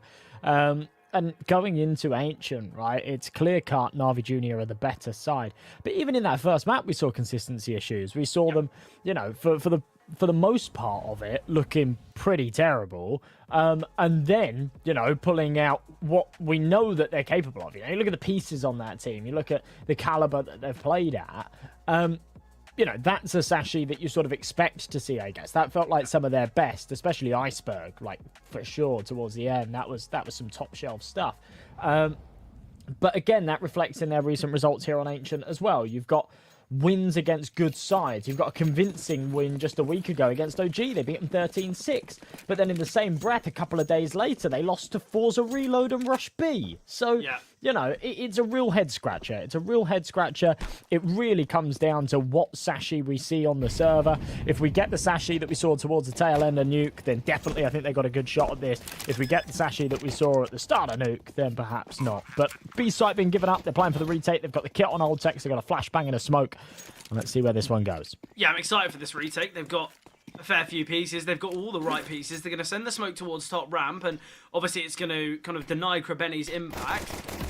He's going to look for a fight beforehand. It's excellent from Krebeni, but the CT swarming their way through, and the Julies at close range. We know what they can do. Symmetry with work to do here in Cave. Can double down, searching for a 30. We'll assume it now, and Ultex, 1 versus 2. We'll be able to pick up the Glock. He knows that this could be a bit of a frantic fight, and Krebeni jumping through. Has got a defuse kit, but is there enough time? Ultex. I think he's got this. And he definitely does. Lovely stuff, Matt. Gross. What a clutch from Ultex. How has the success of Symmetry been kind of overstated and shadowed by Ultex? That is nuts.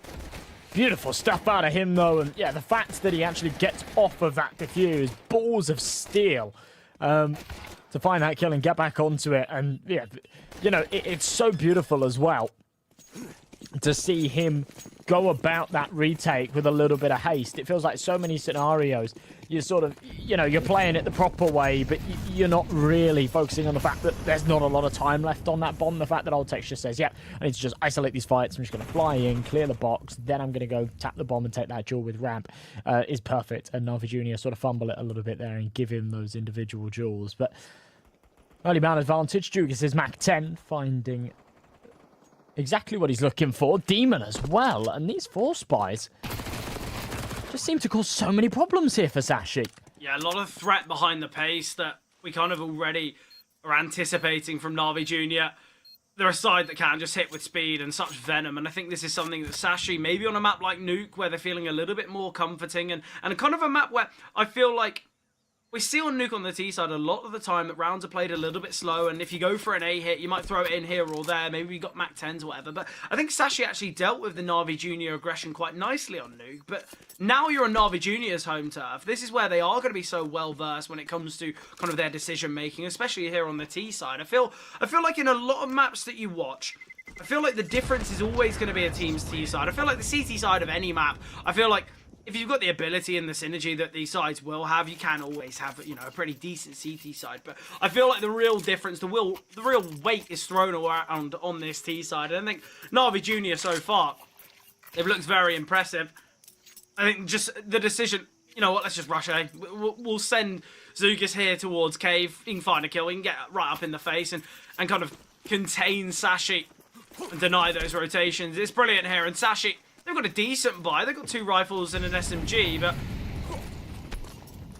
Navi Jr., they've got a point to prove, as I mentioned before, because that loss on Nuke, a very disappointing one. The MP9 swinging, Zyphon, great find, searches and will secure a second. Krebeni falling as well, and now I guess Navi Jr. are going to have to go back to the old trusted A hit. But disadvantaged they are, and Lucky now under pressure. Will get his first. No quick trade, so Lucky can deal a little bit more damage to Demon. And it's 2 on 4 now.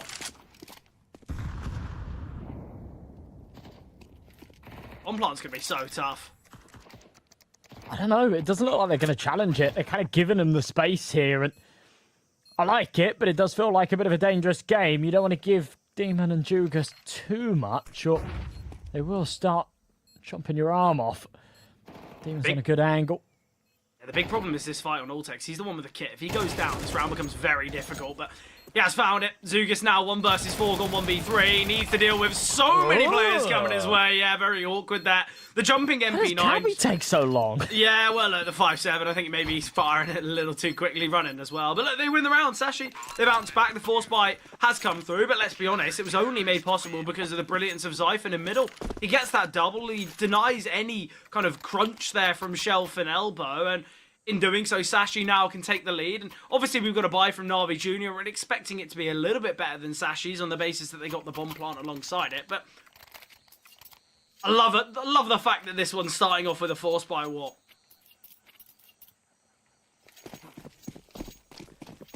Yeah, I'm with you. I mean, it's chaos, and whoever comes out on the bottom end of it normally ends up pretty screwed over, right? Because you find yourself in the middle of the half with no loss bonus. But here we go. Galileo's out again. Krebeni with the Tech 9. Nade damage. Actually quite inconsequential for Sashi, but Iceberg takes a big old chunk. And to be honest, I say that, but you've now got 3 players within dinking distance, right? So those 3 A1Ss become deadly. And perhaps that little pepper of util damage actually could go a long way. We'll see if that materializes. Yeah, the space that Sashi is taking here towards A is excellent. Obviously, they don't have control in middle, so we're still going to have a player holding, you know, deep donut aggression. And obviously, Red Room, that is Iceberg's set goal for the time being. Spam through the smoke, even more damage dealt. And now, a plant in the corner here. Symmetry will be able to get the bomb down, but we're looking at a 5-on-5 retake with utility already drained from Navi Jr. Zyphon here in the back lines. He's going to pose such a threat if he can find this kill, and with Demon dying, now the round becomes very difficult because Navi Jr., yes, they've got controlling cave, and the bomb is planted for it, but not the most of convincing post-plant positions. Iceberg will get one. Trade from Symmetry's good. He goes 2 for 1, in fact, but now all on Zugas. On the bomb site, he's stuck. Sitting in a smoke waiting, and Cabby's holding. Plant here, the fuse, sorry, but Lucky gets the trade. Sashi, I like the fact they're quite disciplined in their retakes, in fact. They've got 2 players flanking. There's no need for them to rush it. Man, oh man, it's just nail biters round after round, right? I think it's because Sashi are showing a little bit more discipline on this CT side. Instead of fully hunting to try and deny the plant, they're happy for the bomb to go down. They know that Navi Jr., if they've got the Galils, they probably don't have the util for a post plant, and it's exactly what happens. Already, though, Navi Jr. utilising their first of 3 tactical pauses, and I think quite understandably, I think realistically, Sashi, a side that haven't looked perfect here on Ancient, not only taking the lead, we should see a 4-1 scoreline, unless if Symmetry's hero AK can provide the goods. I don't think Navi Jr. are kind of sitting pretty and feeling comfortable whatsoever here. And you've got to imagine that loss on Nuke is going to sting. Yeah, it certainly will. And that's going to be something that becomes more and more prevalent as this game goes on, and maybe they start to have struggles with it. You know, if they just come into the second map and they just breeze it, they know that they're probably the better team on Mirage as well, so you can start to just, you know, brush it off a little bit and move past it. But as the struggles continue here, early doors on Ancient, yeah, it starts to hurt even more that they weren't able to just get it over the line on Nuke and have that buffer, have that second chance of Mirage if they need it, or third chance, I should say. But round number 5, stacked up outside of the smoke here in A main. You've got Cabby on the other side of it, ready and waiting with an M4, but he has only got a flashbang, so once this fades, he could be in a spot of bother. There's the first, though. Nice and clean. Yeah, the problem is there's no kind of trade attempt, no trade potential, and Cabby can now just repost, and obviously Zyphon's going to offer a quick rotation because he's got to find this kill, but Cabby still going overlooked. A bit of an awkward fight, not great for Cabby. They can deal with Krabeni. Final two in Demon and Zugis. The CTs are aware. And look, it's a struggle to get out of A main in that position. 5 survivors here as well for Sashi. Finances looking really good.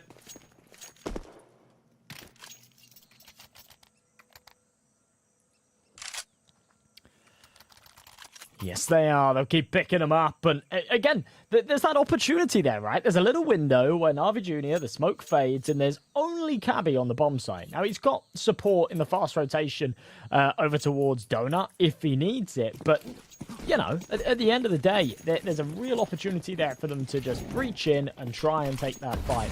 And instead, it ends up sort of being quite lackluster. They feed him, and Jugas, oh my, that is perfect. Yeah, the spacing in the middle is so on the poor. run boost, but ooh, this is falling apart.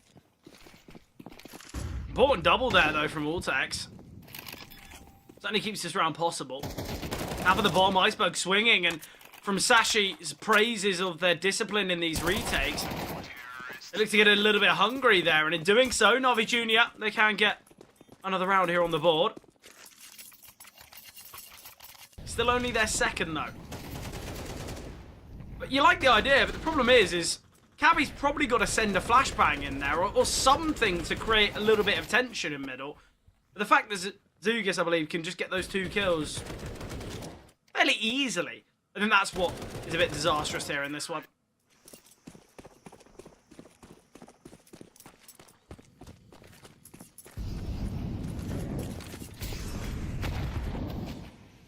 Well, here's their opportunity to close this gap. They were given a bit of an offering in that last round that they probably shouldn't have, in that the spacing was off on mid.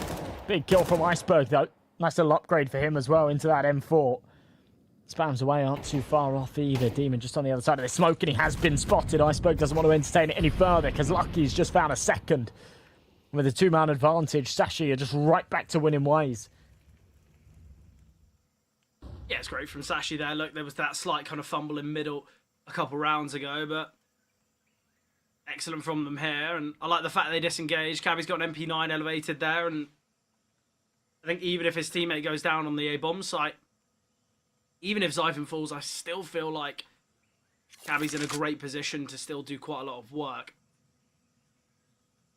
I don't mind this from Demon, but the problem is he hasn't really got a smoker or a Molotov. I think if he had a bit of better utility, probably could have drawn some rotations across, but he's going to have to do it just with the weapon in hand. Great find onto Iceberg now, though. You can see Lucky, he's going to have a little bit of a clear towards Red Room here. Wants to make sure that he's not going to be getting flanked upon. Smoke landing in Donut, and Na'Vi Jr. might feel like they've got to force their way through this, and they will. Zyphon can only get the one, and this is where the elevated position of Cabby can work so well. And now can just back away into A main. Demon in the 1 versus 3. Lucky's already rotated in. There's 14 seconds on the clock.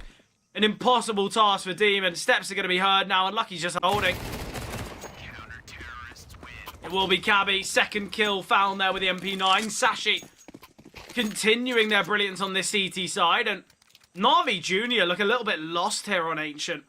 For it to be their map pick and one of their stronger maps, they are not looking like the Na'Vi Jr. we'd hope to see. Yeah, they're definitely not. They're looking a little bit dead in the water here. This has been a disappointing performance from them so far. There's still plenty of time to turn it around. And as I said before, there's been glimmers of brilliance, right? There have been moments. We saw the opening rounds on the T side of Nuke where they looked fantastic. We saw a little string of rounds on their CT side in that first half of Nuke as well, and the buys that they looked pretty good. But outside of that, there has been very little to get excited about here for Na'Vi Jr. Old Tex just lining them up like dominoes, and, well, He won't quite roll a strike, but he'll call in for the support. They'll deal with things nicely. 2 casualties taken against the Force isn't too bad. And Sashi keep it coming. Now, Symmetry's been pretty good this series. I do want to sort of put a little bit of a spotlight on him. Last map, he was fantastic. But, yeah, this overall hasn't been good enough. It hasn't been good enough at all. We just have to look at Demon. Obviously, throughout Nuke, had a very, very poor performance. I think he had, what, 38 ADR, something like that? 37 ADR. For a map that goes to overtime, you're expecting a little bit more than that. And I think we've just got to highlight that Demon, okay, yeah, maybe not the highest fragging player, might operate a little bit more supportively, but still, we need to see more. I think Demon's been far too quiet here. And already on Ancient, Cabby's showing a lot of success. Same can be said for Ultex. Lucky's 6-3. Obviously, Lucky had a bit of a slow start on Nuke, but he's had the AWP out quite frequently now, and it's clear that he's having a bit more impact. I think Na'Vi Jr., although Ancient's a map that they have a pretty decent win rate on both their T and CT side, they need to be performing better here. They need to be showing a lot more competition. Krebeni now, an attempt to take a little bit more control here towards Shelf. Demon holding for Ultex. Solo aggression from Ultex. A little bit unnecessary. But it's given that early opener now to Na'Vi Jr. My biggest problem for Na'Vi Jr. is, regardless of where they're heading, they've got 2 flashes, 2 HE grenades to try and execute a bomb site, and seemingly they are going towards A. I still feel like, although they've got the man advantage, there's going to be a lot of difficulties regarding their entrance. But fortunately, no one is defending currently, but Lucky rotating in with an AWP. He's got full utility. I don't mind the idea of this boost, but depends what they're actually going to find with it. Utility coming through. They're going to look to take control towards Donut, and they line up perfectly for Zyphon. He can now reposition. Krebeni eventually gets the trade. Demon takes down Cabby. Man advantage still here for Na'Vi Jr., even after the brilliance of Zyphon. Tap of the bomb from Lucky. Molly landing. So he's going to send the flash for Iceberg. Iceberg has been spotted. He's made his way out. He's in a 1 versus 3 now. Aware of the positioning of these final 2 and switches to the USP. It's all on Demon. He's had a quiet game, but he wins out the clutch. I like the idea from Iceberg. Just swing as wide as possible. Run and gun there with the USP. Although it's not that accurate. Just try and make that fight as difficult as possible, but somehow, even after these 2 kills come through, Na'Vi Jr., they kind of end that altercation advantaged. More 1v1s, more chaos somehow. Na'Vi Jr. just thriving in that chaos. We will see a quick pause out of Sashi. Because, yeah, they've fumbled that. They really have. That was around, especially, as you say, with that double kill from Zyphon that shouldn't have concluded the way it did. And, yeah, they shouldn't be feeling too happy about that outcome. But they've still got a decent little lead here. They've still got themselves a decent position. So, quite like the decision here from Sashi. They're just going to look to eco. It means Lucky can get the AWP out in the next. Everyone can buy but Cabby, and it's clear that he's been able to kind of wield an MP9 and kind of get the real use out of it. So, I don't mind this call. I think a Force, is it a strong enough buy? The fact they can only bring out, what, 2 M4s at the cost of utility on Iceberg and Lucky? I think the eco's the right call here. However difficult a call to make, I think it's one that can still give them a strong finish here on their CT side. Aggression up towards the B-bomb site. Nice entries here, and Makazi looking for his second. Will find his second of that Mac 10. Bomb has been planted. yeah, expected result here, but getting it done with all 5 staying alive, no damage or anything like that as well. It's pretty perfect. And there you go. Symmetry will attest to that too. Hits the leg shot, then finishes it off with the Glock. And good stuff. Good stuff from Na'Vi Jr. You know, it's so easy to sort of take a couple of casualties in full eco rounds like that, shrug it off and go, oh yeah, it's all right. It was, you know, nothing too impactful. But at the end of the day, with the money how it is, going into these final couple of rounds of the half, super important that Na'Vi Jr. can hold on to all of these rifles. Makazi, looks like he's going to stick with that Mac 10, but yeah, here comes the buy from the other side. Cabby's down to a FAMAS, the rest on the rifles. Lucky's got that AWP. Lacking on util in certain areas. They've only got 1 kit as well, so they need to keep an eye on that if it comes down to the retake. But certainly, a sufficient amount of firepower here to get something done. Yeah, definitely. And the fact that Lucky's on the AWP, I think is going to provide a little bit more stability to this Sashi side. Control taken towards middle once again. I feel like this has been the generic game plan here for Na'Vi Jr. Zyphon, though, going to be under pressure. Plenty of players coming his way, and great flash and Mac 10 find from Makazi. Krabeni takes down Cabby. This is where Sashi surely just saved. There's no real true value in giving this one a go. Yeah, again, you've got to pull the plug on this, and it's flashes in the pan from both sides. I mean, Sashi came into this map with, again, that same brute force that we saw on Nuke, but Na'Vi Jr. are having another one of those little moments, another one of those hot flushes. Well, they come in, they find a streak.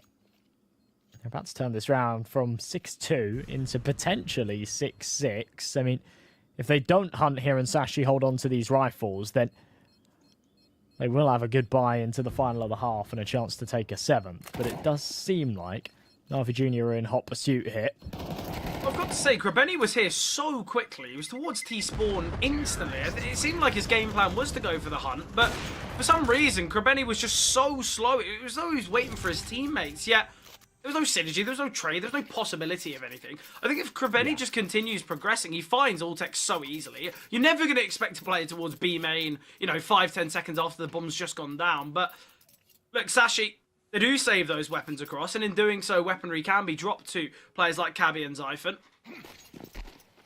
That was actually really weird for me, because this is the final round of the half. Na'Vi Jr. have got more than enough money, so losing a couple of people there wouldn't have mattered. And the save call was made so early that they had tons of time to hunt, right? And had they have done so in a coordinated way, they could have taken out a couple of these rifles, and it could have actually had a really big impact on the Sashi buy. But either way, Krabeni's going to fly in, it'll find that advantage and pull the numbers in their favour. And, let Sashi have the rifles. It doesn't seem to be causing too many problems at the moment. Cabby certainly could, though. Look, he's aggressed all the way through main. What a shot from Jugas. And he's ready for this flank as well. Yeah, I think Kazi might be in a position where Cabby can find him. Based off the angle alone. And there we have it. And Cabby's not, he's not going to force the issue anymore there. He'll back off. That's smart. I don't love the idea that because he just continually jiggling so a flank can spot him. The setup was there in place to kind of deny a flank, but potentially needed to progress a little further. Krabeni, okay, taken down there. Nice find from Ultex. Utility center here, he's going to nade the smoke. In fact, he's going to nade the planter. So much damage dealt to Demon. The bomb still goes down, but it's such an effective way to get that kill. There's no risk to that whatsoever. Now Symmetry praised him massively throughout the series. Will go down. Zugis now 1 versus 3. Lucky holding, Cabby trading, ready and waiting, but he needs to cross at some point. Zugis just messing about here.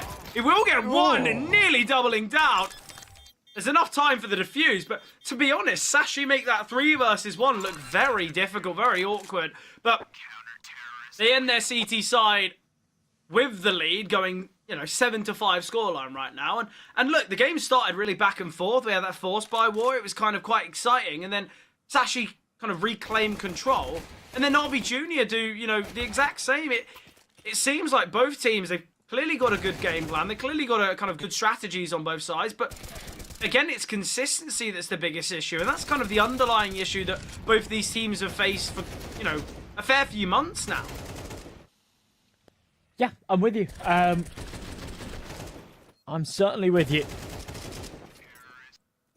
A real scrap, I think, for Sashi. They're going to be happy that was the final round of the half, and they can have a little bit of a change of scenery now with their T side, because things were looking very laboured. They were struggling to get those final rounds on the board, especially that last one of the half. Big opening kill from Zyphon, but they need to isolate Makazi, and so far, he is fighting his way out of this corner with real precision. 3 kills found. Bomb can still be retrieved, but a 4 versus 2 is not one that Sashi are going to be too happy about. They want to try and take another frag here before they progress any further, and Demon says no. What a shot that was. All onto the shoulders of Lucky. Yeah, I feel like these pistol rounds have the chance for kind of upsetting clutches, but now Lucky's in a 1v4. I feel like this might be out of the realms of possibility, but let's see if Lucky can prove me wrong. It's a great round from Makazi. An excellent triple. Missed shots there from the Julies at range from Krebeni, and you understand why. Lucky's not taking all too much damage. There's only 18 bullets remaining in this USP. Although Lucky, I doubt he has kind of any worry, but it's got to be clinical because all it takes is a couple missed shots and you're down to your final magazine. So, got to be a bit careful. He's going to be repositioning here. Spots out Demon. Lucky will be found by Symmetry. A great pistol round here. Na'Vi Jr. going to be happy with the result as it allows them to kind of progress ever closer to their opponents. But Makazi, a player who's had a bit of a tough game, a great triple in that one. Yeah, super important time for him to step up, and hopefully that's a little confidence booster for him as well, because he was someone that we were praising in the pre-game. He's the highest rated player on this team and in the server. And bearing in mind these two sides are very similar in the world rankings. They're about 6 places away from each other, and they play in the same tournament, similar caliber opponents and things like that. That actually has full weight behind it, right? So he needs to be delivering as such. He needs to be stepping up as that MVP, the superstar here in the game, and you know, he's fallen pretty short of that, even in map 1, but certainly here in map 2. Finding the 3k there might just sort of give him a little bit of a kick up the arse. He'll yeah, I think rounds like that can really kind of really improve a player's confidence. You know, having a shaky game, knowing that you know, a vast majority of the games that you do win are because of you, and I think when you are having a tough game, I think it always can be really tough to kind of dig yourself out of that rut that you found yourself in. But a triple like that, you know it's going to bode really well regarding confidence. I don't mind this from Sashi. They've just kind of looked to sit, looked to try and waste as much utility as possible, and a job well done. Right now, the bomb is only being defended by Makazi. A plant here could be somewhat guaranteed. Look at the positioning. Symmetry and Zugis are both here. They could jump round. Information gathered now. They can try and get the plant. The plant would be excellent. They try and fight their way through, and in doing so, they lose far too many lives. MP9's been retrieved. Ultex has got full information. 3 players here, but fumbling there against Krebeni. See, I really like the idea. I thought they just assumed there'd be someone playing from CT. Get the first player boosted up. They've got the bomb. Plant on the corner. The rest swarm donut to allow for the plant to come through. I thought that was the game plan, but didn't seem it. Look, 7-7. Are we thinking this game's even like the scoreline says, or are we still kind of saying that Sashi have been in control? I think now you can safely say it's even. It's definitely come in bursts, hasn't it? It's not been this sort of back and forth, especially what we were seeing in the first few rounds. But yeah, in general, there's been great moments from Sashi. There's been great moments from Na'Vi Jr. And there's never really been an overlap, if I'm being honest. It's been fairly convincing rounds from both sides. And, you know, sprinkled in, there's been a couple of scrappy ones that have come down to those clutch situations and whatnot. But to be honest, even when it has come down to those spots, it's not necessarily because the round's been super close and it's traded down to a 1v1. It's often been like that final round of the half where it was a 3 versus 1. It should have just been an easy job, and it came down to the 1v1. And the same for the other 1v1 that went the other way on that A-bomb site as well, where Iceberg was able to bring a 3v1 down to a 1v1. So I think things have been fairly clear-cut from both teams. Now Sashi have just got to try and bite back, get a little bit of a taste of success for their T side. This timing so awkward for Zypher, and that's a shame. He was literally holding it. Picks right back into 2. That's good info, but might actually funnel them into this B site, which is also very heavily stacked.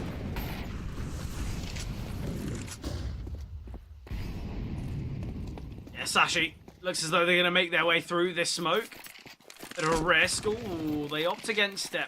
I think my problem with this is they've used a fair bit of utility. What have they actually gained from it, though? They've lost a player. They're still sat out here, and they're staying loud. There's kind of continuing to show Na'Vi Jr., yeah, we're still here. We're still kind of messing around here outside Cave.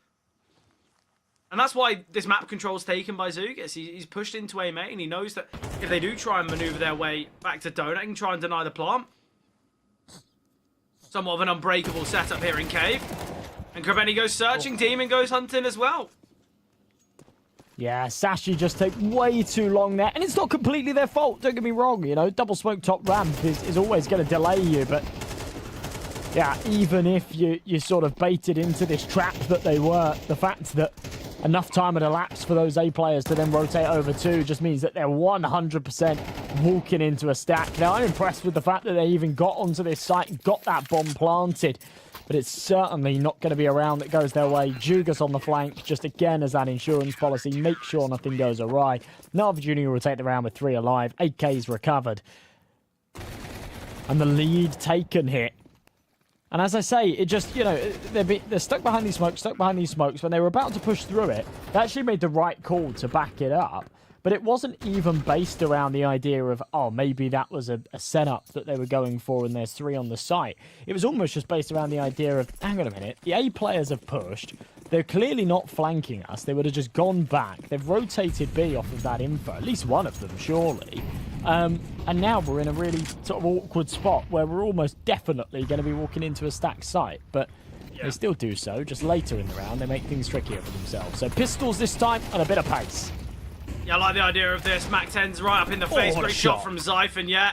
Will allow not only weaponry to be claimed, but space to be taken. And seems like Zugis is going to be the one taking a bit of a gamble. Looked like he wanted to go through that, but opts against it. Iceberg in close proximity now. Oh, missed shots from Zugis could be disastrous, and it leaves Krebeni in the 1 versus 4. We'll just look to save. Something I want to point out in that last round, because obviously we know where this one's going. When we see that double cave setup and we see kind of the approach of the MP9 and the M4, like at the jaws of the entrance, I'm thinking the setup's excellent. And even in that moment, Na'Vi Jr., okay, yeah, they look to fight there, and you could say it's a bit of a mistake because they take a heads-up 2 versus 2, where Sashi should only ever be holding. But it's the fact that even when Na'Vi Jr. maybe make the wrong call in that, they still are able to both win those individual fights, win those duels, because I think Na'Vi Jr., they are the better side when it comes to individual ability. I think we have to say that. I think that's what's given Na'Vi Jr. so much success in a lot of the series that we've seen from them. I don't think it's always decision-making that's kind of yielded Na'Vi Jr. success. It is kind of the individual ability, it is the individual brilliance. And I think the fact that Na'Vi Jr., they get a great call with pushing towards A main, they go for a hefty setup towards B, and then even when they're a little bit antsy, wondering, okay, have they maneuvered back towards A, they're refighting Cave, and even in a fight that could have gone either way, they look just so promising. But speaking of promise, Na'Vi Jr., we've got the advantage here. Oh, the HE grenade could find Makazi. And there he goes, falling to Ultex. And now this round becomes very difficult because Na'Vi Jr., they've just got the 1 flashbang for utility, the 1 kit on Zugis, no control of middle, no control of A, and they're opting for a gamble stack towards the B-bomb site. This should allow Sashi to maybe claim themselves a 9th here quite easily. And obviously, Sashi were victorious in the last round, where when you pointed out, it was kind of majority pistols in play. It was that tempo switch, though, that went a long way for them. Now it's back to basics. They seem to have read this very, very well. Na'Vi Jr. once again with a mega stack on this B-bomb site. The only man here that's to defend A is Jugas, and he's playing all the way back from CT spawn. Now the execution starts to come in. He sort of desperately rotates into Temple, but the fact that he's not able to find one there on the entrance to the site means this has to be a save. If he goes 1 for 1, or if he finds a kill and stays alive, then absolutely they've got an in, and the numbers are justifiable to play for a retake. But without it, they've got to pull the plug. It's going to be 9 here for Sashi, and, you know, they're starting to impress me again. This has been good these past couple of rounds. Yeah, definitely. Look, I think they have fortune in the last round, but this pace in which they have the approach towards B really catches off Na'Vi Jr. We see Demon go 1 for 1, unable to drop utilities to kind of deny Sashi. A great deagle shot from Krebeni as well. And I think in moments like that, when you see kind of real Well, not Krabeni, it was, I want to say Zyphon, I'm not 100% sure, but look, I think when you see moments like that from Sashi, where, let's be honest, in the round before, they looked like they made the wrong decision. It seems like Sashi, they're not wavered by, you know, a poor decision or kind of a messed up round. It's clear that they've got the discipline and they've got kind of the mental strength that even when they make a mistake, it doesn't dishearten, it doesn't kind of upset their whole flow. Yet, here, we've got to say, have Na'Vi Jr. look like the side we expected them on Ancient? Certainly not. And I think the loss on Nuke will play a part in that. However experienced Na'Vi Jr. are in these best of threes, in these series, and kind of in this online Counter-Strike, I still feel like a loss like that is really going to affect them.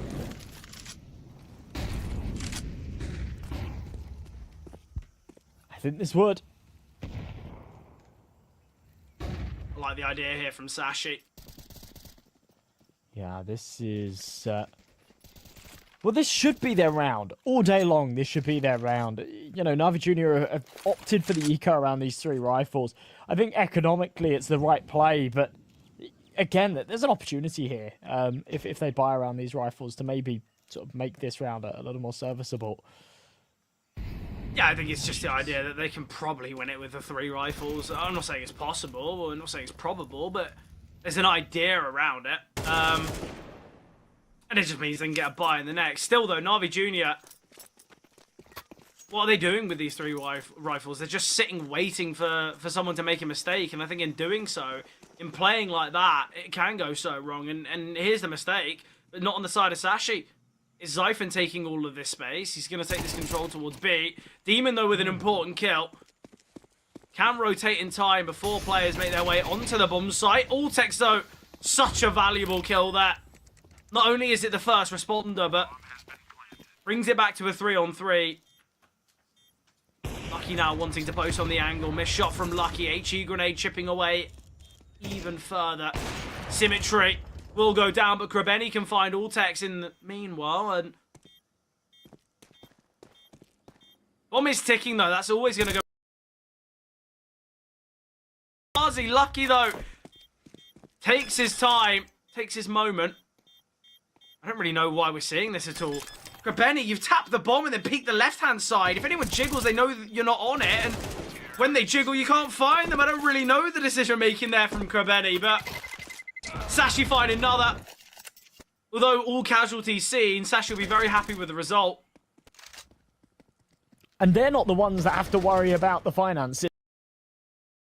We're going into a retake that, especially when it sort of trickles down to Krabeni, there was it, and he's just, you know, he's trying to do damage in this situation, and frankly, he's in too deep at that point. Trying to cross and escape is probably impossible anyway, but you sort of find yourself in a position where you're trying to take money away from a team that are loaded with cash, and the reality is you're the ones that are struggling economically.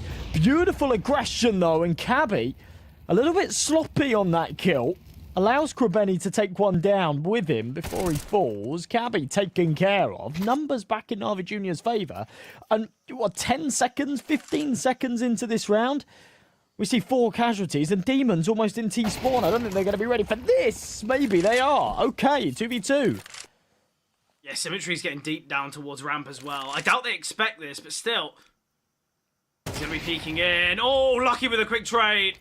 Lucky's looked really good on the AWP. He's had some really good moments, quick shots. And Zugis now, 1 versus 1. Not too sure if there's a defuse kit down, but obviously with most of the casualties been seen here towards B, if there is, certainly one can be retrieved. Lucky now for the 4K if he wins this one. Trying to clear it out, trying to gain some information. He's worried that he was getting flanked on. That's why he's just holding towards top ramp. And for all this time, Lucky now just needs to delay even further, because Zugis will go hunting. He will kind of instinctively rotate back towards A. The final moments. Oh, Lucky. It's just whether he clears it, whether he's got the idea. And he does! Oh, the headshot first goes the way of Zugis, but Lucky's in fact the one to find the kill. 4K there from Lucky. He can invest in an AWP as well, but the shots there are brilliant. That is such a chaotic round as well, right up until the finish line. fast trade from Lucky, almost shoots his teammate, but yeah, brilliantly played out of him in that one versus one. Na'Vi Jr., look at the money, look at the scenario they're in. I know this might sound a bit outlandish with the weaponry they've got, but they kind of have to win this one. Yeah. Otherwise, Sashi find 12, and then they kind of face themselves potential of dropping out of the series. Obviously, it's not dropping out of the Swiss stage, unlike the previous game. This is for promotion rather than elimination, but obviously, a win here would be excellent. Players are just sending util out for reasons unknown. They're dropping mollies into smokes, creating so much difficulty for themselves, but we're seeing trades come through. Cabby can have a slight look towards A main. It is this 3-on-2. Demon so heavily wanting this AK. Krabeni. Oh, Krabeni, not the cleanest of kills, but Demon certainly is, and now it's all on Cabby. It's going to be a full stick of the bomb. We're going to see the smoke come down, or a flash, in fact. It's the full 10-second stick. Smoke on the bomb. Cabby will get one, though, and now the chance of denial. Final bullets, unable to connect. And I said Na'Vi Jr., they've probably got to win this one if they want a chance on Ancient, and somehow it goes their way. Yeah, no business in taking that, but you hit the nail on the head there. Once Sashi actually got onto that site and took the man advantage, they go about it in such a weird way, right? They're sort of tossing util that a lot of it just doesn't make a lot of sense. You're throwing mollies into smokes and things like that, and yeah, it just felt really lackluster. I think there was a complete communication breakdown, and they end up fumbling around that they absolutely shouldn't have. I thought Na'Vi Jr. were going to have to give Sashi a taste of their own medicine, pull this to OT, and do exactly what we saw on Nuke, but the other way around. Instead, they've still kept the gates open for this to perhaps be a regulation snatch away.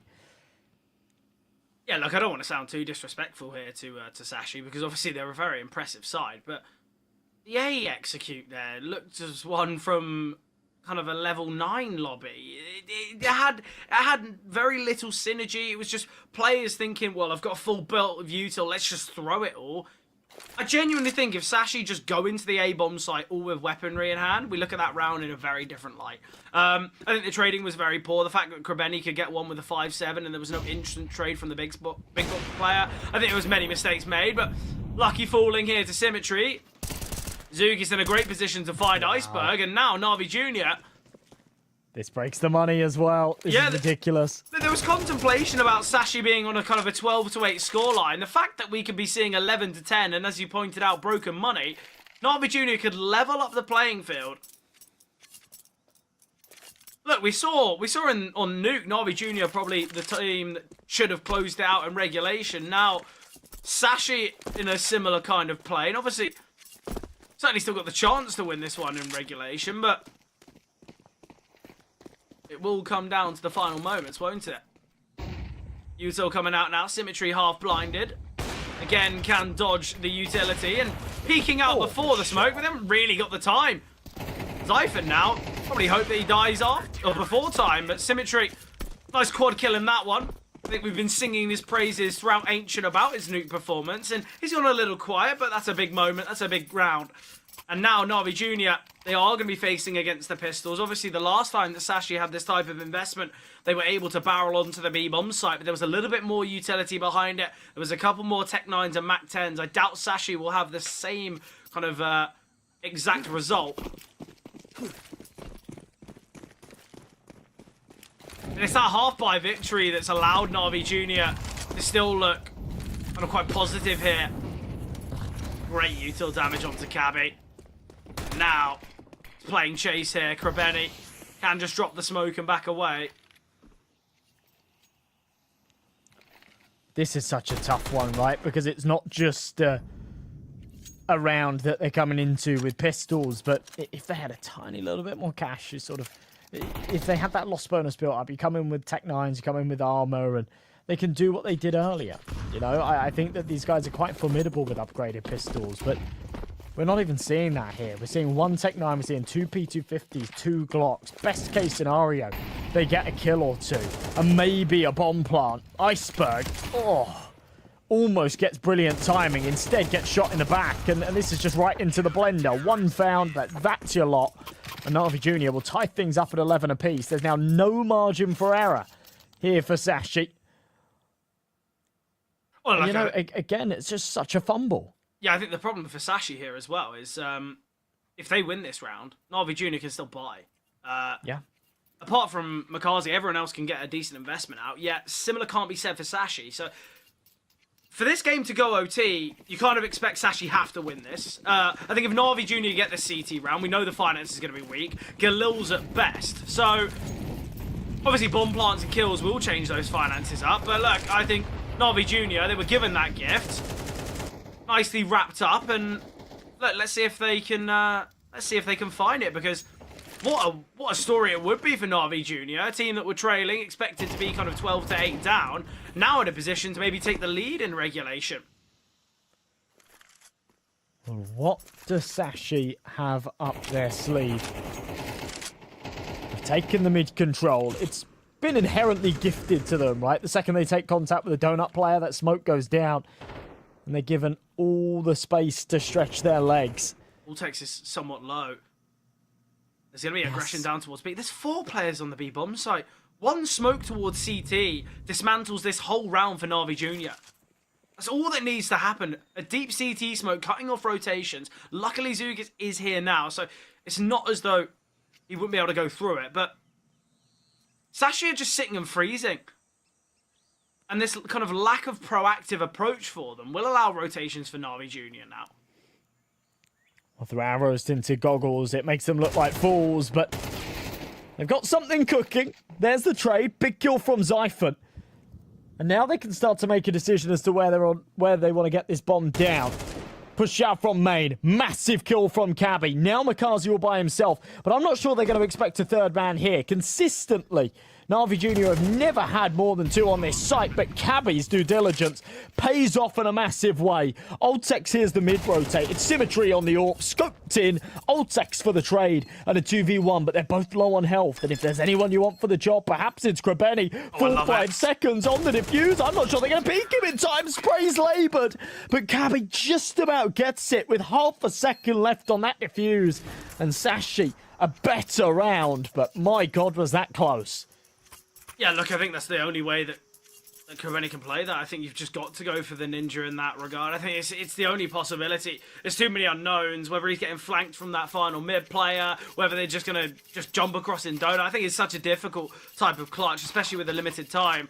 Look, as you pointed out, Na'Vi Jr., they rarely have such a strong A setup, yet it seemed like there were so many numbers, yet where was the team play? Where was the trading? Where was the possibility of anything? Obviously, Cabby was a bit of an afterthought. They kind of jiggled towards A main. It was a good kill, but then it goes to the question of why is Makazi looking to try and deny the bomb or find Cabby when he could have been there with his teammate, or he can be kind of a very quick rotation in Temple. But it seemed like all 3 of the Na'Vi Jr. players in that 3 versus 3, they played it like a 1v3.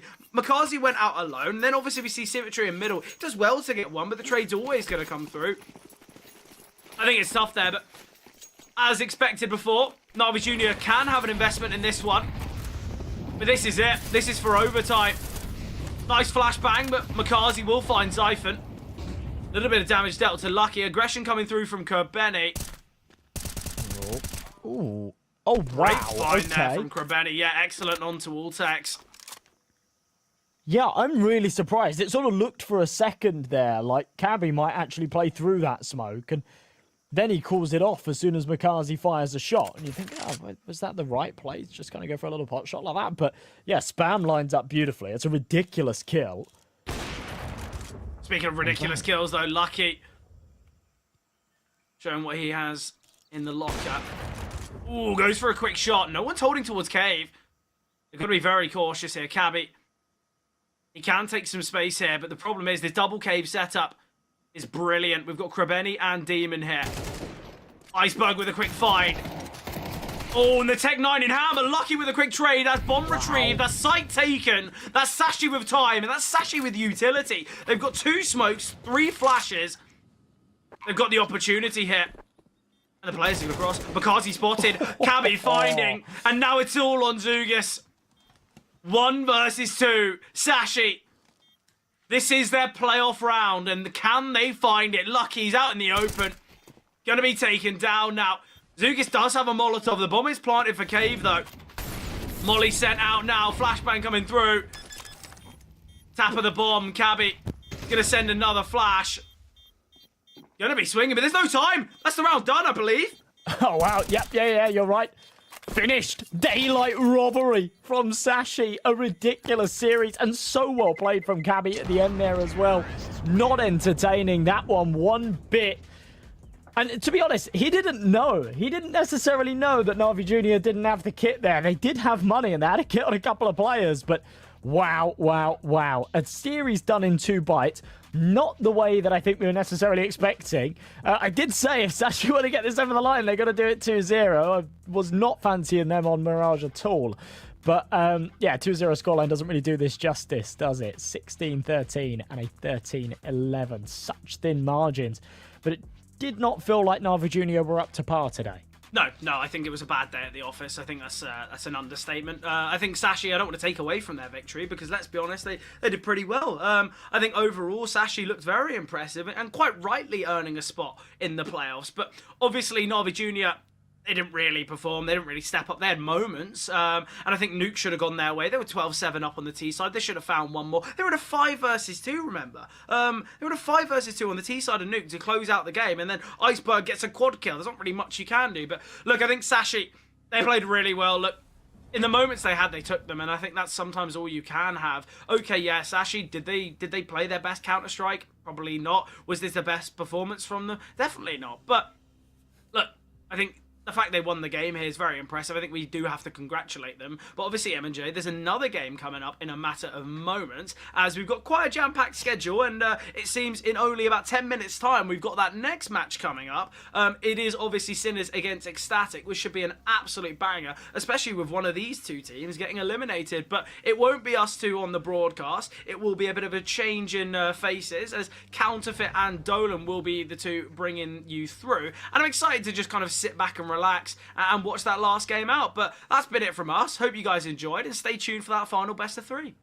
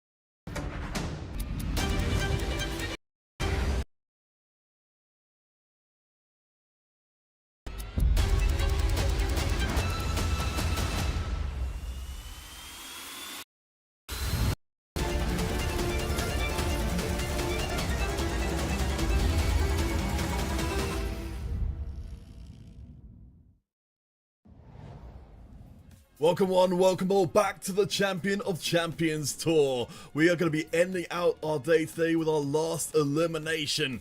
My name is Kalifit alongside Dolan.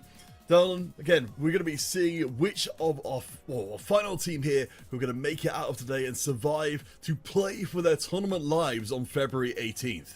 Yeah, it's going to be a brawl, you know, and we already saw how our previous matchups ended with 500 getting eliminated by Cybershock. Navi Jr., even though they put up a solid fight against Sashi, it was not enough on Nation. And a relatively good results coming out of a shaky Danish team. And talking about Danish team, we're going to see the other one, Ecstatic, taking off Sinners in a couple of moments' time. And I feel super excited about this one. I feel like we're up for a bit of a banger. Dolan, it's so wild because both these teams, Sinners and Ecstatic, they're teams we're used to seeing in the playoff stages, and now that, you know, for one of them, they're going to get nowhere near it at all. A 1-3 finish would be honestly a disaster for either of them involved. So, you know, to even be at this point with Sinners versus Ecstatic is pretty striking. Yeah, definitely, especially considering the history behind those two. As you pointed out, back in 2024, they were making some appearances in the Swiss stages, and under Swiss stages, I was meaning, you know, those 3-1 score lines, those 3-0 score lines. Sinners were even making some really deep runs. So overall, I'm honestly surprised to see both squads fighting their way out of the 1-2 bracket. And of course, as we already pointed out, one of these two is going to be going home empty-handed. So, you know, the level of Counter-Strike needs to get higher if they want to have a chance at getting to the playoffs. Alright, well, let's start to break this one down. So let's start off with the Sinners. Of course, the Czech roster ranked 47th at the moment.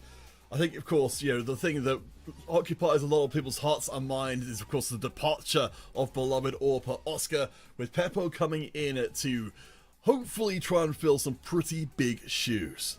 Yeah, definitely Peppo is the highlight of this new looking Sinners squad. It's no longer the Oscar squad, but it's the young blood of Peppo. It's the new piece that brings this freshness into the squad that they absolutely needed. Maybe we can also point out that the level of motivation is now a little bit higher because of the fact that you also have another guy that we shall talk about, which is of course Zetko, who is making his second stunt with the team. I feel like so far he has been finding a little bit more success, but generally speaking, it has been a little bit of a team effort rather than a single guy stepping up and carrying the team as it was back in the days. Do want to as well highlight B-Stick coming out of this particular roster as a player who has been doing significantly well, way above expectations, but their opponents, as we mentioned before, Ecstatic ranked 56th, so a little bit below the Sinners. Of course, have been around for more than a little while. A player which we'll be seeing in a second, Syrah, on the Ecstatic side of things, has been doing extremely well over this tournament. You know, remember, both these teams are 1-2 right now, but Syrah has been standing head and shoulders above everybody else.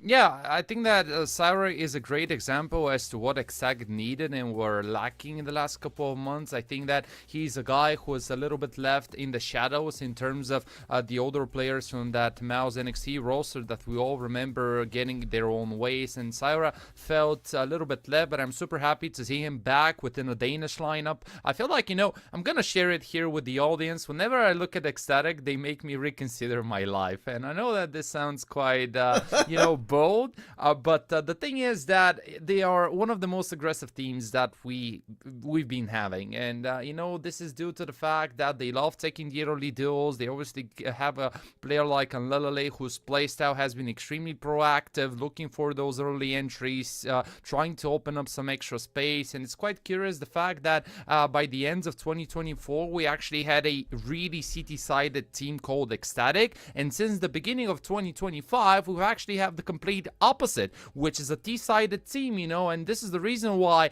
going back to what I just mentioned, makes me think that, you know, what is this Ecstatic? And the reason is probably that they're trying to switch their playstyle due to a fair lack of actual results by the end of last year. But of course, I really want to see them step up, especially on that CT side, because those percentages in the last month have been extremely low, and I think that this shows where Sinners could potentially poke the holes into their Danish opponents' side.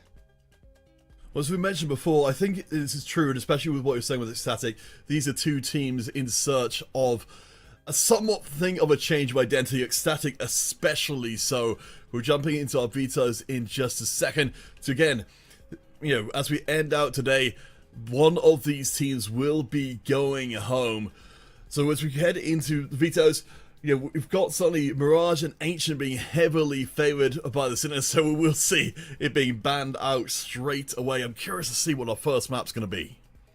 If you ask me, probably, yep, there it is. I was about to say Train. The reason is that Ecstatic, since the beginning of the year, have looked extremely solid on this map. They've played it a total amount of 6 times. They have won 5 out of their 6 matches. They only suffered a single loss, which was to Spirit Academy, arguably the hottest looking young team that we have on the tier 2 scene. Obviously, Sinners were expecting to probably see Inferno, which is their best map, but it's actually Ancient. Okay, so this is something that I honestly think would have been left as a decider and not as a pick. Now, it is a matter of fact that Ecstatic is also a really good looking Inferno team, and probably the reason as to why Sinners are actually trying to shake up the veto a little bit is to avoid those quick rotations, especially on the CT side, that we get to see out of Ecstatic on Inferno in particular, because Asian is a little bit of a buggier map. Now, as a typical, you know, Balkan squad, or at least mid-European squad, Asian also fits Sinners' playstyle, because it is once again that really team-based Counter-Strike that you need, with the flash setups from behind, with the peaks, with the gaps that you shall exploit, but of course not wanting to get ahead of myself. Train, I think, fits perfectly Ecstatic, fits their playstyle, and Sinners are probably going to have quite a lot of difficulties on this map. Yeah, and I'm kind of surprised to see this one getting through, because yeah, we've certainly seen plenty of teams just decide they don't want to have any part of playing a trade at all, but I'm absolutely with you. I think this is a great way for Ecstatic to start the series overall. Dolan, heading into this one, again, remembering that one of these teams is leaving the competition right now. We know that their rankings are relatively similar to each other. Based on how they are right now as to opposed to what teams they might end up being in the future, who are you favouring overall coming in? Probably it is going to be a little bit of a surprise, considering the most recent results and the contacts that we tried to put up, but I feel as if Ecstatic actually have the edge, considering that the second map is also going to be Asian. The reason why I'm saying it is because Ecstatic have looked really good on Train since the beginning. You know, we pointed out the positive results that they have been having. The reason is that so far the majority of the teams haven't figured out how to properly play Train due to the extra aggressiveness that usually the T side offers, and as we pointed out, Ecstatic have actually turned into a T-sided aggressive team. And you know, when you add all those things into this matchup, I feel like at least on map 1 they have the advantage. On map 2, probably so, considering that it's a little bit of a buggier map that doesn't really require a lot of tactical depth, but it relies, excuse me, a little bit more on the extra firepower that right now, with Sour being brought into the squad, Ecstatic surely has. Yeah, I mean, of course, we know there's going to be a lot of attention put towards Peppo, and his performance coming in as the Oscars replacement hasn't necessarily been doing as well this event as he has been doing recently, because certainly when Peppo came in, he was looking very, very good indeed, but has dropped off a little bit. And while Beestick has been stepping up, I don't know if necessarily, you know, we can see a one-for-one replacement there and have, you know, that level of influence that the squad needs. Yeah, definitely. The thing with Sinners is right now that Peppo needs to step up so that the entire squad have better results. Because we pointed out how in the past it was Oscar putting up the frags, it was Oscar leading the squad on the fragging department. Peppo is a capable player. Peppo is still young, sure, lacks a little bit that extra experience that his previous, that the team's previous Opa had. But of course, if there is a time for him to step up, it's definitely on Train against Ecstatic.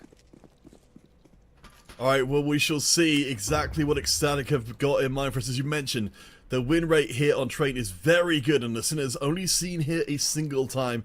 They did win that time, though, so we don't have the data as of yet to know for certain what this will end up looking like. Cautious start to things, of course. There will be the feeling out process across the entire series, but neither team want to make a mistake early. Yeah, and you can already feel how Sinners are trying to set up a bit of a trap with Shock and Mariscos as dually, something that the majority of the squads are usually going to do on a map like Asian, but Train is also another one that offers this chance. Not really exploitable by the CT side. Peppo spots a couple, and now probably Ecstatic need to get creative. Here comes the Ivy Smoke, and probably an initiative, but Beastic fires first. Yeah, that's what we've seen before. Beastic has been doing very well, and the Sinners will pick up a second already. Ecstatic. This is getting a little bit uncomfortable here. We can see the Sinners are getting a decent surround on the squad. Asera manages to get himself one. I'm so curious to see how this one goes forward, because certainly if the Sinners can take early momentum, we could be seeing a very different first map developing. Yeah, but look at the patience on the side of Sinners. They're not peeking. They're aware of the fact that they lost full control over the A-bomb side and just, at this point, trying to fish for a peek, try to see whether someone will actually go in for a duel, and Ecstatic needs to go, but Zetko picks up one, and I think that this is where the round becomes extremely complicated for Ecstatic.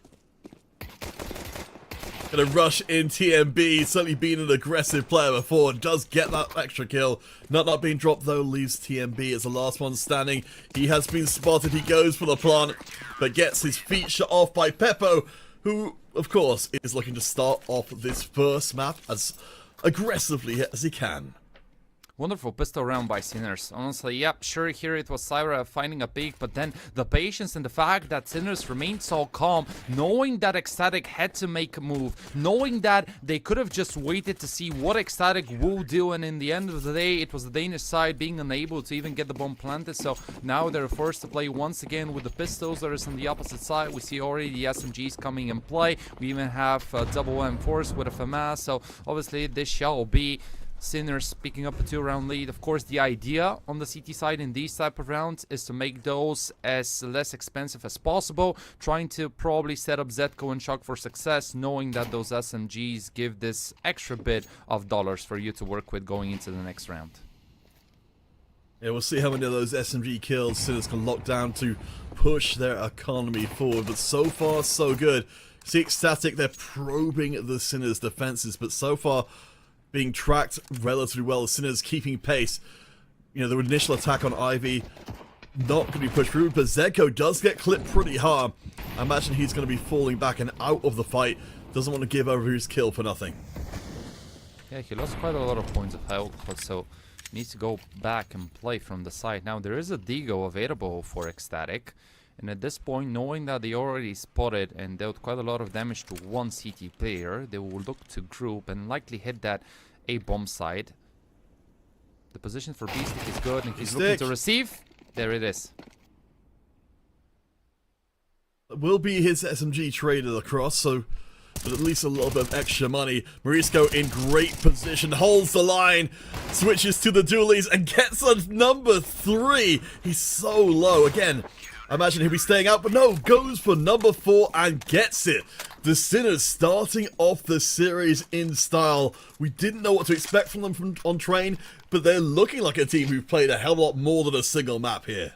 Yeah, definitely, they are looking really prepared, but of course we need to highlight that they played against Pistols, and this is the moment where they're going to face their first more significant obstacle, because Galils and AKs are appearing for Ecstatic, U2 as well. If we follow the logic, yep, there comes the instant smokes, probably one for Ivy, the other one shall be falling in between those two trains. Actually, they sent 2 smokes in the exact same spot, which is a little bit of a waste if you ask me, and another round where Zetko and his teammate are going for a push.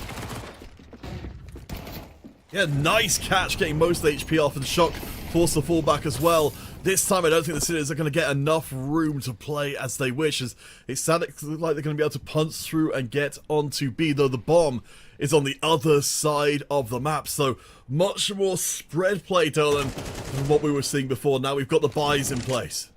Yeah, for a significant mistake by Shock getting caught there, but this is not going to lead to anything much more significant. We're currently seeing Sinners trying to go for a move, feeling probably the pressure right now, but the bomb still has to make its way through Ivy. Now, there is a world in which Sinners keep the push going and eventually make Exactic wonder where are those CT players. If they leave one right now in T-Con, this could have been a little bit better for Sinners, but instead they decide to stick together, of course getting a little bit worried about their economy. I'm not going to be surprised if this ends up being as safe as it is looking quite likely already, with Ecstatic taking full control over the B-bomb side, and considering that Sinners are on the opposite side of the map, seems like they will be really careful about the money that they have in their bank accounts. And, well, here comes the Danish sides first. Alright, yeah, it looked like Static were a little confused as to what was going on there, checking very thermally around the site. I was curious, yeah, it looked like Sinners might be sitting this one out, perhaps going to go for some exit frags instead, but going down in numbers, I think maybe a little rocked by the early Ecstatic aggression, and rather than gambling the rest of their guns aside, they're going to wait this one out, hold their equipment, and try for a better next round. Yeah, it's quite interesting because we have been seeing different playstyles on a map like Train, for example, a team like Spirit Academy and even Spirit Love being a little bit more passive on the A-bomb side and not really going for early pushing initiatives, whereas another team like, for example, Zero Tenacity loves playing the exact playstyle which we have been seeing out of Sinners' two bit defenders with Zetko and Shock for Zero Tenacity. It is Avian and Chofu going for consistent B push, trying to set up those traps, and seems like Sinners have been going through some of Zero Tenacity's demos, but also have done Ecstatic knowing how to actually play against such aggressive style. Well, I mean, you mentioned before Ecstatic being defined as a very aggressive team. From the Sinners side of things, we've seen them, have struggles in the previous round. What do you want to see from this round if they're going to be able to deny the push? Nope. Oh, Exactly actually, let's that. hold that thought. TMB's already here with the aggressive push. Yeah, sometimes you need to match aggression with aggression, but it's quite hard knowing that it's Ecstatic standing on the opposite side. And if there is a playstyle that they know how to work their way around, it's surely those pushes happening. Now, Beastic has a bit of a good offense going. Nut, man, what a reaction coming out of him. An insane shot, and this is pretty much round done. So this is so interesting in combination with the previous round as well, though. And, we saw Ecstatic come in hyper-aggressively. Sinners, they got bruised, they backed off. Now Ecstatic do pretty much the same thing again, and this time Sinners will lose even more than before. So whatever's happening right now, Sinners certainly struggling to, get a full grasp on how to wrangle Ecstatic out of this momentum they've just grabbed. Yeah, and all five are going to survive for the Danish side, which is quite important. You're trying to build that stable economy, which is a little bit harder for Sinners, knowing how the loss bonus currently works. It's quite interesting. I'm honestly a big fan of the idea for the minimum loss bonus of the CT side to actually become 1900 instead of 1400, because you see how the moment that Ecstatic gets to work with the extra early space, they have a flash setup to put TMB in the best possible position, then lovely reaction out of Nutnut to clear out the third, forcing Peppo and Shock to actually go back and save whatever they have, which is not going to be enough of a mass and an M4. It's not like you're having an AWP which you can move around the map, set up traps. They will need to figure out the playstyle. I wouldn't mind seeing both Shock and Peppo probably play for Ivy, considering that this is an important part of the map, but we will have to see. Still the possibility of Sinners taking this one away, but they will need to get creative. Yes, and so far it seems like Ecstatic have been the ones dictating the pace. I mean, we saw the blitz onto the A site before work extremely well, but this time it seems like Ecstatic are the ones who are expecting some kind of reaction from the Sinners, certainly with the Sinners having a lot less to lose in this round. We saw some probing on Ivy before, and it looks like we'll be getting the same again. Sinners, they've got 3 members to deal with. The smoke is there for the time being, but Ecstatic are creeping down. They're getting up pretty close and personal with the Sinners.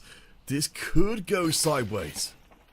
It definitely could. Now, they are already making its presence known. It's Beastic looking to find the early contact. M4 in a really good position once the smoke fades, but the other defenders need to buy as much time as possible.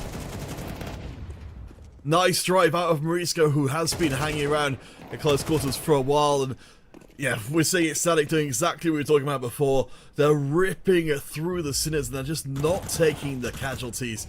They seem to have read ahead of the Sinners play, and while we get, no, not even one back. Shock is left all on his lonesome as TMB retreats out of the fight.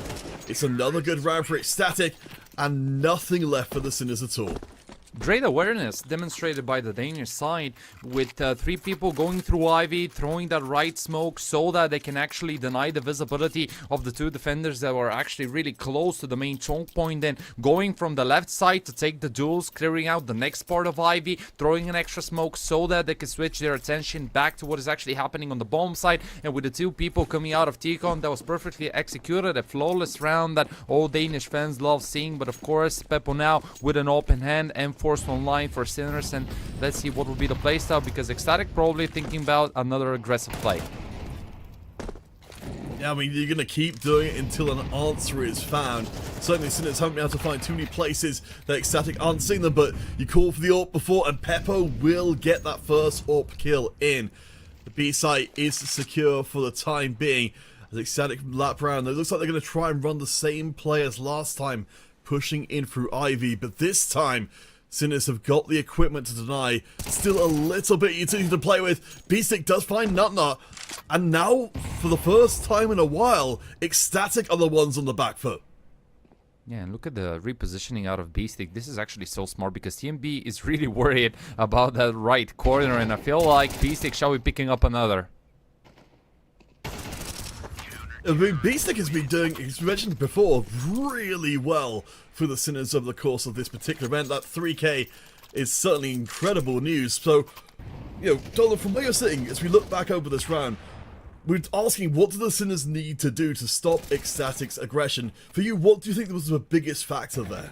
I think it was definitely Beastic in the way that he held control over IB. I pointed out how Ecstatic's playstyle relies heavily on finding some extra space towards Ivy, and the moment that you manage to hold on to it, maybe investing the extra utility, maybe putting Beastic together with somebody else in case Ecstatic goes quick, this is your ticket to success, as we saw, you know, because the moment that you pick up the first, you actually get a couple extra seconds to reposition the same way that Beastic did, which complicates the round for Ecstatic, because if you want to fully commit for Ivy, you're going to be worried about 2 or even 3 main choke points, and if you don't have the smokes, if you invest those early and you get blocked, usually this means that either Beastic or his teammates are going to be put in the better position. So Sinners need to keep maintaining control over Ivy, even if they want to play in a post retake.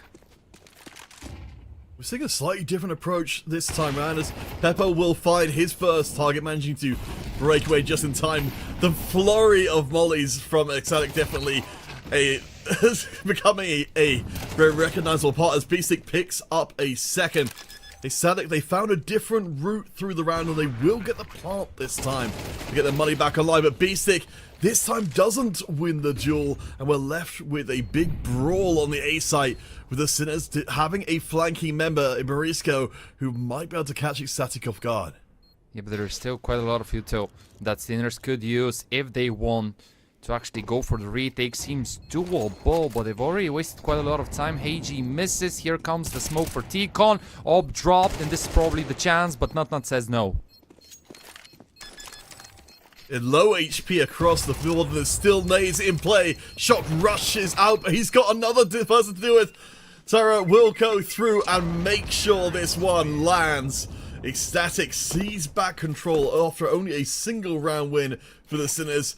Gosh, this is turning into quite the brawl. Oh yeah, definitely. And that kill that we just see out of Syra was key. It was the everything. Beastic didn't manage to pull this one off, and this actually bought enough time for Ecstatic so that they can reposition, playing towards connector, and this allowed for Syra to even find the second one, denying the bomb defuse. Extremely good awareness demonstrated by Syra, who was the key player that we talked about. Definitely a guy who has been stepping up for Ecstatic. And yeah, sure, Beastic holds control over Ivy, but seems like we're up for a quick one once again. Ooh, Zeko manages to sneak out the SMG kill to bring us 4 to a piece. Beastic continues to be an absolute monster.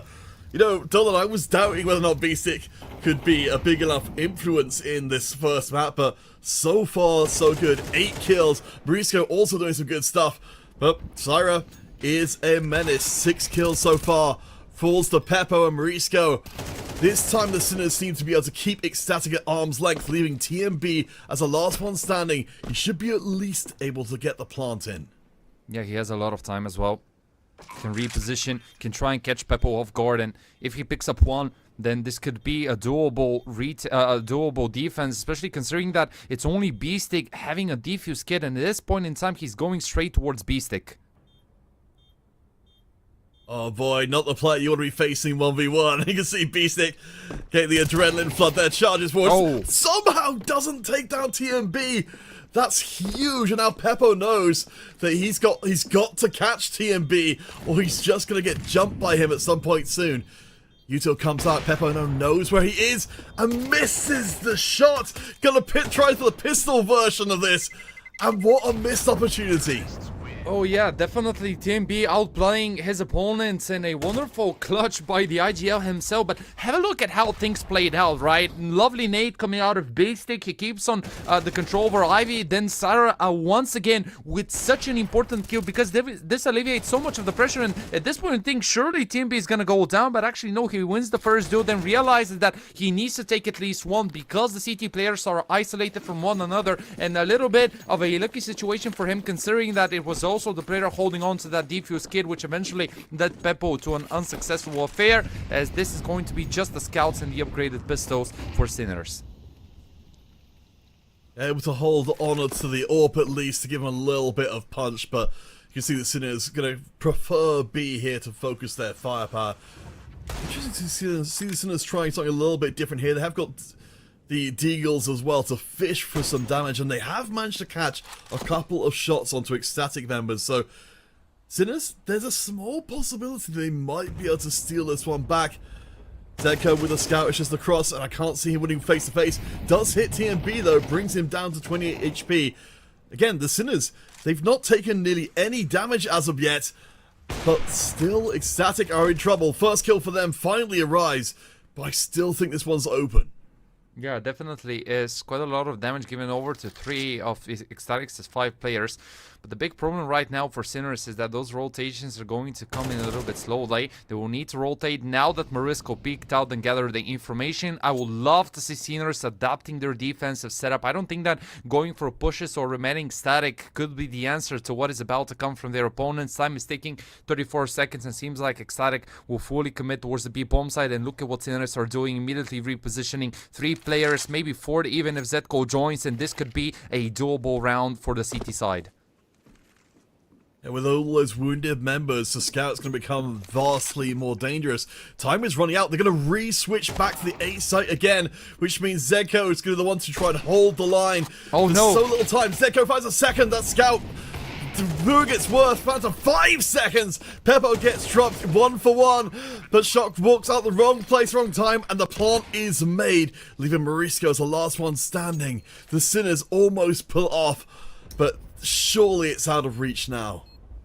Yeah, I mean, a deal will need to isolate both duos. A 4K for Cristo, looking for an ace. Eki picked up. Maybe there is still a small chance considering that we have 20 seconds, but Morisco needs to act now. Oh! I think he has time. I think That was absurd! Oh, wow. Yeah, No I think he kit? has it. He definitely has it. I think it's... Okay. Oh my gosh. Alright, Donna, talk me through that one, because we're seeing some very ecstatic-like aggression towards the tail end of the round. Yeah, but that was so risky, you know. Ecstatic, they had to commit to that B bomb site. They didn't have any information. It was still Zetko's scout picking up a couple of pebble, lands a wonderful shot right at the last possible second. And even though Cristo played bodyguard, look at how Morisco actually approached it. Easy first pickup, not realizing that there was his head above the train, and eventually this is Ecstatic just losing the round. It was not that much Sinners winning it. They had to remain static. They had the information to work with, sure, but Ecstatic could have fully committed. They had the gun advantages. They had the positioning. They could have thrown the nades, you know. They could have isolated the duels, but they decided to just sell out the fake, and eventually this led to a bit of a disaster. Look at their economy, just an upgraded pistol for Onlele. Sure, still some AKs in the mix, but if Ecstatic doesn't get the bomb planted, this is Sinners being back at it, and they will tie it up. AWP for Peppo, M4 online, and Ecstatic probably this time preparing for B execute. I have to think that any round where we see the clock being run down is one that Sinners are going to get more comfortable in. They will push through. The B-side push is coming in immediately. And Lele almost misses the shots, but finally manages to land it. Peppo from long range will keep some pressure down. Sinners opportunity knocking. The Christo is looking good. Peppo with a second long-range firefight from B-Stick will bring it back to 2-on-3. The Sinners members are very low, though, with the exception of Marisco. And Lele down to 11, but manages to find the flank. It's still anybody's round. Yeah, I think that TMB wants to run away and get the bomb planted over the A-bomb side, but Marisco is ahead of the play. He knows. He has read the situation perfectly. He's going to have to walk in this, and we've seen this exact same thing, but TMB still pulls it off. Surely Peppo doesn't go for this.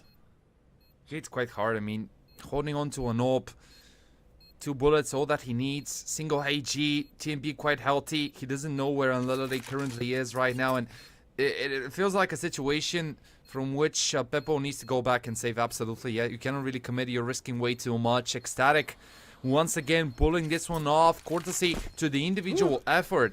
And probably we're going to see it on Stakes' replay, but I absolutely loved how Unlility was extremely calm in that chaos that Sinners tried to create on that B-bomb side, going for a push, not standing on the side, knowing that there was a bit of a timing in which that CT player is going to throw the nade, catches him, goes back, gives the information over to his IGO, who starts rotating away, and right here, you know, Ecstatic, this is something that they had to do in the previous round. This time around, they go in, Peppo repositions lovely, landing some crazy shots, B-Stick adds 1, and there it is. That's the kill that leads TMB to success. The second one that actually sealed the round for Ecstatic was TMB reacting and denying the chance over to the penultimate player of Sinners, and well, this is now a relatively comfortable 2-round lead. Yeah, I mean, TMB has definitely been impressing so far. Definitely a player who's kept his nerve under pressure as the Sinners try to get a little bit more aggressive. Peppo going to get punished for it. Of course, very little in the barrel here for the Sinners in this particular round. So they will drop to 3 members of Ecstatic do go down very low in the initial exchange of fire. And there is a single rifle left on the Sinners sides in the hands of Zedco. So we could still see a little bit of threat being put down. The bomb being kept quite far back and behind several Ecstatic members. The Sinners... There's a series, Sarah, that's a knife. Very carefully moving up. Some sweet revenge. Oh man, this feels bad for B-Stick, you know, already being low on points of health, and that's quite of an expensive round. Now at least Shock tries to pick up the ball, but Ecstatic realized the danger. Zetko still holds on, but his position is already known. If I'm Ecstatic right now, I cannot really risk too much. Next round is going to be the last one of this first half, but you still want to maintain those AK. Shock misses the shot, so probably the hunt is on, considering Nutness's positioning. This is getting quite risky for Sinners. Now that, yeah, gets the first one. He's going to be able to roll up on Shock in just a second, who's trying to run down the clock, but Ecstatic having none of it, running right over Shock. And I think you can feel that Ecstatic from before. I think they're recognizing that the Sinners are a team very much of their own threat levelers. I think, honestly, to me, Dylan, that knife kill felt personal. B6 been doing a great job of locking down Ivy, and I think that's, retribution for having done so. Absolutely. Absolutely, a stab in the back always feels good for the person doing it, not that much for the one who gets it. And you can see that the Sinners' economy does not really feel that great. 2 scouts, couple of SMGs, utility really limited, so they go in for a couple of duels that they will never end up winning. Manlele a step ahead, Syra as well. Everything is falling apart in this first half, and surely it feels like Ecstatic will get away with an 8-4. Wow. This is honestly a little bit of a bummer, but, well, wait a second, Zeko does at least get 1 before I'm sure he's about to get dropped. This feels like we have regressed from the Sinners side of things. This is how we started the map here on Train, at least in this half. The Sinners getting outmaneuvered and losing fights that they didn't even see coming. It had been getting a lot better, but this round just felt like everything fell to pieces very quickly. Yeah, it was because of the space Ecstatic was getting, especially early on, and something that you pointed out, definitely the Danish squad did a little bit better in terms of outmaneuvering, in terms of out-rotating, catching Sinners off guard. I felt like so many of these rounds could have gone both ways, but it was just Ecstatic putting off some great individual plays, like the kill picked up by Anlelele, by TMB picking up, you know, a couple of important kills in some really close situations. There comes the stab in the back by Syra, who was also incremental, and overall has been a bit of a team effort. Christo so deep! Ooh. Yeah, well, with things switching up here, so we head into our second half. We'll see if the Sinners have got something in the bag, but oh boy, it's proving to be pretty tough. Zeko, the only full HP member of the Sinners remaining. Good position though, takes down TMB, which is a big get. We're down to 2 apiece. The bomb is still in the wild. Peppo is very low. I don't see him be able to get this kill. He's now given his position away as well. Surely he's going to get overrun. Oh, What? actually, wow. He didn't get hit by a single bullet. A bit of a misplay there by the Danish player, which now puts the pressure onto the shoulders of NotNut. A doable 1-on-2, considering that Peppo is low. Single bullet needed to remove him from the equation, and then Zetko is the one playing without the Kevlar. No Uto available for the T side, and NotNut has the advantage. Or maybe not. Peppo gets number 3. Somehow, this guy dances between the raindrops and survives with, I believe, 10 HP. That was a hell of a round from him. We need to see that one again. Yeah. TMB started nicely. Peppo with a wonderful one-tap onto Anlelele. Here Zetko found the timing on his own. And right here, it surely felt like Peppo should have been a dead man. But no, hold my water, said the youngster. And a wonderful third kill. 10-4, obviously a guy that needs to step up if Sinners wants to find some more success in the tournament. We pointed out how he has been underperforming since the beginning of Series 18, and I think that right here he's trying to make a bit of a statement, not only for himself, not only to get that extra injection of confidence in his veins, but also about the team overall, because, you know, going even back to the point that we were trying to make, this is no longer Oscar's Sinners. This is a new look for the squad. This is a squad that now has the fresh blood. This is a squad that now has the talent in there, right? Because let's think about where Peppo started back in Sinners Academy, and this is pretty much his first big stint on a proper international, well, not really international, but on an organization that previously has found quite some success on the international stage. And I feel like for him, it's super important in matches like those, in elimination moments on your opponent's map pick, to show what you're made of and to show that you have come here to play. I mean, one of the things that certainly stood out from when we're looking at Peppo's stats coming to this one, his clutch stats are very, very good. I think it reflects well on him. You know, you're right, he's in a high pressure situation in this map, in this series, because it's an elimination series, and he's stepped into a high pressure situation on the team, replacing a beloved AWPer from before. So you need someone who thrives under pressure in that kind of situation, or they're just going to end up drowning. In this case, the Sinners, they get themselves the pistol round again. We'll see how far they can take it on the T half. Do you remember how we made the statement with Ecstatic being an aggressive team? Look at the fact that they're forced buying, and the double nades actually pay their dividends. Oh, first kill already found onto Marisco, and surely this is going to make Sinners question what is actually going on. Lela Light doesn't manage to fire a shot, and this is now Sinners accelerating onto that A-bomb side. Yeah, we Ecstatic know how to dish it out. They know how to do that from either side of the equation. Tira will get caught though with the team's only rifle, so the Force may end up going to bite them in the end. We've still got a nade and a little bit more left in the barrel, but Zedko doesn't take too much damage on the last exchange, and there should be a finalization. So we've got Peppo with the 3 SMG kills. The Sinners setting themselves up well to get some good ground here in the second half. Yeah, good response coming out of Sinners. They realized that it could have been a forced buy after seeing Morisco going down under the fire of the double HG, and eventually they managed to bounce back, knowing that they need to send the MAC-10 to collect some extra kills. So now they will stabilize their economy, which is not going to be the case on the side of Ecstatic. And I think that one of the very reasons why we actually saw the force buy was due to Ecstatic's playstyle, because they're not a team that will hesitate to do it. Back in the days, it was another squad espionage, now called Sashi, as you saw them in the previous best of 3 doing the exact same thing irrespective of the map. And I think that this is something really typical for the Danish scene overall, to consistently try and go aggressive even when they end up losing the CT side a pistol round, which at times looks really risky. And of course we as casters need to judge it by the end result, because it is sure risky, but I mean, sometimes you need to take those big risks. If you're having quite a healthy lead like Ecstatic has right now, to a certain degree, this is understandable. So now, yeah, sure, you allow for Sinners to come as close as a single round away from tying it up, but you still also have quite a lot of space to work with.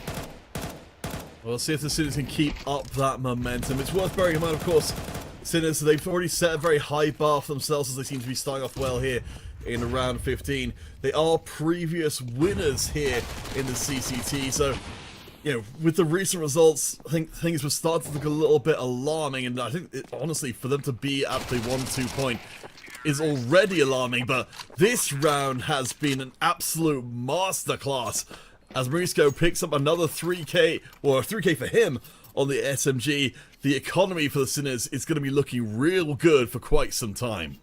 Yeah, it's starting to bloom, and something that Sinners as fans want to see definitely starts transforming into reality. But let's see, Christo now picks up the op. We have also a couple of M4s in there.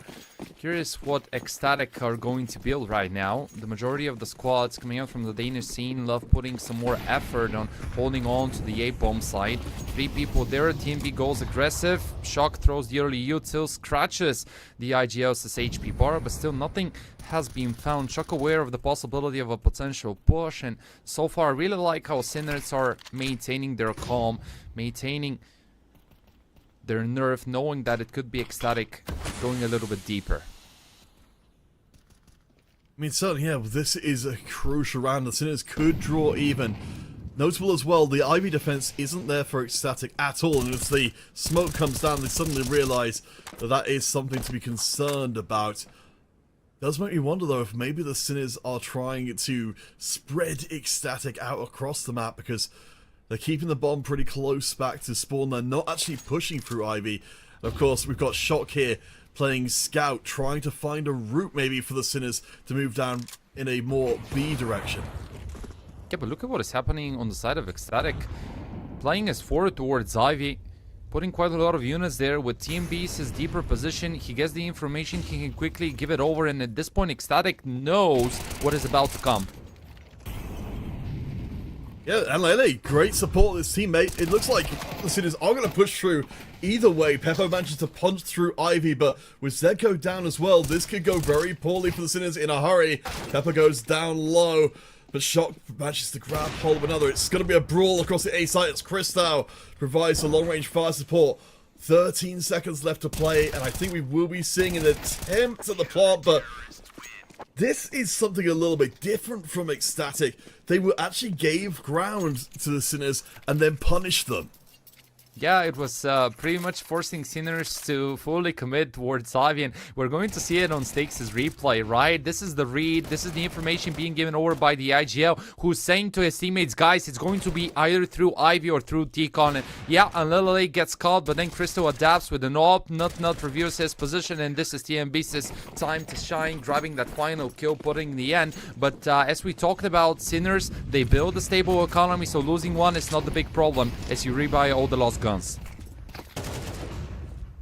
It does get Ecstatic into the half a little bit more confident, but Morisco doing a fantastic job again. Just go 1 for 1. The A site, you can see, I think with what we've seen before, Ecstatic certainly had a very good grasp on how to attack the A site, and it looks like that extends to the defense as well. But Beastic catches Nut on the transition, and so all bets are off. Numbers now favoring the Sinners. They're again slowing the round down. it's such an interesting approach compared, you know, stylistically contrasting with Ecstatic. Yeah, for sure, but it's another round where Sinners decide to go really slowly.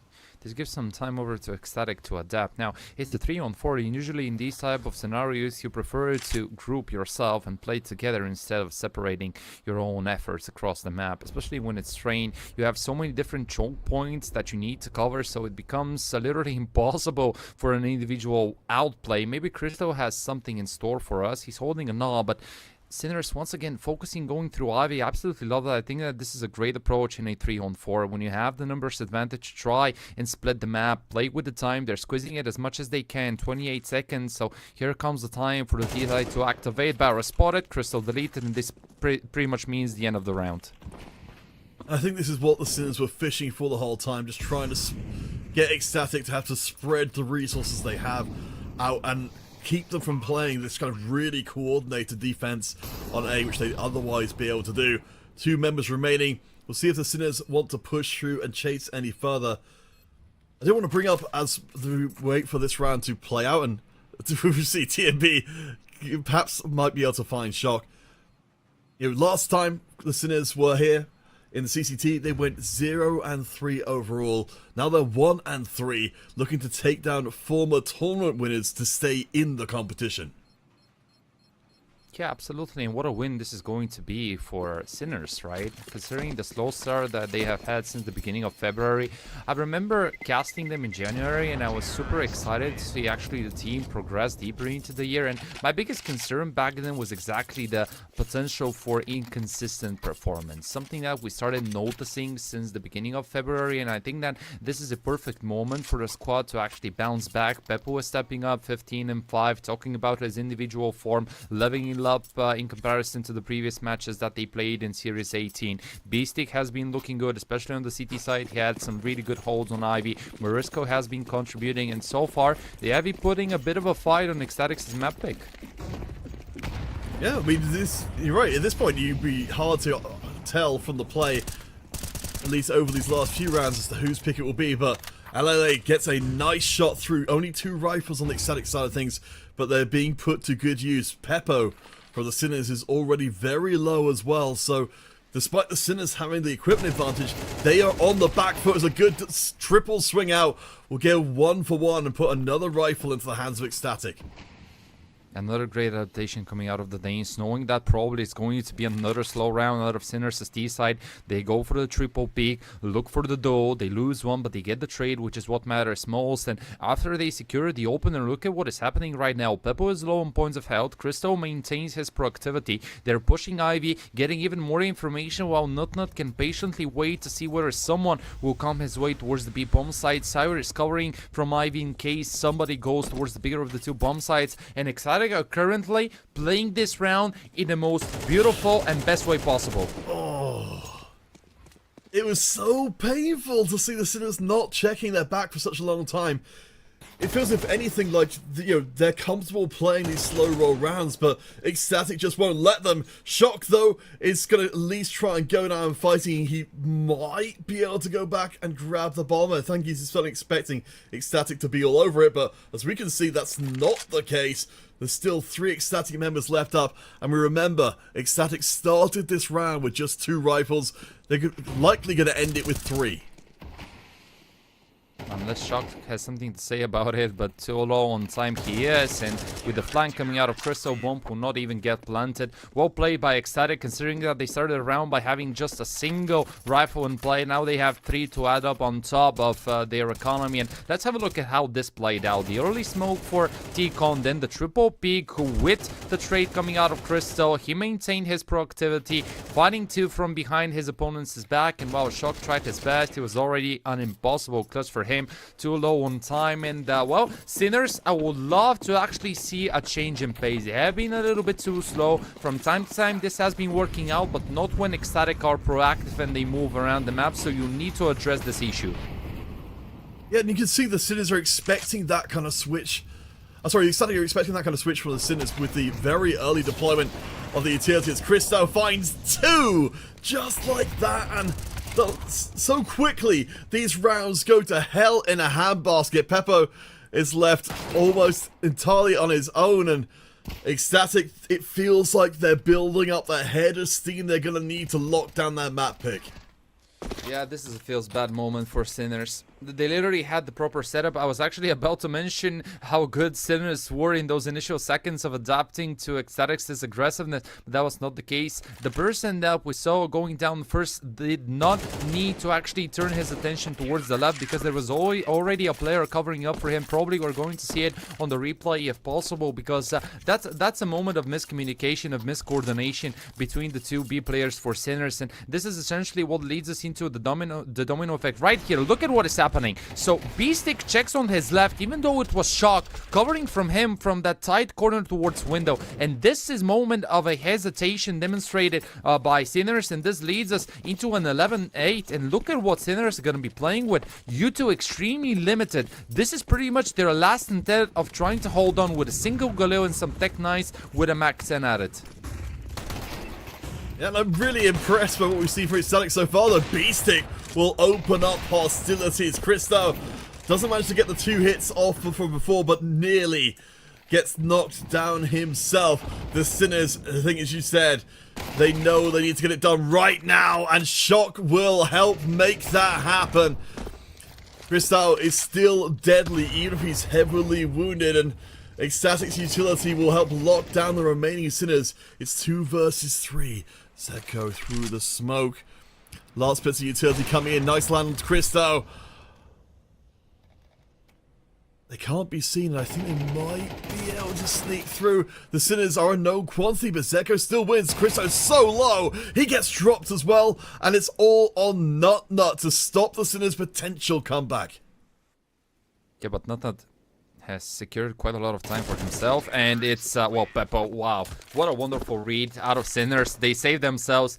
It was a dire situation. It was such a bad position to be put into, considering that Christo picked up a couple with the op, and let's see how this played out. So it was the quickness out of Beastic, picking with the first with the Tech 9, then Shock activating, and it was actually Shock leading the charge after a crucial trade coming out of Crystal, Nedlining beautifully onto Shock, and from here onwards, look at how both Zedko and Peppo approach this, having the information, making an arguable guess that it will be Timby hiding in that corner, knowing where the Oppo was, and then Nutnan was read out by the Sinners. So that was an important round, a must-win one, and TMB activates to pick up 2. That's outrageous, and almost in the same place as we saw it from before. The Sinners had their disaster. Peppo's going to do his best to salvage things, but Sinners, they can only afford to give over one more round before overtime, of course, is guaranteed. Ecstatic, they're still incredibly dangerous. As Zedka walks out there, the smoke will be clearing shortly. Sinners making their move up towards an Ivy push. I mean, they've got not a ton of utility left to play with. Zedko, I think, is just about to get clocked. Yeah, another difficult position to be put into if you're the Sinners as players, but they still have the guys to pull this one off. It's Peppo and Zedko. Zedko probably first point of contact. Peppo on a completely different part of the map, and it's Crystal catching Peppo. Oh. Lovely second shot, and it's Zedko. This has to be a masterclass of a clutch coming out from the Czech player. It seems to be up for it, which I give him credit for, but Christo, he's been deadly the whole freaking time. The second anyone crosses over, he just seems to be such a reliable anchor for, for the Ecstatic to be able to rely on him. I mean, and it all started, of course, here from TMB's rush forward. Okay, and once again, Sinners getting caught by Ecstatic's early aggression, right? Remember the round where it was Diol picking out? This time it's the IGL showing how it's done, and Christo with another multi-kill, a phenomenal trade coming out of the Danish Opa, 20 and 12, shutting them all down, not giving any chances. And remember the pistol round that we saw 2 rounds ago? Sinners once again backs against the walls, playing with just the pistols. You managed to do a decent amount of damage in the early exchange, even if they don't get a kill.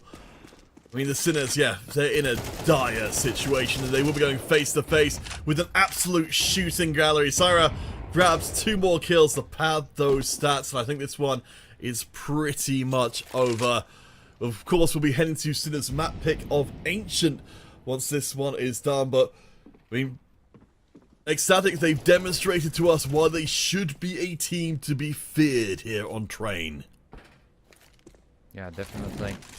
Good rotations, good proactiveness. Crystal on top, and well, he missed that final shot. Maybe he deserved to close out the game. But Syra is there to cover up, and as he picks up his 16, it is going to be Ecstatic taking away their own map pick.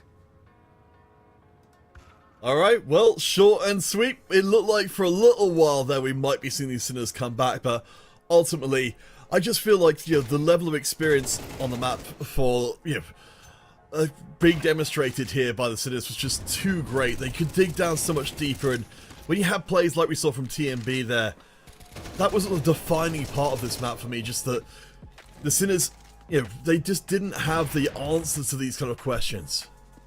Yeah, I don't think that the difference is that big. Obviously, if you haven't watched the match, you're going to think, okay, Ecstatic, this is their map pick, they looked a little bit better, which is definitely true, but it was also the case that they managed to pull off some really good rounds, especially early on, because of the fact that those really close scenarios, the kills being picked up by Syra on the CT side, TMB's aggressiveness, even on the T side, there were a couple of moments that could have turned into something positive for Sinners, but they didn't manage to capitalize on these, and I felt like this is essentially what made the big difference. But of course, going into Asian, this is another map where it feels quite even, right? Because Sinners haven't played a lot of Train, and surely going into this one, we're already thinking about Ecstatic being the dominant force, but I'm super curious to see what was the thought process behind picking up Asian and on Inferno. I talked about how on Inferno, the CT side of Ecstatic looks better, which is not the case on Nation, and probably this could be a turning point for Sinners if they want to bounce back, because Peppo looked solid, Basic looked okay-ish, but I feel like I need to see something more out of probably Morisco or Zetko at least, because,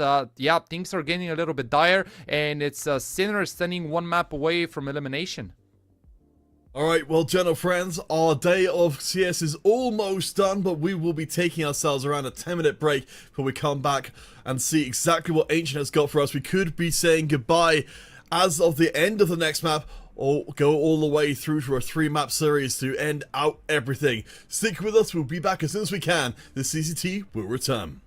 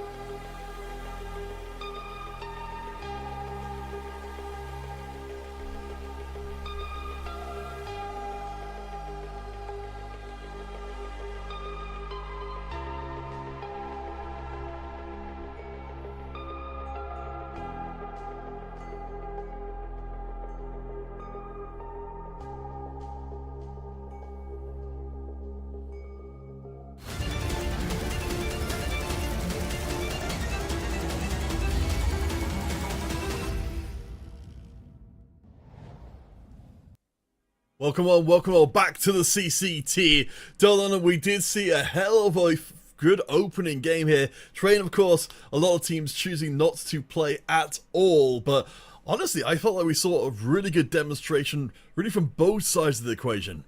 Yeah, absolutely. I think that it was a really structured train on the side of both squads, but Ecstatic had the upper edge due to the fact that they have a little bit more reps than the Sinners, but overall, Zetko and his teammates managed to put up a solid fight, a respectful scoreline, 9-13. You didn't get overrun. We saw some really good moments, especially out of Peppo, who I feel like activated significantly on the off, and now that we're heading into Sinners' map pick, things are surely going to get hated, knowing that it's elimination time, at least for Sinners. Yes, as we head on to Ancient, you mentioned Peppo doing very well, the team's AWPer for the Sinners. For Ecstatic, Christo, their AWPer was almost as much, no, if I say it was just as much, if not more of a nightmare, along with TMB. You know, Christo, just ice cold when it came to facing up against multiple Sinners players, and TMB so aggressive.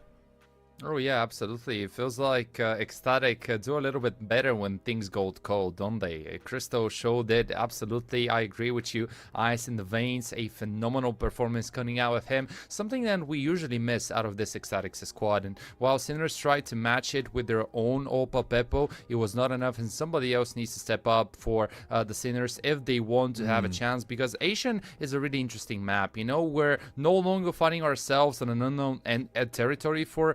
As for example, Train was for Sinners. We now know what to clearly expect out of both squads, and I feel like this is not Sinners' best map, but it's still doable for them if they create a bit of a momentum. I'm with you there as well. Certainly, you'd expect coming into this one.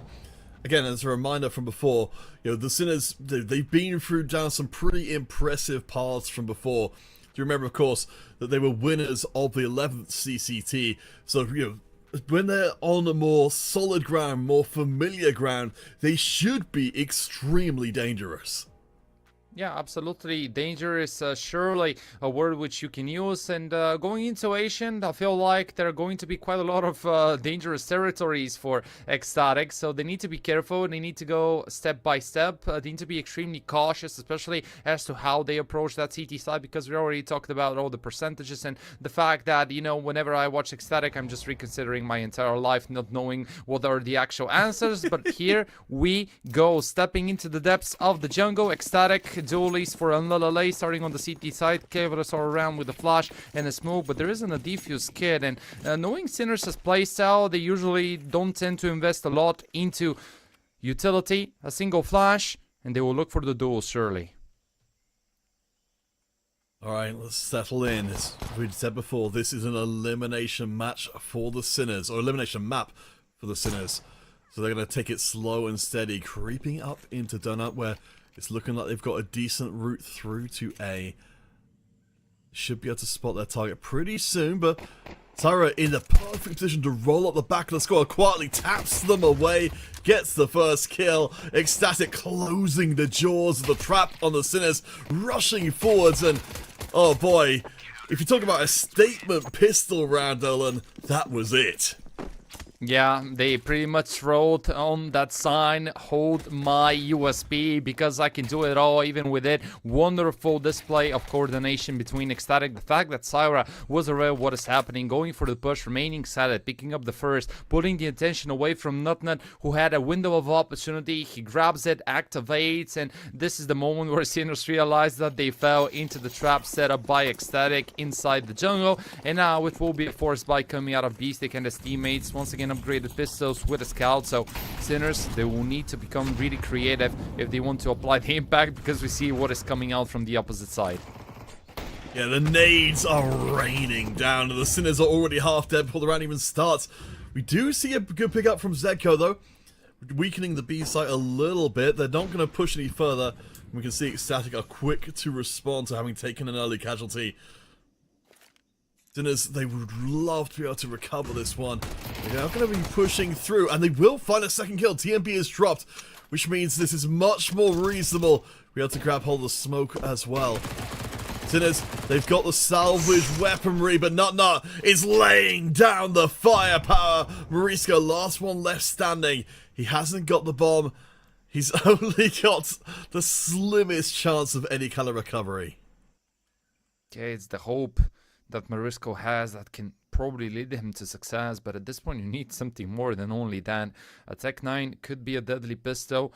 Has the chance to pick up a scout, but Nut is at the right place at the right time. The jumping SMG leads him to a quad kill, and it's Ecstatic once again holding on. Even though Sinners adapted nicely, they knew that they had to accelerate at some point. They entered Jaguar, a nice clear by Zetko, picking up his kill, having a look at what is happening on that right side of Jaguar, and then it was just so unfortunate because Ecstatic did two things wonderfully. They managed to deal the extra early damage with the double nades towards T-Doors, course, and the other thing was having Nut on the squad, and I feel like Nut has been a standout player together with some of the other guys like Anlilele and probably Syra, as we talked about them.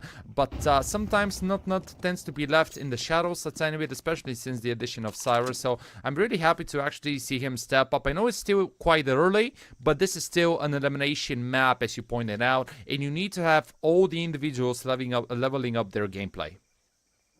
Oh, for sure. I'm with you there as well. I think Nut very much being regarded as a workhorse player for Ecstatic, so great to see him getting that spotlight. But Beastick, of course, is dangerous, and we do see 2 kills coming in for Sinners as they will try and salvage their position, managing to scoop up M4, and there's a chance here for the Sinners. They've got the numbers where they need to be. The bomb is not planted, and Nut comes in.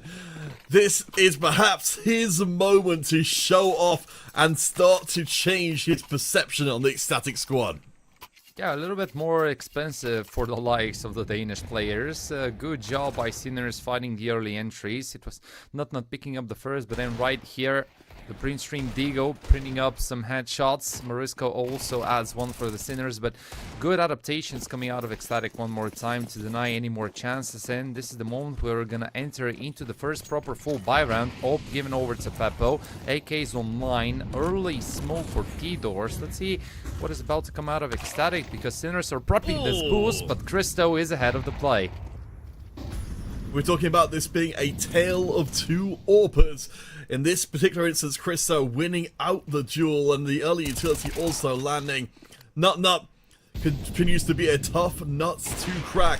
And Christo, you don't mess with him. You can put 3 players in front of him and he'll knock down every single one. 2 on 5. Zetko will find a quick headshot onto Nut, but this is still barely any map control given over to Sinners' duo. Considering that Chuck is still looking for his first kill, if Zetko drops, this is all she rolled. But I'm really pleasantly surprised by the way Ecstatic are entering into this map. We talked about their statistics and the fact that, one, they are an aggressive team, and we can already feel it with, for example, Christo being prepared to take the early fight, expecting the boost, and Nut also grabbing some kills. Syra goes in looking for something more. And then, second of all, it is Sinners' map pick, and they're trailing by 1. And I feel like we talked about momentum on the side of Shock and his teammates, but so far we haven't seen one really slow beginning of the map. They get neutralized, and I would love to see a tactical timeout just for the squad to take the extra 30 seconds to talk things through, to make sure that they get a reset, because so far nothing has been working out. I'm with you there as well. It feels like the Sinners are very much a momentum-based squad, and you know, if they get a disaster happening early on in the round, it feels like they struggle. And I think, you know, the 2 walking wounded members walking around at the end of the round feels like it exemplifies what this early game has been for the Sinners. It's getting these body blows in early and never really recovering. Yeah, and you can even see it right now on Stakes' replay. The preparation, the reaction, everything just so good for Ecstatic. Comfortable 4-0 lead. But if there is a thing, if there is a gap that Sinners could potentially exploit, is that they have been trying to make these rounds as expensive as possible. So Ecstatic have consistently been losing 1 or 2 players, which is not a lot, but at least is something in those circumstances. Utility is good. Nut comes down. Try and stop the Sinners from running through, but they've got the AK, they've got the back, they've got a little bit of firepower, and I think Sinners trying to channel some of that dynamism we saw from Ecstatic, being, you know, moving quickly around the map, and it was a risky maneuver and it did cost them multiple members, but they have ended up with at least a decent loadout and a chance to maybe pull off something.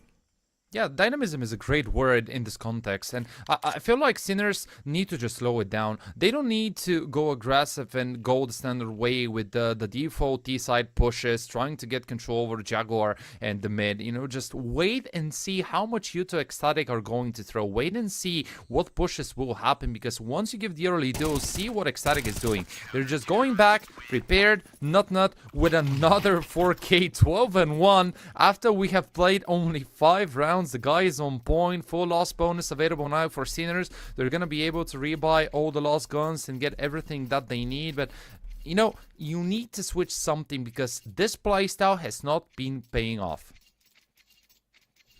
No, it's so painful. I mean, it almost feels like it's the other way around from what we'd be expecting here. The static, you know, they're in so much control over what is happening. The Sinners they've not found their feet as of yet. The static laid down the initial fire. Again, they're fishing to try and hand out that early hit to the Sinners that blunts so much of their momentum. My defensive setup, and Syra with a wonderful first kill. Great peek, left shoulder into a duel, which is usually the harder position to be in when you're taking this duel, but Syra makes it work. Another wonderful initiative out of this particular player, and just going back to what we said about him, he was kind of forgotten by the international community because we all remember that previous Mal's NXT roster with PR, with Syra, with all the other guys who were really good at just finding a lot of wins back in CSGO days. But Syra has been left off after an unsuccessful attempt, but this time another lack of success, but for Crystal, so Not will need to pick up the pieces. Yeah, I mean, Sinners, they've been trying to probe around for this kind of thing to actually win some of these duels for a little while. We'll be making the way towards B if TMB can't stop them, but will at least, again, blunt some of the momentum. Peppo is there to pick up and keep that line of play open. The bomb is still in play as Syra gets knocked down. It's actually going to be switching things back to the A side. Not is again going to be here to try and lock down another set of multi-kills. It's so hard to shift. He's by himself here in Donut and still takes down B-Stick. He's looking for another. This is the night of the Nut, but Peppo will at least get one. He's instead the one with a 3k, and we're left 1-on-1. The A-side plant's going to be made, but Anlele is going to walk up right behind him and kill him immediately. Yeah, what a wonderful showing once again by Nut. It's surely his night. This is his map. This is his city side. What a haul, and even Lelele having a little bit of fun. We're going to see it on the replay because this is Ecstatic's round. So overall, Sinners did a great job. They separated. Beastic cut Syra off, catching him off guard. But then right here, those donut fights perfectly isolated by the Danish player. Glock needed out of Peppo, and then it was Lelele having all the information too low. On time was Peppo to actually have a chance in getting the duel. He had to go and plant the bomb, and another outplay coming out of a Danish player that just denies Sinners their first on the T side. Once again, it's a full loss bonus. Add on top the extra cash that they got from getting the bomb planted, and this is now something that I was looking for a little bit while ago with their first tactical timeout being used. Yeah, and I think you're right. It's an overdue timeout here. I mean, the Sinners, I will say, for the Sinners side of things, you know, that last round was definitely better. It feels like they are getting a hold of what they need to be able to do to beat out Ecstatic on these rounds, but it's coming together too slowly, and hopefully this pause will provide the last few missing pieces, because Ecstatic, they've completely dominated this half so far, and, you know, if you're a Sinners fan, bearing in mind they are close to being chucked out of the tournament entirely, this couldn't be worse. I have an interesting stat, which I don't want to say to the people because I don't want to jinx anything, but I'll be the bad guy and say it. Currently, Nut has more kills than the entirety of Sinners, which just shows how good he has been. Syra with a push. That seems a little disrespectful, but hey, I guess at least it gets us one apiece. Sinners, they will be breaking onto the A side, something a little different than what we've seen before, darling. Yeah, they're trying to shake things up, going a little bit quickly towards the side, but Crystal, once again, is not making a move, remaining static, and this is actually working out. Wow. Beastic! What a peak! Wow. Okay, this is now something for Sinners to work with. A must-win duel for him, and somehow he pulled it off. Use the control button perfectly. You know, the crunch was actually everything and made the big difference. I mean, and that's, of course, caused Ecstatic to flood across to the B site. We've got a minute left on play, pretty much.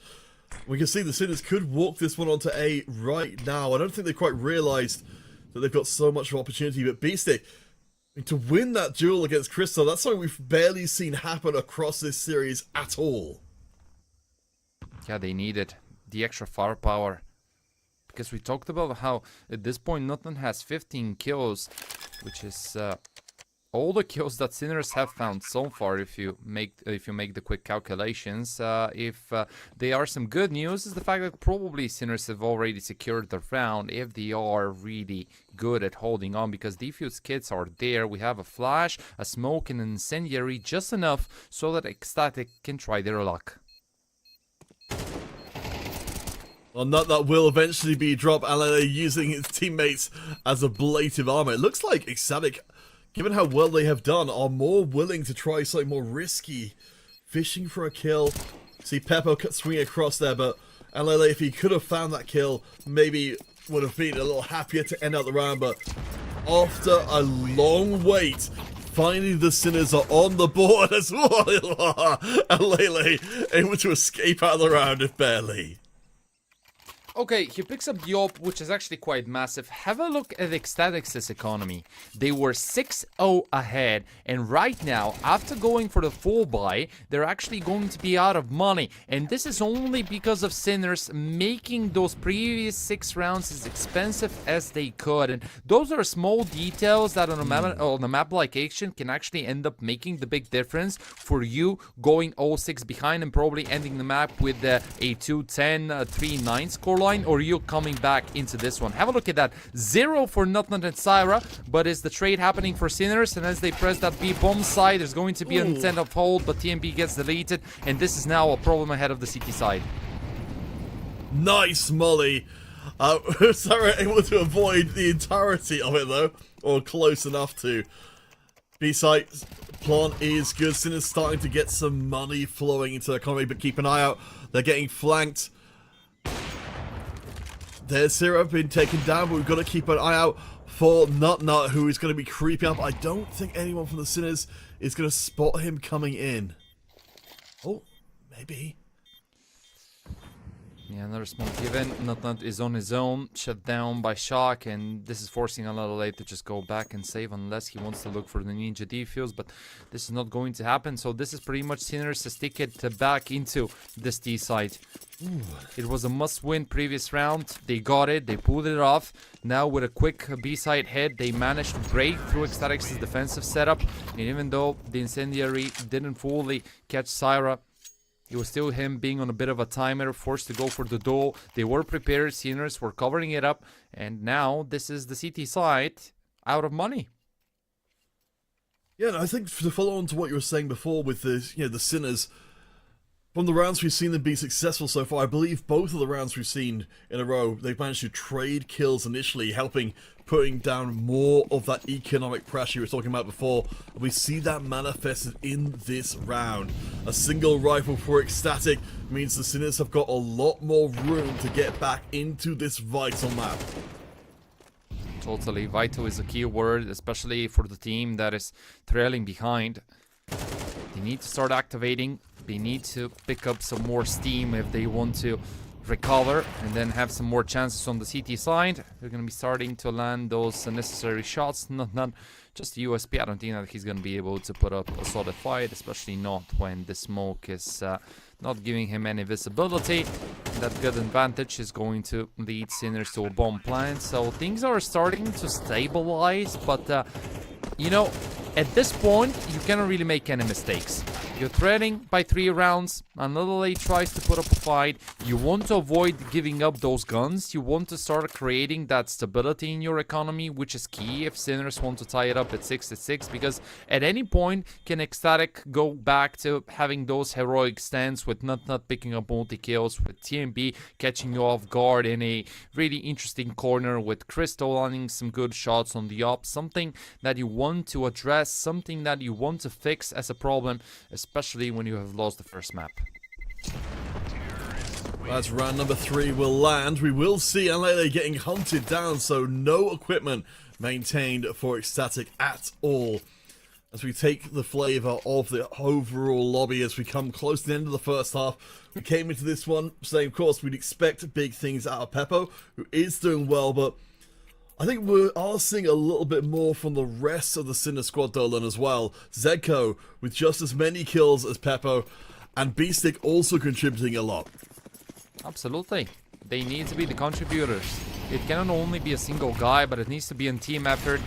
They all need something more out of the situation. Beastick will go for a bit of a push. I don't like it, honestly. They isolated him nicely with the nades, and the duel became eventually super easy for Unlullale to pick up. But this is another mistake that happens in the exact same route. It's Unlullale getting overzealous, which allows for Sinners to actually find a gap to work with. And again, Sinners have worked very well when they don't give across the opening kill with that reply. Shock can try a little bit of knocking on wood, but for this round at least, not of course, continuing to be the Avenger for the Ecstatic squad. Shock gets TMB though, the B site is heavily weakened. Sinners moving the bomb around much towards mid again. They are still keeping their options open. If they find Crystal here, the B site's completely theirs.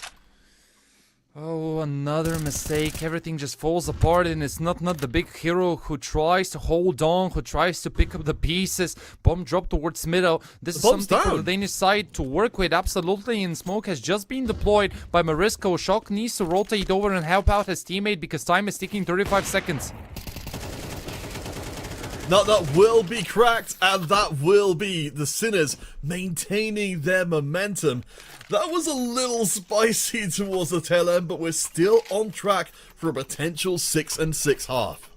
Yeah, I don't want to be the bad guy, I don't want to be the critical one, but we're going to see it on Stakes' replay. Look at what happened after Unlullale picked up the first. He goes for a peek, he goes for the duel, loses it, then another out of TMB, and eventually Krista was all alone, not being able to cover all those choke points, and while the bomb was dropped, courtesy to Nutnuts' heroic stance from red, it was not enough. It's just Ecstatic's individual starting to make way too many mistakes.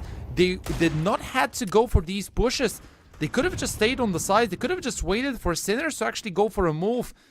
But no, instead, they get maybe overconfident, maybe overzealous. I don't know what is the case, but the city side now suddenly starts looking shakier and shakier, and look at the consequences. Back to the upgraded pistols. Barely any util for the city side to hold on with. 2 smokes, 2 flashes. That's everything. Good advantage over the Sinners, and as we discussed, 2 rounds ago, it was their ticket back into the D side. Now they started getting closer and closer. It is slow rolling this one. They know they've got to set a massive advantage in every respect. Their round to lose as they close in on that 6-6, which is seen more likely with every passing moment. Of course, TMB will be waiting there on the B site to try for the 5% chance of getting back in and catching the Sinners being a little overzealous, but it just doesn't seem like it's going to happen. Sinners very methodical, making their way onto the site. In comes the utility, locking down a lot of the Ecstatic options. Yeah, another forced mistake out of TMB. Pressure from 2 sides, B-bomb side secured. B-stick covers up the flank. Nut. Digo in hand. Could he do it? Not that! Oh! Oh my lord! Ecstatic! They've now got nearly everyone. Beasting last one standing. All hell Nut as he just completely runs through Sinners. Beastic, you have to imagine it's just asking what the hell just happened. Syra will be dropped. Oh no! Somehow misses the shot there from Anlele, but the streak is over. Ecstatic turned that one out of absolutely nowhere. I think this is one of the most insane individual performances I have seen in a while. Look at how the round started, and look at what happened. The digs out of Nut and Syra, man, what a combination here. Probably a mischance out of Unlullale. Imagine what could have happened had the last Sinners' player had that final shot right here. You know, Nut gets away with murder, man. Ecstatic with 7. What is happening on the Ancient? I mean, Nut is happening. He's more than getting away with murder. He's getting away with a lot of murder. Syra just walks forward and deletes the Sinners. It feels like we're back on train again. Once Ecstatic start taking control, they absolutely roll over the opposition. And the Sinners, they don't seem to be able to stand up at all. No, they are getting blow after blow, Ooh. but Basic knows how to return those, so still a chance for Sinners to pull off a 5-7 half. Maybe, yeah, Beatstick will turn into the Beatstick. Will almost find another kill, but goes up against Nutnut as Nutnut locks down his 20th kill. Ecstatic have the numbers advantage. The B site will be the final fight. See, Syra sees his target and deletes Peppo. Zeko's last one standing, returning to the squad. But he's all on his lonesome and he'll back into a world of hurt. Syra has been picking up the pace for Ecstatic, and it's an 8-4 end to the half. Dylan, it seemed to be almost certain we were going to be seeing the 6-6. Oh, it surely felt like, but Nut and Cyrus had hold my beers. Man, this is absolutely insane. What a CT side coming out of Nut. The last time that I actually saw such a performance was from Ships playing on Asian for 500, and I think that Nut has definitely had a check of Ships' demo. Insanely good movements, crazy rotations, great timings, and all the duels going his way. I mean, he has 20 kills. This is literally so much out of a single player, and essentially what leads Ecstatic to a 4-round lead. Let's see what they can do now that they stand on usually the better of the two sides for them. Quite a lot of Uto available. Double Molly, double smoke, some Kevlars here and there in Team B, who loves leading the charge, taking that early Jaguar control. That's a Molly coming in to try and create a little bit of space. You're absolutely right. Ecstatic, they've been finding ways even on CT to harness that unfiltered aggression as they will just run straight onto the B site. The Sinners not even wanting to face them straight on. We will start to infiltrate the back of site, and we have got a flank coming in as well. The plant is made by Ecstatic. Keep an eye out for TMB, providing rear guard duty. No kills so far at all, but the plant is good on B. Yeah, full 5-on-5 retake. Defuse kit in play. Zetko has spotted one. Immediately one shots him, and this is the get-go. This is the green light. The defuse comes in. Peppo takes advantage. Sirabu's in from the back, but the Sinners finish the job. And what a strange opening round, but a round that was very needed for the Sinners. Oh, definitely. They get away with the round, something that they absolutely had to do. And let's see it on Stakes' replay. Look at how this one played out. So on Little Lane, Nut were covering, but the smoke defuse caught Ecstatic's remaining players off guard. Syra not aware that the person defusing was inside the smoke. Picking up the hill of Peppo meant that he already wasted precious seconds. And from there onwards, this led Ecstatic to an unsuccessful affair. So the Danes are going to be calling for the first tactical pause. I really like the timing of this one. You're currently ahead. You know that you're controlling the pace. You're setting it up on the T side. You know, it was a good approach, throwing the mollies, having the smokes on top so that you can initially isolate Sinners and pull them away from the bomb site. You plant the bomb, you find the trace, but some small moments of maybe lack of coordination there that led you to this unsuccess that we saw. But now that you have the extra cash from the bomb plant, you give it a go one more time. You have Nut who keeps on looking insanely good. You have a Tech 9, couple of Mac 10s together with some Galeos, and it makes quite a lot of instruments for Ecstatic to use going into round number 14. Yeah, I guess the note of caution here is, you know, I don't know if Ecstatic would be doing remotely as well if Nut, and more recently Sarah weren't doing some incredible individual performances. I'm curious to see how Sinners approach this round, because certainly, given what we saw last time around, letting Ecstatic rush onto site and then retaking actually worked tremendously better than trying to face Ecstatic face to face. Oh, for sure, yeah. And this is probably a conversation that they're having right now. What happens if Ecstatic once again fully commits to the B-bomb side? Do we actually want to face them by setting up crossfire? Or do we want to just wait and see how we react and how we play in the post plant? Some small important details that eventually lead either team to success. Conversation that must be had, especially in those high-risk moments, in those important scenarios where it's you getting away with murder, or you just falling down and putting yourself into a dire spot, because Sinners' economy does not look that great, and it seems like Ecstatic have made up their minds to fully commitment towards B. Oh my gosh! I mean, this is what happens when you face Ecstatic face on. They just managed to execute on the site well enough. You know, the smoke in the back, the mollies on the front, everything falls to pieces. A heroic attempt by Beestick to try and spray through and get the kills, but nobody to be found. The plant is good. Mauricio will pick up the tail end kill, but for the Sinners, that's just about it. And well, there's only so much more ground the Sinners can give before the map falls to Ecstatic and the series as well.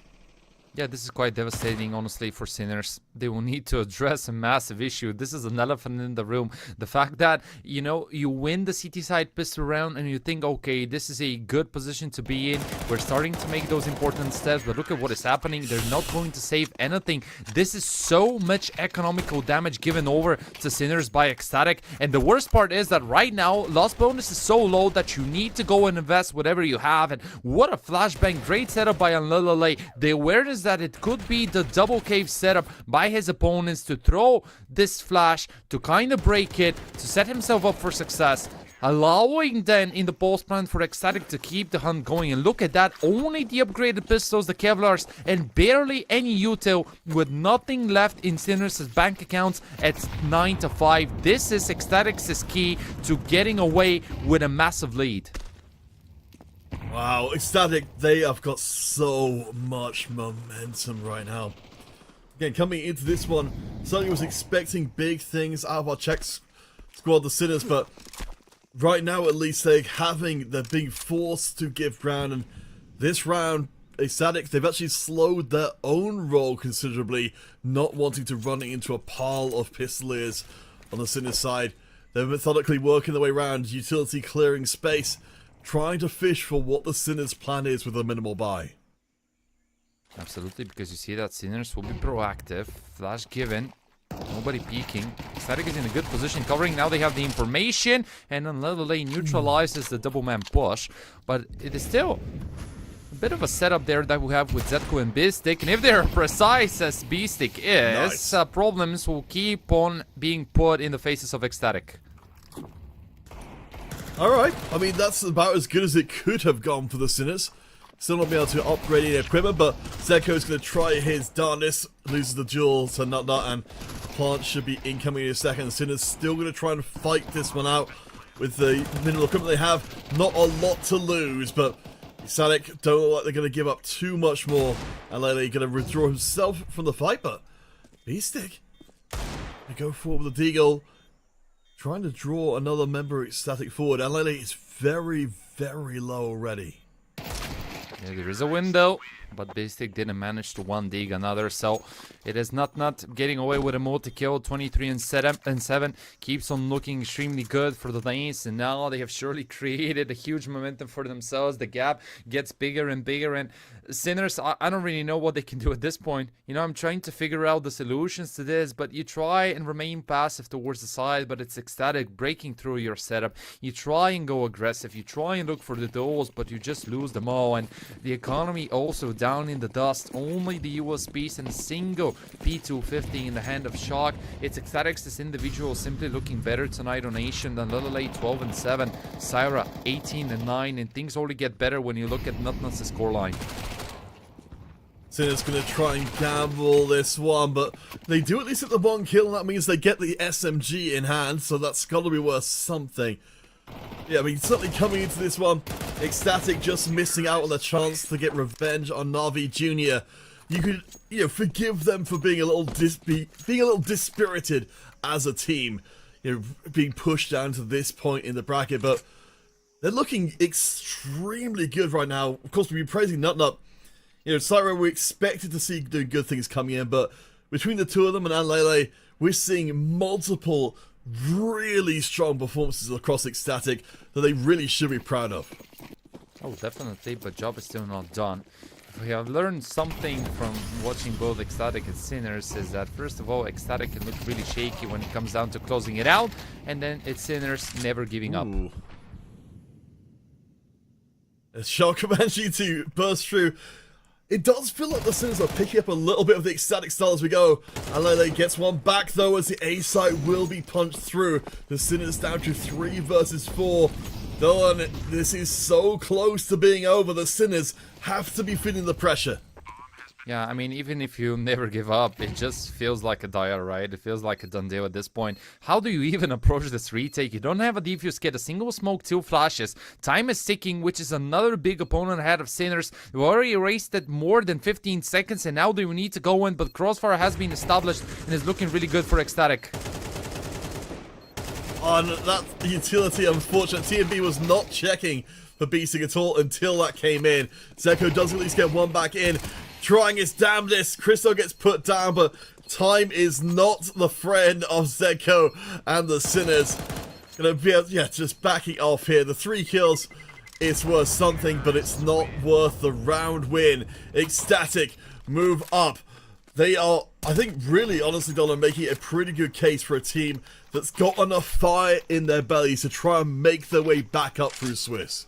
Absolutely, I think that Ecstatic are making a statement right now. And Lololai picks up Morisco, then Christo with a wonderful shot onto Beppo, not giving the City player a chance. And even though TMB kind of messed up his spray, not being able to clearly pick up the first in tempo, it was Christo covering it up. And without the defuse kit, it was Sinners just once again not being able to find it. It's 12-5, feels like a done deal. Ecstatic, they are really close to saving themselves from hell, but B-Stick still hasn't said, yes, you can have it. Beastic getting clobbered on that exchange, but still standing. The Sinners finally find some good news as Morisco picks up another. Where were these Sinners before, Dolan? I don't know. I was also looking for them, but maybe they got lost in the jungle. You know what? Just talking about Asian generally, this was my biggest worry about Sinners picking Asian over Inferno, because from what I've seen out of the Czech side, they feel way more comfortable on Inferno, and probably it was them coming into this BO3 thinking, okay, what are the ways for us to actually put Ecstatic into those uncomfortable positions? You know, maybe Asian could be our map if the individuals, we get them going, you know, if Morisco steps up, if Zetko has a good game together with Beppo and Beastic, but so far this has not been the case. It has been Ecstatic's individuals after actually firing on all cylinders, and right now we have a bit of a 2-on-5 now, 2-on-4 with Morisco and Beastic being in the red zone. Probably there is a way out for TMB and Nutnut. The Sinners need to hold on. Mostly are with the SMGs, won't be able to stop the plant from happening. Util is 0, as that could have been huge. Not of course, not one to trifle with, but gets hit from the back, and the Sinners hold on. Such an important round, which keeps them alive in the competition. A big ask to come back here in Ancient, but they've got no other choice. Yeah, indeed. And probably this is what can motivate Sinners even more. They need to follow the stars. When you get lost, just look above, see the sky, think about the good moments that you had so far in this 2025, and just pray to the Counter-Strike gods. Hope that they're gonna hear your praise, and eventually they're going to reward you with maybe Ecstatic dropping the level, but I don't think that they're going to be calming down. Second tactical timeout called by TMB, having a discussion with his team, knowing that this is the moment for the Danish squad to actually close it out with a clean 13-6. I absolutely love it. I think that the timings of those tactical pauses have been really good out of Ecstatic, controlling everything, making sure that they don't end up dropping the ball, something that was a huge problem back in 2024 and probably the reason of their inconsistency since the beginning of 2025. And, well, I mean, Cyrus' scoreboard demonstrates how dominant they have been. Not as well, probably the MVP of the series if it ends up in this round. But let's see. Sinners, I sincerely hope that they still have some more fire left for us. We'll see if the Czech team have got what it takes to pull themselves back. Certainly, as former CCT tournament winners, expectations will always be high for them, but if they go out here, this will be one of the worst CCT results they've had for a little while, and I think a shock to a lot of people. Ecstatic survive the initial exchange and push up mid. These next few moments should be everything. The smoke clears, Peppo is dropped, Christo gets 2, Nut another, takes him to 25 kills. This round could already be over. The Sinners They've got to hold on with everything they have. 2 players left. Oh, but not. He's padding the stats. Zedko's the last one standing. And how do you do it if you're Zetko? It's a 1-on-4 left alone against the world, and he's out of time. Bomb planted. Everyone looks towards him. They know where he's hiding, and this is it. That's done. Deal for Ecstatic. They survive here in Series 18, which is not the case for Sinners, which suffered their 3rd loss and are out. Gosh, that is astonishing. Again, Sinners came into this one with, I think being surprising to even be, on a 1-2 record. Now to go out 1-3 is a real decrease in form for them, but for Ecstatic, I think they are absolutely living up to their name. Coming into this one, I was not sure what to expect, but that's a decisive 2-0. Not just, a hard-fought series, but again, a series that does suggest they can fight their way back up and maybe make it through to playoffs. Yeah, maybe, but of course they will need to take care of another opponent as they proceed to the 2-2 bracket. I think that this is a statement win. This is a win that says that we came here to play, we came here to fight, because obviously the opponents that they faced so far have not been one of the easiest teams to take, right? Losing to Fnatic, quite understandable, because Fnatic, even though they have been looking really shaky in the context of Tier 1 gameplay, on Tier 2 they have been doing alrighty, reaching the playoffs of the majority of the tournaments. Then against Navi Jr., I felt like it was Ecstatic not being consistent enough and not showing the same level of play that we saw today. But what if they actually step up the same way that they did against Sinners? Because as you pointed out, it was Ecstatic looking really good. It was them just in terms of the structured gameplay that we saw being on a much higher level than it was in their previous matches here in Series 8. And yeah, sure, commiserations to the Sinners. Obviously, they could have done a better job, especially on the T sides, but it felt like Ecstatic just didn't give them a chance. Yeah, and I have to wonder what that stylistically will look like going forwards. But with that, that will be the whole day done. So we can see what we've ended up with. Navi Jr., of course, it's going to feel pretty good to see Navi Jr. getting taken out by that. For Ecstatic, they survive and see Navi running into that kind of trouble. Cybershock, of course, Ecstatic we just saw making its way through. So we can see the teams that have made their way close to qualifying. Of course, Monty and Nine getting through with a perfect records, but it's all tomorrow. It's all about moving on to the other matches as well. Got Fnatic, Rush B, GCC, Copenhagen Wolves, Gun 5 versus BC Game will be ending out round 4, and then there's only one more day after that before the group stage is done. Yeah, I'm excited. I think that we are going to see some extremely good matchups tomorrow and until the end of the Swiss stage. I'm particularly surprised by the way how 500 were left out of the Swiss stage, winning just a single match. And probably their focus was a little bit more towards Series 17, where they actually had that really insane run, beating teams like Bait and Partizan in the final. But overall, some curious turn of events here at Series 18, which makes it even spicier for us as enjoyers of good Counter-Strike. Well, gentle friends, do remember we've had a little bit of a switch around on the schedule, so just, again, to make it sure you are here tomorrow for what will be some fantastic CS. Fnatic versus Rush B will be starting at 1200 hours, so midday Central European time, so make sure you're there for that. We'll have 3 matches again tomorrow to close out round 4. For now, though, that's going to be all from us. Thank you to, of course, our production staff and our observers as well for providing us with some fantastic games for what's across. And honestly, a wonderful day of CS. Again, round 4 will finish off tomorrow, and then one more day after that of groups, and we'll have all of our teams for players. For now, though, thank you guys so much for watching, and we'll see you tomorrow.